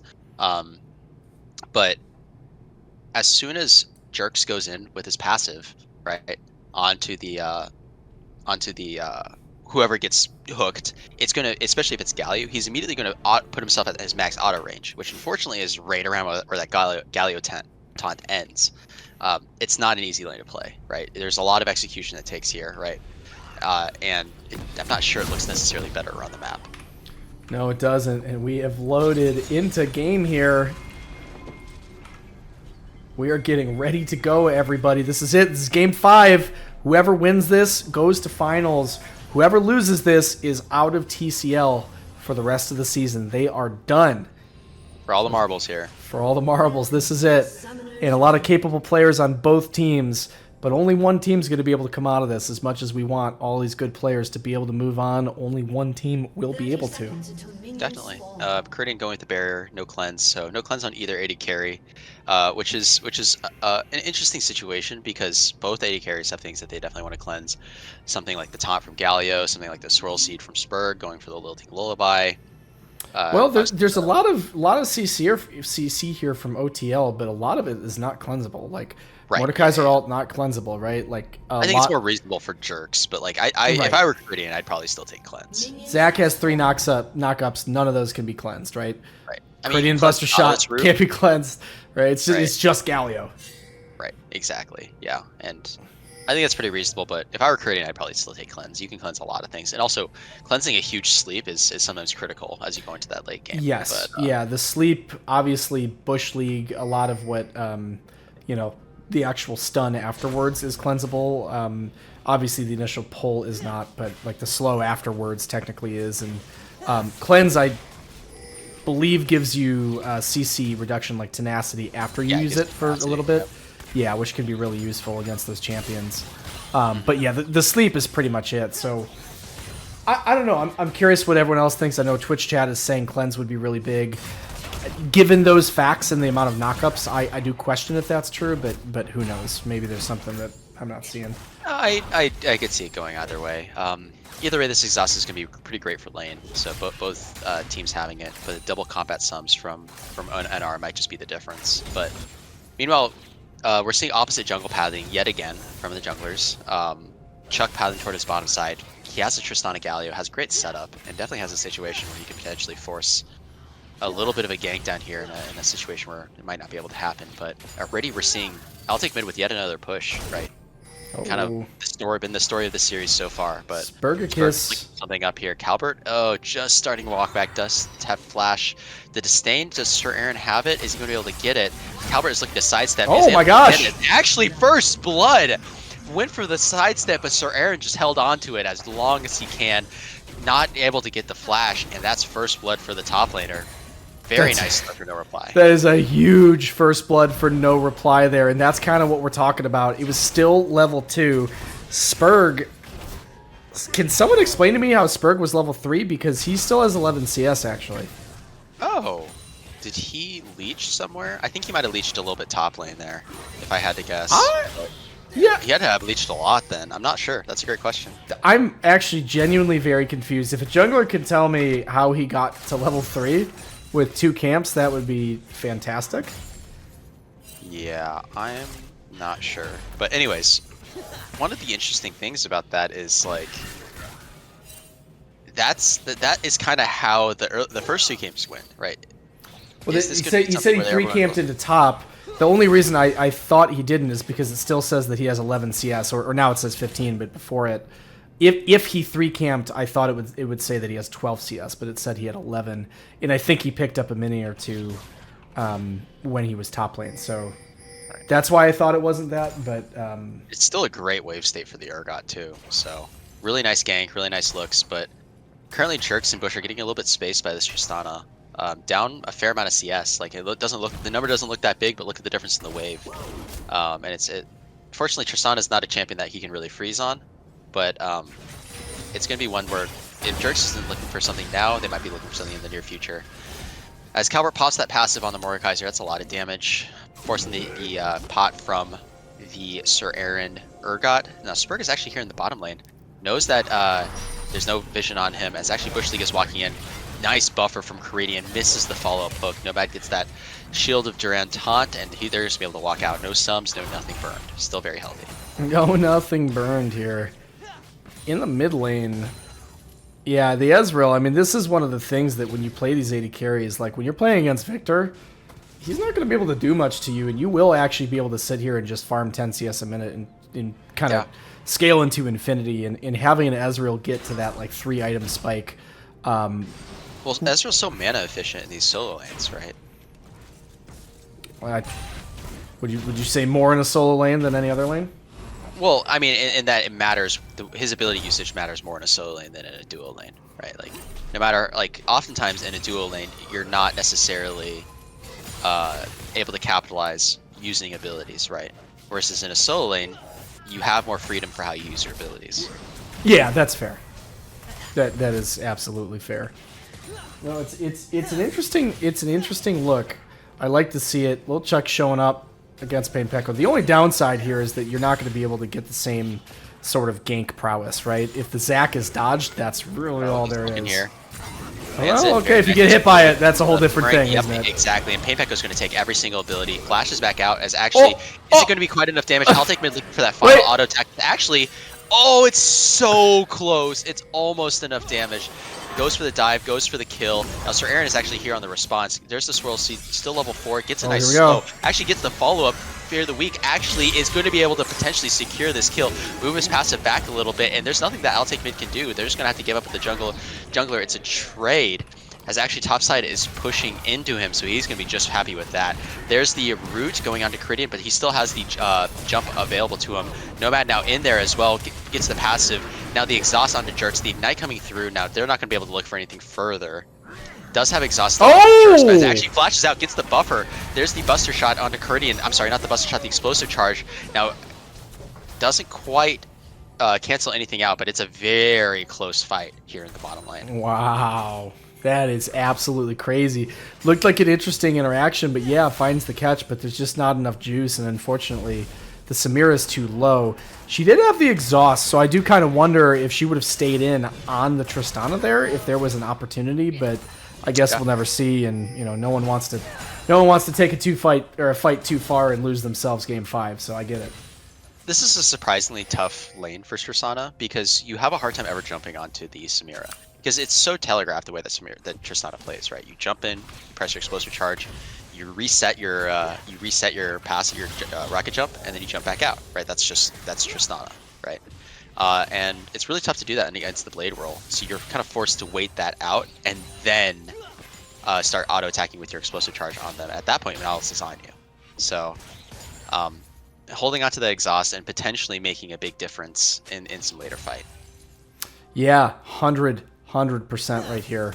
The Samira, again, just we're going to see probably having more and more trouble given who she's playing into. You know, I don't see how it's going to happen. There's so much CC, so many knockups, things that can't be in any capacity gotten away from. And in one little exhausty boy, I don't know if that's going to make the difference. Right. Obviously, huge summoner advantage now too. It is. Oh, he gets it. It's not buffered. He might be able to look for it onto Caridian. Actually, the taunt comes through. He does have no flash, but he doesn't quite have his style fully stacked up.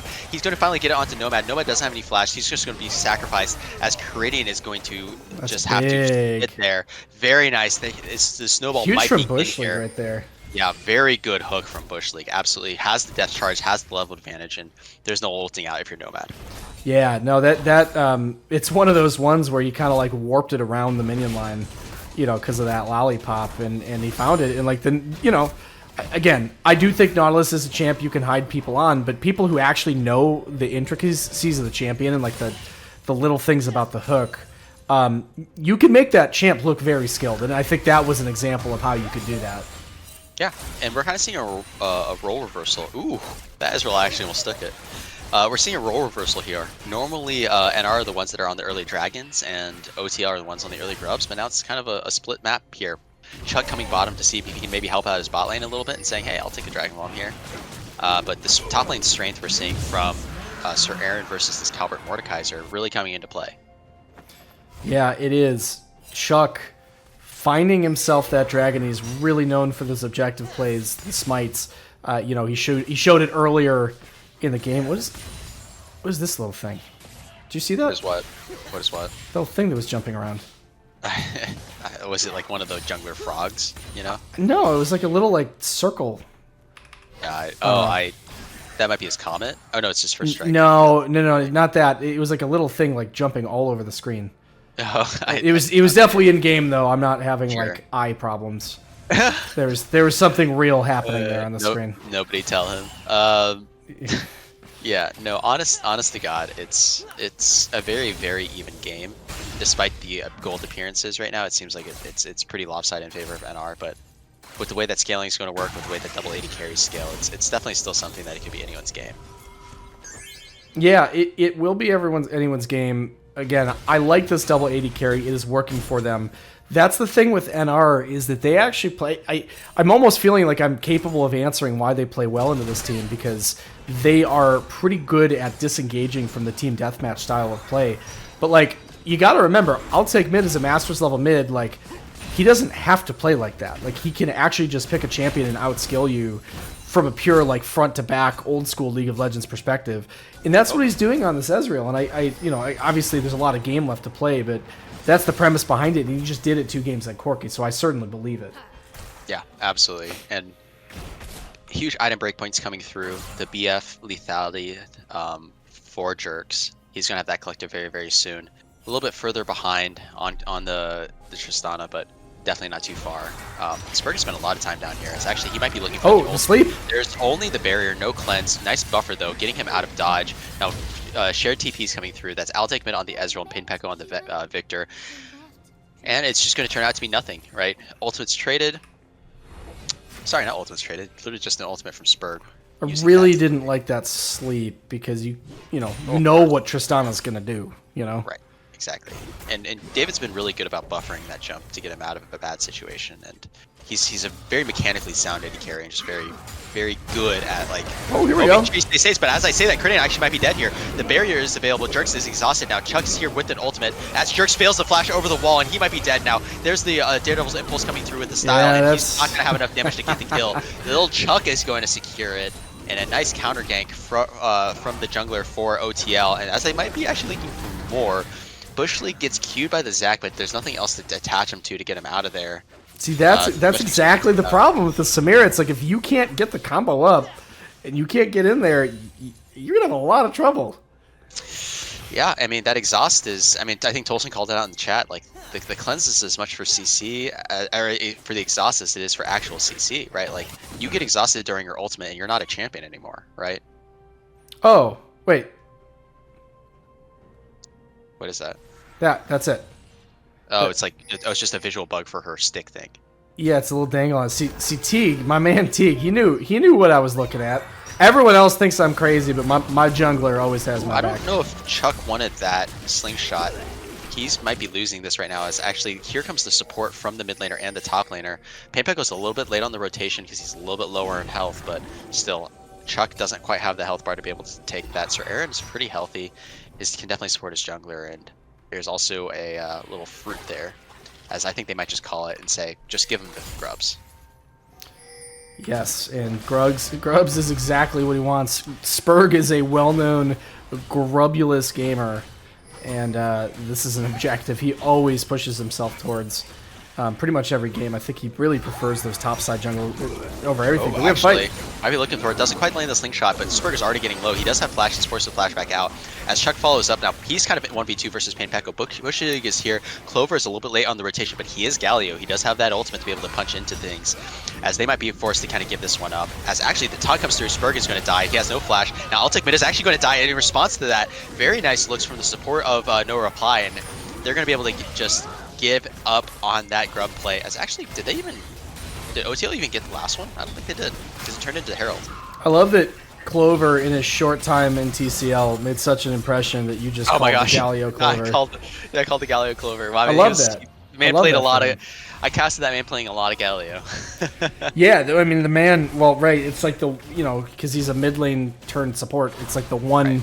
champion he would play as an actual support, and turns out, lo and behold, it's his best champion. So yeah, and I do want to draw attention to the fact that that last grub they didn't get, it transferred into the Herald a little bit too soon, so they only got the 2 grubs out of it. Not that it makes that much of a difference. 2 to 3 is not as big as 3 to 4, but nonetheless, Dragon going for, and our Spurg on this Lilia has the full Leandry's built up. He's going to be pretty dangerous as the game goes on.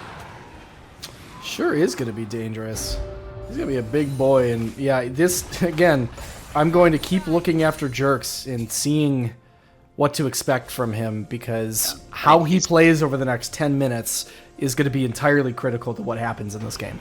Right. I mean, Samir's like the definition of a one-dimensional AD carry, right? She does kind of like Tristana, she kind of does one thing, right? And how well he does it, the angles that he finds, it's really going to determine how the rest of the game plays out. And the thing that he will need to show that he did not show on either Kai'Sa game is patience. Mm-hmm. Patience. Absolutely. You need to wait. Like, you can't just dive in the moment you see someone with a low health bar. You have to look at the cooldowns. And it's something that, unfortunately, a lot of those fights didn't go well on Kai'Sa. And this is kind of his chance to prove on a champion that he is really comfortable with, that he's capable of doing it. Yeah, totally. And if he's able to make those big plays happen, that's when we see the pop-offs with Samir, right? It's a champion that the highs are really, really high, but the lows are you are not useful to your team. You're pretty much a liability, right? Yes. Yeah, massive liability. And unfortunately, again, Samir's not a champ that can just sit in the back line and do damage. I mean, here we go. This is deja vu. Right, exactly. I think Chuck might be able to drain him, though, out of that. As actually, Spurg is kind of in a really weird spot now. He's going to be able to move into the Death Realm. It's actually, there's the Swirl Seed coming through with Lilia's Sleep. Chuck is taking a lot of damage. Calvert does get the kill with the Obliterate. Now, Sir Aaron buffers that Death Scraps nicely, as he's still going to die because Altic pushed mid-flashback in. Now, Pain Peko is just left to his own devices on the side. Well, Pain Peko does at least get the Zac at the end of it. Good rotation from the bot lane of OTL. They're going to be able to come in and basically just get a full tower for free. He is. I will say Samir actually wants this, though. Yeah, that's true. Samir is fully happy at this point just to sit here, like open up the bot side of the map, start grouping towards mid. You know, those two versus twos were not going particularly well, so I don't think that they want to continue to be in that lane at that point. Yeah, you're totally right. And especially with even summoners, it's just not something that she has a lot to do with. And I suppose mid lane was already pretty free when the top jungle died. But yeah, Riptail's going to go toward Calbert. That's going to be a nice tool for him to have in the side lane. He has 2 kills. He's kind of clawed his way back into this matchup a little bit. Still down a fair number of CS, but getting a little cash infusion is going to go a long way. It will. That's really, really big for him. And again, he's 2-1. Now, I will say the Urgot doing really well on the farm game. Calbert is a little far behind. I'm guessing Calbert, I'm guessing there's some kid stuff, because usually from a farm perspective, he's looking a little bit better. But you never know. He's got 2 kids. He's up watching them all night and all that stuff. Probably kind of tired. But yeah, we're all getting old in TCL and washed. Yeah, now here comes the slingshot. Nice buffer we're using the disdain from Sir Aaron. The slingshot, the Vanish Toss is going to hit. Now Sir Aaron is in the thick of it. Calbert pops his ult, and it's just going to be a stat check fest where he gets the Death Realm off, and he's just going to be able to kill him. There's nothing to be done there. Smashing strikes, that's what I meant. As actually, Altic Mid he's in. That's not where you want to be now. Altic Mid no longer has the E, and that's going to be a big kill in the favor of Jerks. Is actually they're going to be looking for a little bit more. Do they have this sleep available? No, it's not quite enough, as Critting's going to be able to buffer and get that one out. Bush League is a little bit low, but Jerks is even lower. Chuck comes in, but he doesn't have the damage on his own. His damage dealer is a little bit too low. Now Pain Peko is here. Now they're going to be potentially able to force out this tower. Bush League does have his dredge line available. Chuck, I don't know if you can hold on to this on your own, especially with no support behind you. Dredge line, nothing there. They're just going to take their free tower and go for it. As actually Chuck goes in with the slingshot. Now there's the dredge line, going for the hook. Kurdian goes through, and that's exactly what I was talking about. That explosive charge almost getting knocked out, as actually they do get the kill onto the Lilia. Nice reset, and that keeps him alive. Wow, what a messy fight, but it's just a trade of junglers plus the tower, and I think Altic mid TP down at the very beginning of that and died, something like that, you know? Yeah, as Caster Kobe once said, that TP sucked. That was actually among one of the worst TPs I've seen in TCL history. Just Arcane shifts into the enemy team, gets rooted up, and as it turns out, CC will probably get you killed, and can't say that was surprising. Yeah, that's tough, man. That is that's very tough. I mean, that obviously that could be a big turning point in the game at this point. You know, obviously they were looking relatively ahead, but he just Arcane shifts in the middle of the team, and right here, sort of all the priorities just going to go straight to NR, who's going to try to take this and use it at the Dragon. So certainly a shift in at least a little bit of momentum there. Yeah, and I think ultimately NR have had better objective control as a whole, I should say. Right, they're up 1 grub. They're down the rift, but it's one of those things where if they are able to play the game that they want around these objective setups and get the engages that they want, it's going to always look good. But regardless, it's actually OTL that are the ones that are starting up this drag, especially with this Riptail crashing mid. But they're going to force him off. I think if your Urgot can show up here, you're allowed to be aggressive, but Urgot is a little bit late on the fight. Yeah. Oh, actually, Zach's going to go in with the slingshot. Chuck does not have passive, but Nomad is going to go in, kind of get that nice little taunt, but the Victor W is down. Calbert's going to force people into the death Jerk's got caught. Is getting low as Jerk. He does actually block that arcane, that true shot barrage. Now Calbert is on his own against Spurg in the backline as the rest of his team is dying, and there is that Samira pop-off that we were looking for. Has the shield bow, now Calbert is left to his own devices, and it is a 4 for nothing from no reply. All of a sudden, we went 0 to 100 real freaking quick. And it is going to be a dragon, and it might be even a threat for even more. For a second, I thought that Jerks was caught there, but you're right. He does block a bunch of skill shots there with the wind wall. Absolutely critical part of the fight right there. And unfortunately, they tried a little too hard. They dumped a lot of damage into it, and there wasn't much juice left after it.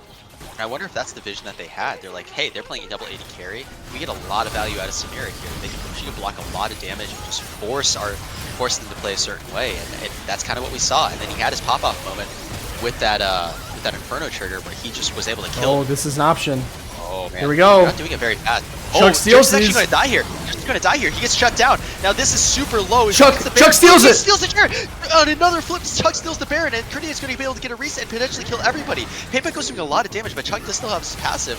Now, crucially, I'll take minutes back, and it's going to be a double kill for the Kuridian. He's resetting. True Shot Barrage coming through. Bushling is going to die. It's going to be an ace. Kurdian is going to reset. Payback might die on the backside here. Oh, actually, he gets the double kill. I'll take minutes going to flash forward and potentially get another arcane shift. Doesn't land the Q to be able to get the second arcane shift through, but he's waiting for his cooldowns. Arcane shift goes. No, it's not going to be enough. It's 4 for 2 plus the Baron. Chuck with the hero play, slingshotting in and gets that Baron steal, and now they're going to get more gold on the backside of it. Now the gold's going to be even, if not a little bit in advantage of OTL, as we are just going back and forth. Boys, this is content. This is the content we asked for. We thought that was the end of the game, but they take the Baron so slow. Chuck comes over the wall, and we knew it before he even went in. That was going to be a Chuck steal. And oh my god, we are back to having a game right now. And that's the difference between having ultimates that are on low cooldowns that are always available and something like the Zac passive, right? It was just a cooldown difference where Jerks was already super low. He didn't have really anything available to him. So as soon as he tried to go in, he just got blown up from all of the Galio CC. And from then, it was just a complete wash. Like, your Spear's dead, there's nothing else you can do. I'm a little curious it took him so long. I wonder if there was someone who wasn't DPSing the Baron. Because while, yes, Samira, yes, but you also have double Leandries, and Leandries do stack now. Yeah, that's very true. And Victor does pretty quickly, too. So, I don't know. It is surprising that they took so long. Maybe the rotation was just a little bit late as well, so it wasn't just the DPS and the Baron. But crucially, Painpeka with 5 kills gets 2 kills in that last fight, and he is very large, has his full double burn. Spurg gets that? Yeah, I think he got it. Yeah, there it is. Not bad.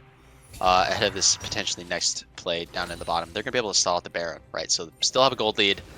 Definitely not a disaster situation. Not good, obviously, but it's not a complete game-ending disaster. I have genuinely no idea what's going to happen here. I know. The teams are counter throwing, making plays each. I don't even know what to say. Yeah, I mean, this Ezreal hasn't had the kind of impact that he's had on other champions that we've seen. I think it was a really good one in theory, but he didn't have that lane advantage really, and it's not a champion that has. He's hard to pilot, and he doesn't necessarily have those go buttons that other champions had. He's kind of more of the sustained damage threat. Yeah, I like the Victor.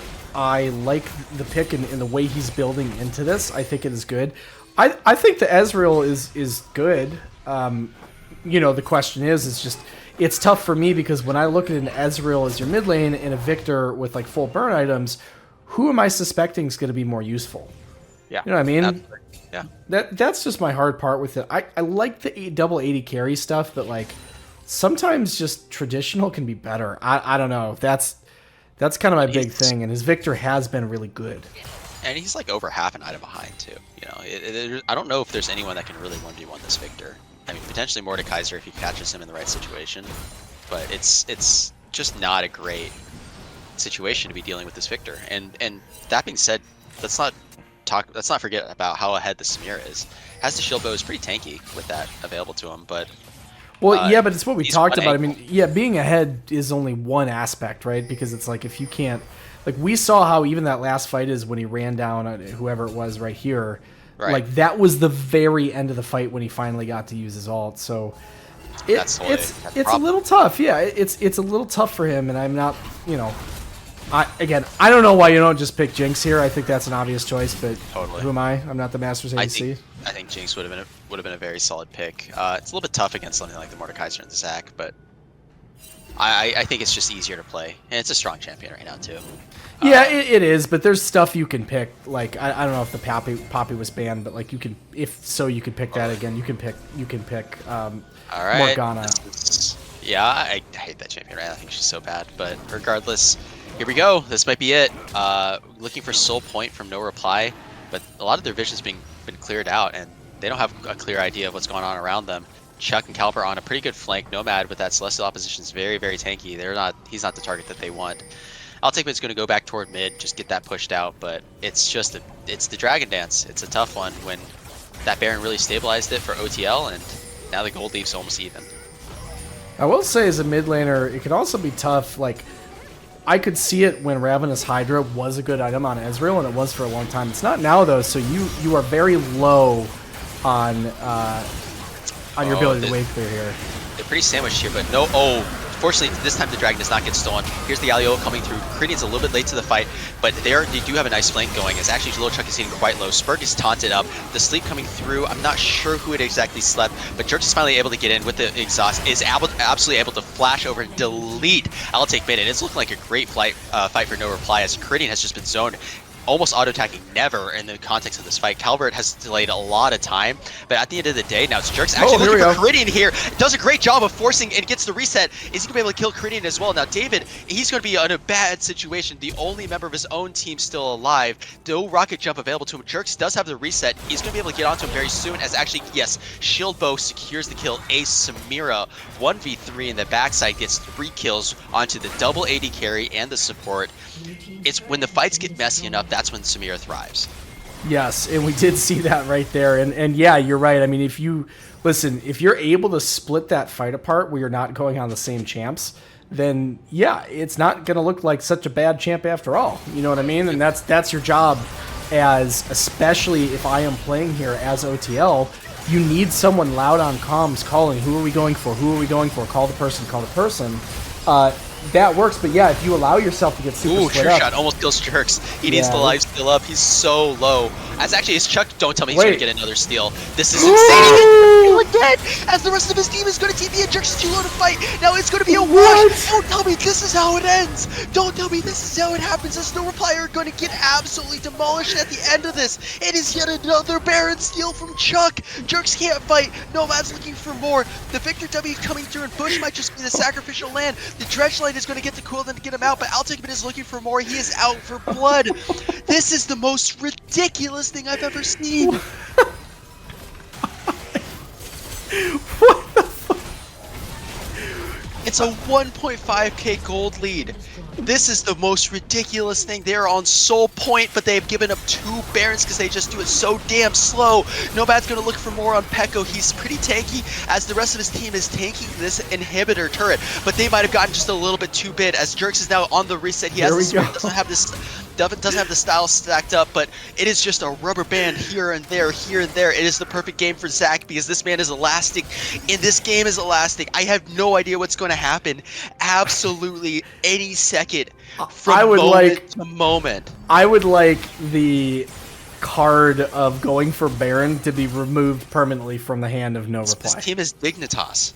Just stop going for Baron. Like, you think of the game state like it's like the Utopia Utopia meme, like the world if NR would stop going for Baron.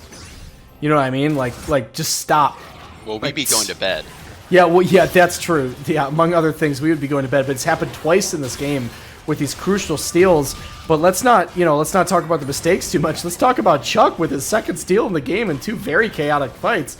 That's huge. I mean, for how these have gone, Chuck has been the only kind of real bright spot for his team so far. This game is over without Chuck basically going hero mode for 2 consecutive Barons. Like, and yet here we are with a 600 gold lead in anyone's game. I'm almost just like, I don't know, drop the Victor ult on it or something. Like, Just guys, kill the Baron.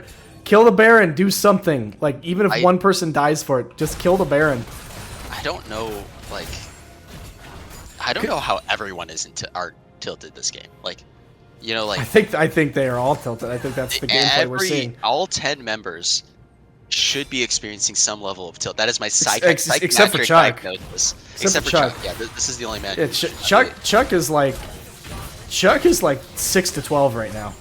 Yeah, he's dropping them elbows, and it is just crazy. I don't know. Like, Peko has done so much this game. Jerks has done a lot this game, and somehow they're just... I mean, like, look at the KDAs. Look at the KDAs. It's just like... there's no analysis that makes any of this right. I am like half asleep right now, just loving the gameplay that we're watching. This might be it here. He's getting caught out, and he's pretty tanky, but he's not going to be enough. Gets CC'd up as Altakeman does so much damage, especially with this Tristana. There's the reset. Chuck's going to be able to get out as well. They're pretty low. The Victor ult is ticking over onto them as Cridian is pretty scaled, doing a lot of damage. The explosive charge onto Jerks, as there's the True Shot barrage onto Peko. There's a lot of poke coming through, and they might be able to secure a Baron or a Dragon here, keep them off of Soul for just a little bit longer. As actually, I think they might be looking for it. They think that they used a lot there. We might be able to kind of keep them off, delay this a little bit for our top laner to come back, but they do have the poke advantage on the side of OTL, and they're just going to start up this Dragon. They do have ultimates, but these Ezreal Qs are going to come through and just continue to do more and more damage. It's a real dicey situation for no reply. Soul. They're going to give it up. That's going to be Soul denied in favor of NR, and the Dragon Dance continues. The Elder gets further and further delayed. The one thing that could potentially end this game is actually Jerks doesn't get hit by that slingshot, as Chuck is taking quite a bit of damage. The Galio coming through, and they're going to force a lot there. Very nice look, just kiting that one out, making sure that they don't get caught by that. And this is TCL tradition, no heal cut. Why not? Heal cut. You're against a Zac, and you've got no heal cut. Costs 800 gold, fellas. Zac, Riftmaker, and double AD carry. There's probably no reason why you would have any heal cut. This is a time where you need heal cut, and you kind of, you need heal cut before you need it, right? Peko or Lilia. Those are the two that apply it the easiest. Probably Peko, realistically. But yes and no. I mean, the thing is that, remember, the people you need to put it on are the front line, and everyone's attacking the front line. So, like, if Samira gets it, you've still accomplished that, because by the time you get to the Ezreal and the Tristana, that's not really who you're trying to apply it to anyway. That's fair, but component-wise, it makes more sense oftentimes for mages to take it than the AD carries, because usually, like, AD carries have a specific core that they need to be building toward. That's true, but can you wait? Like, right now, Pain Peko's going back. It looks like he's going to be getting his death cap.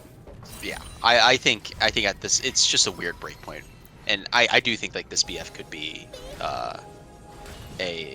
executioners instead. But I mean, with how Jerks has been playing this, like, he's been playing on the backline. Okay, I'm telling you, people, if I have taught you anything, this should never be a Lord Doms. Mortal Reminder is literally the exact same stat line, except it is 35% armor pen and 40 attack damage. Literally, that's the only difference, and it gives heal cut. Just buy it. Trust me. It is a good item, and LDR is a trap. Yeah, Lord Doms is pretty underpowered. Oh, actually, this is not an IE. This is a GA from Samira. That's a huge difference in power. I don't agree with that. Just especially if you're... This is my concern. If you go Collector, Shieldo first 2 items, and you don't go IE until literally 6 items, you are delaying your power spike the entire game. You will likely never hit your power spike. Correct. Yeah, that's going to be very troublesome. Sir Aaron, this might be a fight to the death, knowing these two guys. Pretty solid, actually. Sir Aaron does still have a lot of his legs up. Oh, they're going for Baron. All the death scrap and stuff like that, and they're going to go for Baron on the backside of it. Oh, he does have his invincible available to him. As actually, this is such a brawl. Does Sir Aaron have his fear? No, he doesn't. It is so close. And is it such a scrap here too? I have no idea where this game is going. It's so... I'm surprised Mord didn't run him down there. He wins that fight, right? Or was he... Yeah. I guess the despair comes back up? Yeah, he just used his indestructible, so he was worried about kind of being able to tank all the passive procs from Sir Aaron, but... There's no way you know the name of that ability. The Mordekaiser W? Yes. I got it wrong. Okay, you're crazy. You're crazy for that. Like that is one I can't imagine knowing. Yeah, a little hot tip secret is I actually do look up some of the, but once we're loading into champs, Yeah, like obviously. I'll look up the champion abilities and stuff. There's yeah, true color caster. That's right.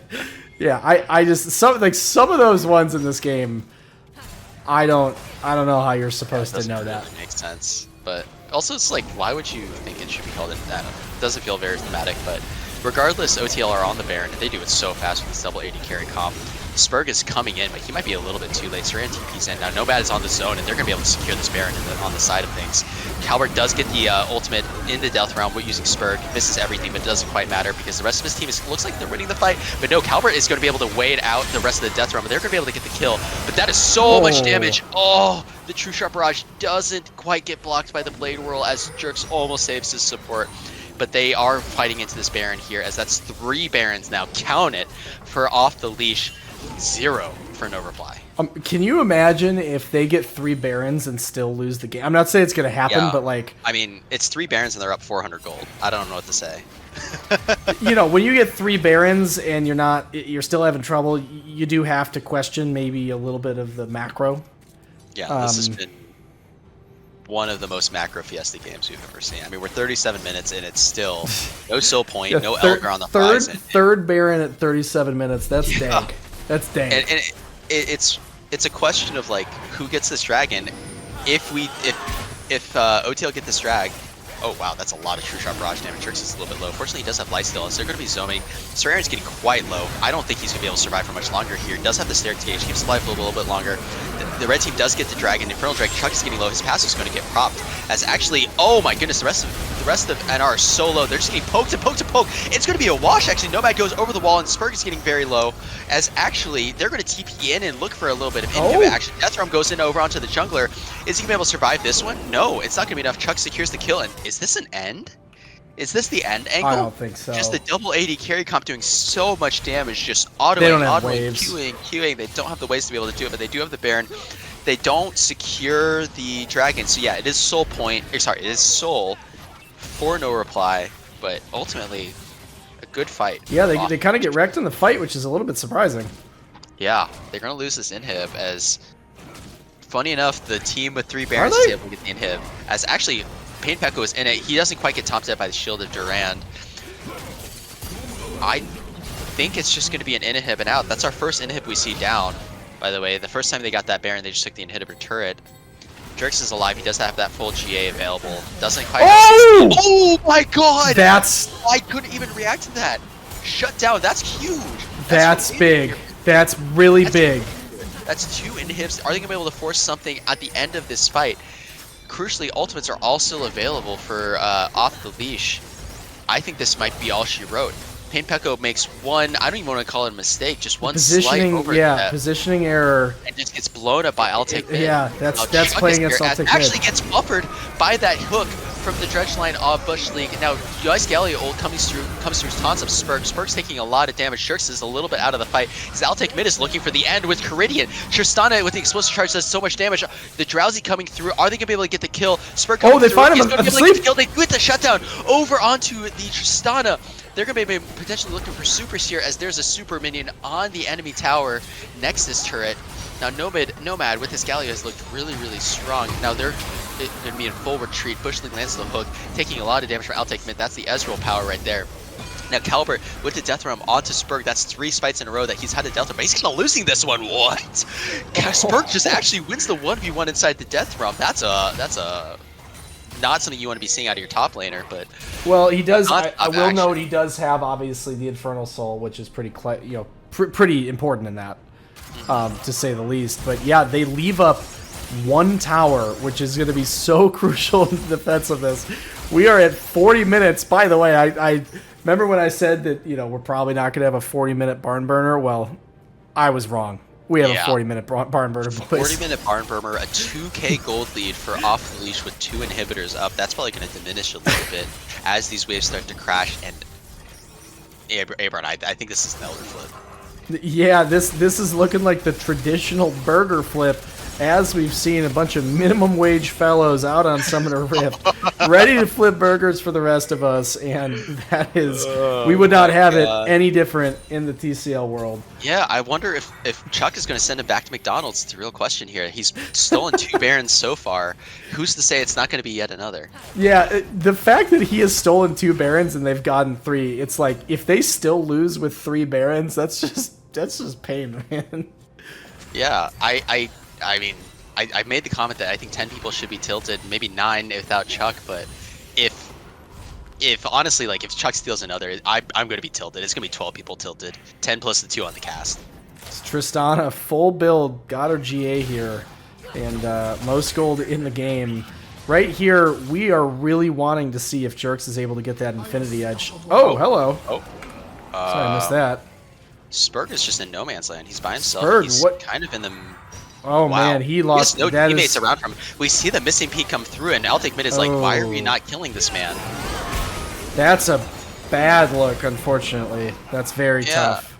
And turns out, like, it's a very good question, because they did just kill him. And now, actually, Chuck might be looking for a little bit more. There's the gravity field coming through. Chuck gets stunned up, but he's a very tanky Zac. Yeah, he is. The Baron timing is interesting. They're gonna need to defend this in wave clear. He will be up right as the Baron is spawning, and so now that being said, a lot of damage from Gradient there. He is. Oh man, yeah, that's very tough. They have an option here, but they're gonna have to almost move with them to the Baron to make sure they can't just start it and blast it right away. That's very scary here. It's a big possibility. Spurg going to be spawning up here in 13 seconds, but so is the Baron spawning here in 5 seconds. So exactly. It's a 5-second difference. They do it so fast, man. Oh, they're like, giving it, yeah. They're gonna give it. I don't think there's much they can do here, especially since they have to respect that split push. They can't give up Megas in this situation. Their wave clear is not good enough, and they can get engaged on too easy. Baron number 4. Baron number 4. Will that be the one? Elder going to be coming up. And if Baron is not the decider, Elder certainly will be. At this point, though, you got 2 inhibs down. You just group bot. You group as 5. You don't do anything else. Don't send one person in. Just stay as one clump of 5 people with your Baron. Exactly. The other waves will push. Yes. Yeah. I mean, we're kind of reaching the point where I can't even count this high at this at this time of the night. I'm like literally just confusing all my words and everything. My brain is definitely turned off in some capacity. I mean, usually is, but like TCL trivia question. If like the team with which game was it that team with 4 Barons potentially like lost it? Like if they lose this game is what I'm saying. Like which team who got 4 Barons and still lost the game? You know, like. Yeah, and right here the Samira still. This is really tough. Samira still not enough gold for an IE. That's what I'm talking about. You just never hit your power spike. It's ridiculous, but. Fortunately, their mid lane inhibitor spawns over again, so it's going to stop a little bit of that Baron power. Meanwhile, Sir Aaron has TP'd in. They're now into this fight. Elder Drake, 18,800. Burger flip, let's go! Like, there's no predicting what can happen. Historically, NR have looked good around these Dragon fights, but they've looked bad everywhere else, so who knows what's going to happen at this stage in the game. And Nomad, getting a little bit of that tankiness gotten off to him. Altic Mid very slippery on the Ezreal, doing so much damage on this poke. Excellent look so far as Elder is once again down to half. Nomad looking on a huge flank, gets a big taunt. As Spurg, he's going to be trying to get something here. He's actually in the Death Realm, so he can't get the smite. That's going to be the difference. The Death Realm that's going to be it. Out of the fight, as it's going to be a double kill to make that potentially a triple kill out of the Elder buff. Nomad gets the kill over onto Jerks. They're going to TP in. They're going to end our misery in this game of League of Legends. Calbert here with the Galio ult over on top of him. The burn over onto the Elder Drake isn't going to quite be enough. Potentially, especially with if Gradient is going to be able to rocket jump over the wall. Gets the execute. There it is. There it is. And this was going to be one of the most fun best of 5s that have gone to 5 games in TCL history. And it's the reverse sweep by the 1 seed who took down 2 before they came back and won 3 in a row on some very commanding performances. Obviously, very sad if you're No Reply, who played so hard at the start of this, but we have to give so much credit to I'll Take Mid, to the rest of his team being able to keep the mental in there, turn things around, and this what 5 hour series that we just played, or 4.5 hour series, staying in until the very, very, very end. That was incredible to watch. That was so much fun. I know everyone here had a ton of fun. Huge congratulations to the teams, or rather to the team. I think I know who the obvious person is for MVP, but I don't know. My brain is mush. There's nobody obvious to me. I'm gonna. Yeah, I mean, it's are you I'll gonna go take with Chuck mid. or? No, Oh, it's is I'll that take okay? mid. No, Yeah, it's easily I'll take mid, because yeah. if you look at those games on Corky, he's 10-0, and let's actually go through the match history just so everyone can see it again here. Um, I mean, he was a menace, but I do think Chuck played extremely well kind of throughout the course of the entire series. And I mean, not to mention this series is a loss without the first two Barons steals. as far as, well, yeah, that is true. That is true. I would all right. I'm willing to do that again. I think that if you look at those games and you look how I'll take mid plays, to Yeah, me, no, I agree. I mean, yeah. I'll take mid is such a catalyst for his team, but he does get a lot of help. I mean, Chuck was mid No, double digit that's times fair. over the That's course of fair. the series. That's fair. All right, let's bring And Chuck in. yeah, That I think that's a well made point, accepted by everybody. Chuck, our brethren, you just stole Baron after Baron and absolutely dumpstered in Game 5. I'm a little upset we didn't see 5 Barons. Yeah, that was crazy. Well, the man who's been the MVP for years, you just kind of came in and you kind of did it to him. So talk to me about that game, because that series was super back and forth. Did you really feel really confident going in on both those Barons, just knowing you were going to steal it, or did it just kind of happen? Talk to us about that. Ironically enough, the whole game I was like, "We're gonna lose. We're gonna lose." Like this is. I'm still shaking. Like I'm terrible with nerves. But when it came to the Baron, I was like, 100% I'm gonna steal it. I was so calm. I think taking the Baron from Teague that one time just really, Unlocked Juiced you. you up. if there's a Baron on the Rift and I'm alive, you better watch out. Yeah, that was unfrickin' believable. So you guys came into the series, and obviously, I think no reply. They were the only team that beat you during the regular season, and so we kind of looked at this and we said, well, okay, if anyone has figured out this top seed team, it's no reply. They must play well into them. I would think it's fair to say that is the team you guys struggled with most. So my question would be to you, in your perspective, why is it that no reply team, despite being a fifth place team, was the team that you had the hardest time against? I don't know. I think potentially they're the second best team in the league if Sir Aaron isn't running it. Well, that's a big if, isn't it? But I mean, he turned it on this game. I was shocked. I was like, He looked great. he's 100% gonna just like tunnel me and then int for it, and he did a few times. But the better brother came out on top, so that's all that matters. Yeah, and listen, I'll give him credit. I mean, Sir Aaron, he had some good moments and he had some tough moments. In the games that they lost, right, he ended up looking like a 2-9, right, or like a 2-10, which He just had, happens, right? A lack a of couple focus. of games where he turned the 1v2 and killed one of you guys when you went to gang top. Yeah, that was Karthus, so I mean, I'm supposed to die. Yeah. But I mean, he was yapping, and I'm sure he enjoyed it while I could. But we'll be the ones on the ship, and I think it's pretty smooth sailing from here on out. So That's right. Yeah. probably a 3-0 against TCL, if I had to guess. Well, that's assuming that we even make it to finals. So give us that first. I mean, I'm known to choke in the playoffs, so That's true. Don't make any assumptions. Hey, we'll take Sandy's team for sure, no doubt. But I mean, yeah, I'm excited for my first TCL championship. I mean, the scripts write themselves, right? The Czech brothers are well, currently 1-0 in TCL championships and in returning seasons. So that's true. I will say, yeah, you have come back. You are officially reformed, as people say, or at least publicly. And you're in your finals berth, so obviously really impressive. You're going to be playing against our two teams. What do you think your team has to do to really sort of lock in for that finals matchup? It should be pretty easy, honestly. I mean, The only reason that I've been playing so well is just so that Abarn, you put me above D tier teammate. That's really the only reason that I'm playing. I think I'll take mid has a way of getting things out of the worst teammates. It's just how he is. The worst of the Again, worst. it's like everyone on that team is so far bad that it horseshoes around to the other side, and you somehow all like vibe with each other. I don't understand it, but it's a dynamic that is true with most of his teams. And that's true. I mean, look at how David's playing. Who would have thought? I mean, man is hard carrying. So, I mean, I love my team. Yeah, it was a great game. I don't know what I'm gonna do now. I'm gonna have so much adrenaline. Gotta go. You've got like a week. Yeah. You've got a week. I would say go watch it back, but that was like 5 hours of video. So good luck. That's so long. We started the stream like 7:05 or something like that. 7:03.